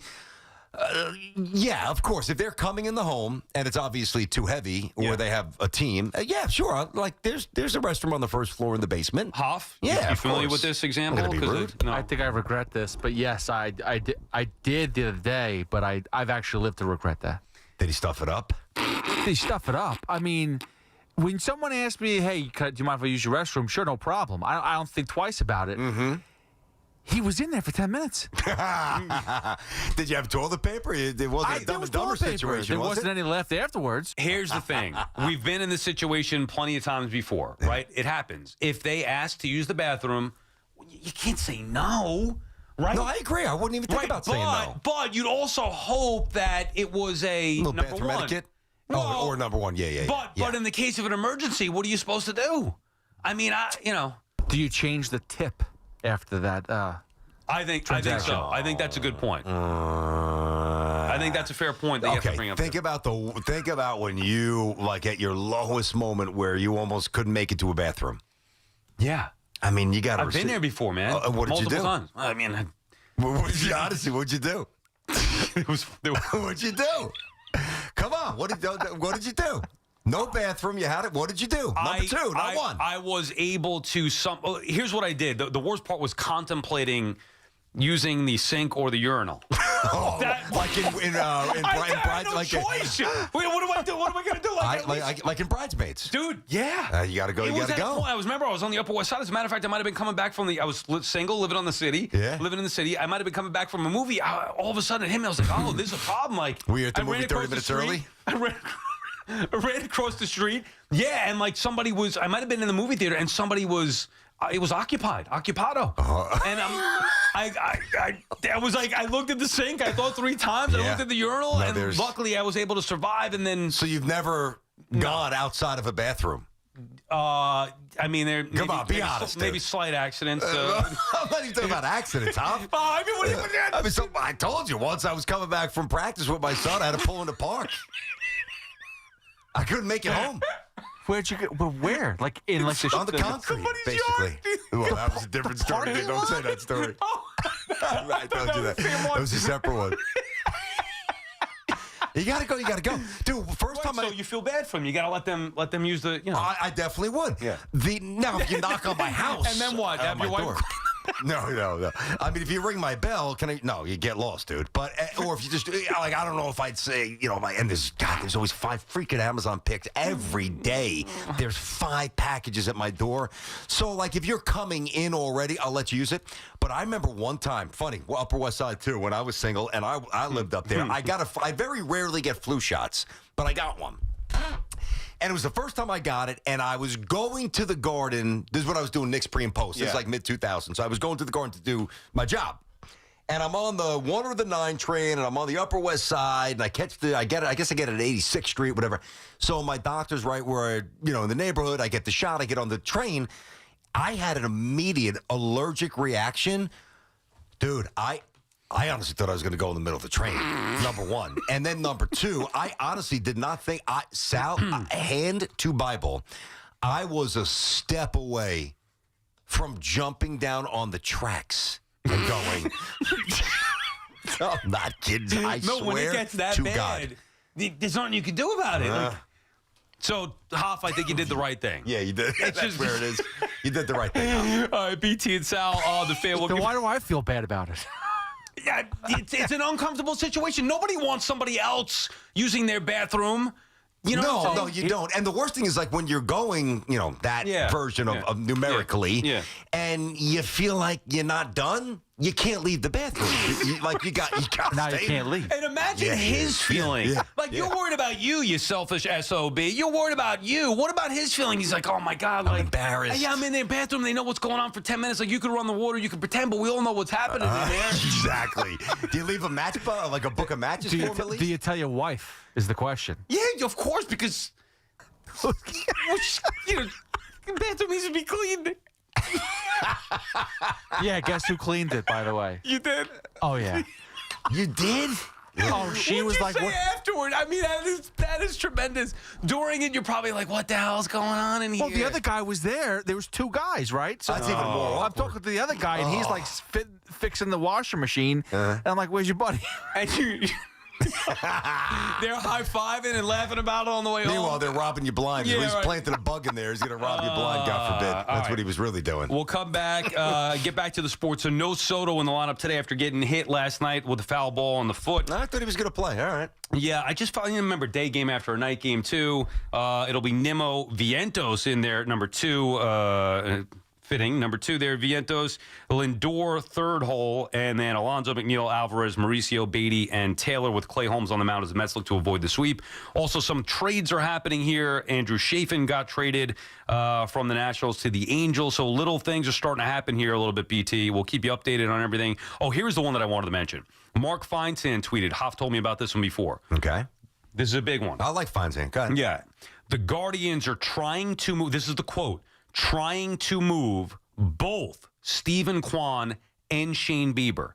Bieber made his 4th rehab start on Tuesday, striking out 7 with no walks in 4 innings. He's returning from Tommy John that he had in April of last year. Has a $16 million player option with a buyout for 2026. For 2026, not even 2025. This is 2025. So what am I saying? Yeah. So for next year, there's a buyout for $4 million, but a $16 million player option. Now that would be a big boy move. I don't know if the Mets could pull that one off. Would be attractive. I mean, it would satisfy a lot of needs there. Could the Yankees? I mean, what would you have to give up? But again, if you're talking about they're trying to move Kwan and Bieber, maybe do a package for those two. I mean, that's very tempting of going all in. Like, for me, the untouchable for the Yankees would be Lombard. Untouchable for the Mets would be Mauricio. Anybody else, and I think that's fair. Is it not fair to say one guy untouchable? For me, one of your young, whoever you're, and they'll know, the best young pitcher, to me, is more of an untouchable than Mauricio. Yeah, and I like Mauricio. I would not, because there's multiple, so I don't know which one's going to be good. Pick one. I'm not giving up Mauricio. That's just me. Yep. Lombard for the Yankees would be my one for the Yanks, one for the Mets. Anybody else you can have for the package of Kwan and Bieber. All right, BT and Sal on the fan will finish up on the phones. 888-808-1019. It's Chris McMonagle overnights on the Fan, 1019 FM. Because of social media, because of all this crap, because of a million podcasts, because videos go viral, and everything else of this new era over the last 10 years, I think once they start to lose and they feel it, it is very difficult for them to pull out. Listen to CMAC on demand on Apple Podcasts, Spotify, or wherever you get your podcasts. This is Andrew Perloff with an Odyssey Sports Minute sponsored by Empower. Invest well so you can live a little at Empower.com. Buy or sell? That's a question around MLB today. The trade deadline is Thursday at 6 p.m. Eastern. For the contenders, it's a no-brainer. Expect them to all try to bolster their bullpens and maybe find a starter. But then there's a group in the middle. Teams have to be wondering if the Boston Red Sox might want to trade away talent. Young star Jarren Duran could be on the block, but they also hold the last wildcard spot, so maybe they'll go all in. The next 24 hours should be wild. I'm Andrew Perloff. Empower. Tim collects bobbleheads. A lot of bobbleheads. Baseball bobbleheads, race car bobbleheads, little chihuahua bobbleheads. He's got an entire room strictly for bobbleheads. Does he need them? No. Is his wife mad about it? A little. But Tim works with Empower, and he got good at money, so he can be a little bad. Ooh, horse bobblehead. Classy, Tim. Empower. Invest well, live a little. Start today at empower.com. If you didn't think skipping breakfast was a big deal, you'd be right. Before. But now, Wendy's has Buck Biscuits. We're talking sausage, egg, and cheese biscuit, bacon, egg, and cheese biscuit, or even the Honey Buddy Chicken Biscuit for just $1 each. Seriously, you can get all three if you want. They're just $1, so you'll never skip breakfast again. If you're smart. Breakfast for $1? Gotta be Wendy's. Limited time only. Price and participation may vary. Limit 5 qualifying items per transaction. Not valid in the combo while supplies last. Lunch was great. Greenwich Village is a fun spot. Can we stop at a bathroom? Are you all right? I keep having stomach issues after eating, like diarrhea, gas and bloating, abdominal pain, and sometimes oily stools. Sound familiar? Those stomach issues may actually be a pancreas issue called exocrine pancreatic insufficiency, or EPI. Creon pancrelipase may help manage EPI. Creon is a prescription medicine used to treat people who can't digest food normally because their pancreas doesn't make enough enzymes.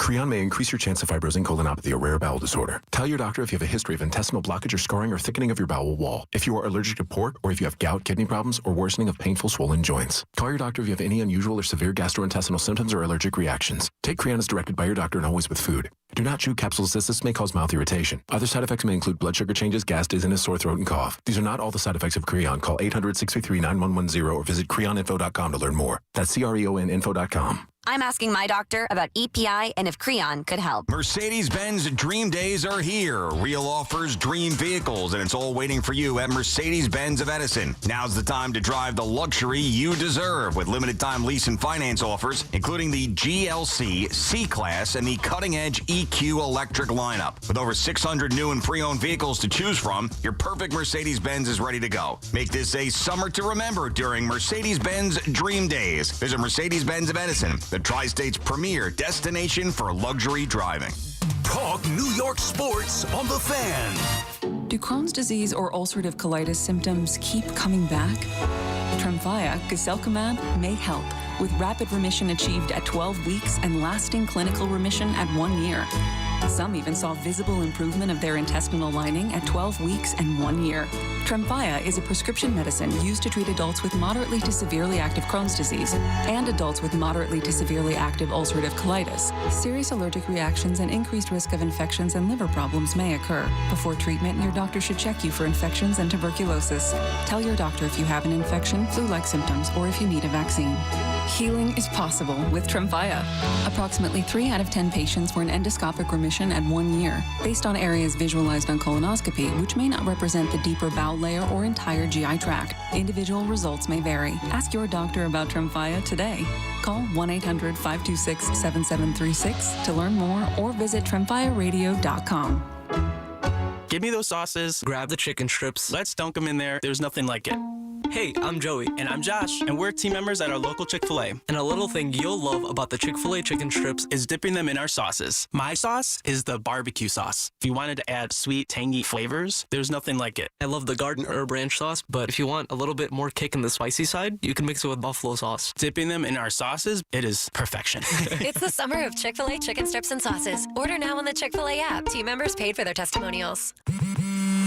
Back to school is on the brain. That means new notebooks, pencils, new everything. And while the kids are getting ready to get book smart, it's time for you to save smart with Straight Talk Wireless. Switch now and get a free Moto G 2025 with 5G when you activate select plans. Now that's a smart call. Get Straight Talk covered by Verizon's 5G network. Available at straighttalk.com and Walmart. Offer valid through 10/19/25. Taxes and fees apply. Purchase of gold unlimited plan or higher required for offer. Must activate the plan in-store at Walmart. Cannot be combined with other offers. The More to Move You summer sales event is on at Open Road Mazda of Morristown and Open Road Mazda of East Brunswick. Don't miss exceptional offers on our most popular models. The versatile 2025 Mazda CX-5 is just $229 per month for 33 months. Or lease the rugged 2025 Mazda CX-50, now only $239 per month for 33 months. There's more to move you at Open Road Mazda of Morristown and Open Road Mazda of East Brunswick. Click, shop, we deliver. OpenRoadMazda.com. Must finance through Mazda Financial Services. See dealer for complete details. Get connected with WFAN to talk about your favorite teams. The Fan on the Odyssey, iHeart, and TuneIn apps.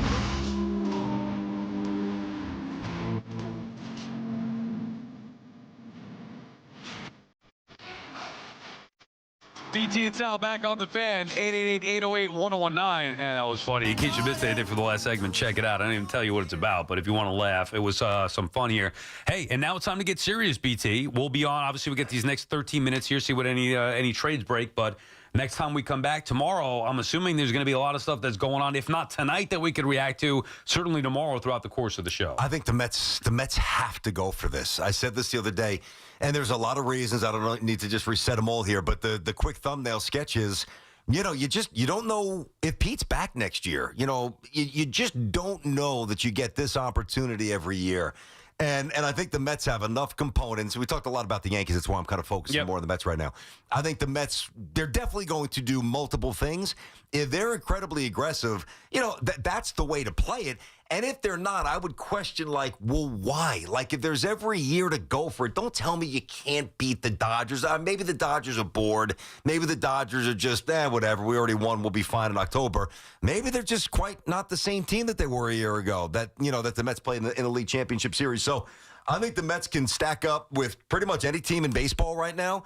And if they don't take an aggressive swing, I think Stearns misses the boat. But I think he will. I was just going to say, do you think they will? I think so, too. I think this is it. Met fans have been waiting for this for a long time here. Yep. Dating back to even as recently as 2022. Forget even before that, where the Mets didn't have good enough teams, whatever it may be. Correct. But in 2022, they had an opportunity, and they came up short with Darren Ruff and Daniel Vogelbach. Matter of fact, I thought that they were going to go big then because I'm like, Vogelbach, when they made that move, fans were like, oh, no, how could they do this? I'm like, this is a nothing piece. They're going to go bigger. This is just a move for now. And they didn't. They didn't go bigger. And I don't want to even hear, there are more moves to be made. Bullcrap. They didn't go bigger, and they paid for it. Now, I'm not saying you always got to mortgage the farm every single year or go nuts. This is the year the Mets need to clean up the overabundance of infielders and decide which prospects they're going to part with and which pieces they want to bring in to put the finishing touches on what should be a legit World Series contending team. I agree. And we're going to learn a lot about Stearns here. Mario's calling from Long Beach. What's up, Mario? Hey, glad to get in under the wire. How you guys doing? Good. What's up? Yeah, really quick. I think on the Yankees, I think Volpe doesn't need to get sent down. I think he's going to be okay. I believe that the hitting is important. Once the hitting is there, his mental part on the fielding is going to get better because we know he can field. And if you really look, right now he's 7th in shortstops and RBIs in the league, and he's tied for 5th in homers. You know where he is in salaries? 35th for second baseman. Yep. So then, the $800,000 for what he's producing is not bad. Mario, the truth of the matter is, and I hear you, man, and those numbers are true. And I've looked at that myself, and I've tried to, rationalize and kind of push this to the end of the year. Well, he's going to have 22 home runs. He's on pace for 35 doubles. He's on pace for 80-something ribbies, and he's making peanuts for a young player. Those things are all true. But then you watch him play every night, and he just doesn't look the way he's supposed to look. Yeah, can I add in one quick thing before you let me go? Good. Here's the thing. 15 errors, right? Mm-hmm. I saw at least 5 of them. The first baseman should have caught a lot of those balls. Yeah, but Mario, that's an excuse. No, it's the truth. They were easily catchable balls. Yeah, but Goldschmidt could have caught the ball. Goldschmidt could have caught the ball last night. Volpe made the mistake with the bad throw, and it's not a tough play in the hole, and he threw a one hopper over there, a tough pick, or just an accidental, an off bad throw. He's clearly had a mental issue with this because he's been doing it consistently, and you saw the double pump. That's not how a big leaguer feels. Watch McMahon play third base and watch Volpe play short. And I'm not trying to compare it. Well, they both are Gold Glovers. Yeah. But so it's not. McMahon may be the higher end of the spectrum versus Volpe, but that's not the point. The point is one is a confident big leaguer who knows what to do with the ball when it gets hit to him. Volpe's thinking about what he should be doing. They looked to me like he thought he was going to flip to second base, which shows he's got his head up his rear end. It's either that or he's double. I don't know what he's thinking, but naturally we've watched a million games in our life. The ball gets hit in that spot, you pick it up, you fire it to first base, game over. And he thought, to me, it looked like he thought he was going to go to second base. See, I never once thought that second base was an option in his mind. What I took away from it was he was trying to be perfect. And he was trying to get, I don't want to say a little closer, but, just really set it up where it was perfect. And, yeah, I mean, I think he was just trying to be perfect. Right. And the other thing, too, is, yeah, Goldschmidt should have picked that. That was an easy play for a Major League first baseman. That was not a hard play. But it's not Goldschmidt's. Yeah, it would be nice if he picks up his teammate last night, but it's not his job to make Volpe look better. It's Volpe's job to put it in his chest, number one. And number two, Goldschmidt saved him a lot already this year, so he could have more than 15 errors. Excellent point. Chris is in Ho-Hocus. What's up, Chris? What's up, guys? Love the show. Sal, you drive me crazy sometimes, but still love the show. As to your last segment, I'm a runner. So I'll be miles away from my house and unfortunately have to look around for like construction sites or porta-john, whatever, at times on a long run. But that's not why I called. Just coincidentally enough, so I'm scrolling through Facebook or YouTube or whatever. I don't have TikTok, might have been Instagram. Yep. And I saw a video clip the other day. If Hoff can find it, I don't know if it's bleeped out or whatever, but it's George Brett on the Royals, and they're warming up before a game. Guys are sitting down doing hamstring, stretches and, stretching their arms and whatever. And he's just BSing. I don't know if he's mic'd up or it's just microphone's close enough to pick it up. And he's just shooting it with the guys. And he tells two stories. I don't know why he decided to go into this, about having to go and went in his wherever he was. One of the stories, he's in Vegas and he goes out for a steak dinner. Yeah. And he's headed back to his hotel and he's in the lobby wherever the steak dinner was, and it hit him and he just stood there and he had to let it go. And I saw that. Chris, I think that was amazing. I saw that. I think it was in spring training, if I'm not mistaken. Like, they're all on the field. And if we're talking about the same one, and how many George Brett bathroom stories are out there floating around the internet, so it's probably the same thing.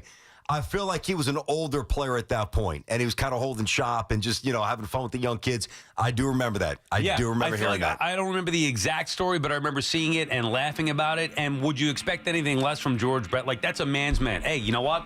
I got to go. Yep. I'm going. Yeah. Hey, what are you doing? I'm going. Yeah, all the preparation H used to stick up there. Yeah, oh, well. No, yeah, he the had not the herpes. He had the, what do you have there? The What's that called? The hemorrhoids, thank you. I don't know. Does that facilitate you having to go to the bathroom more? I don't know. Either way. Yeah, a man's man. Yes. You got to go. You just got to go. All right. See you tomorrow at 10 a.m.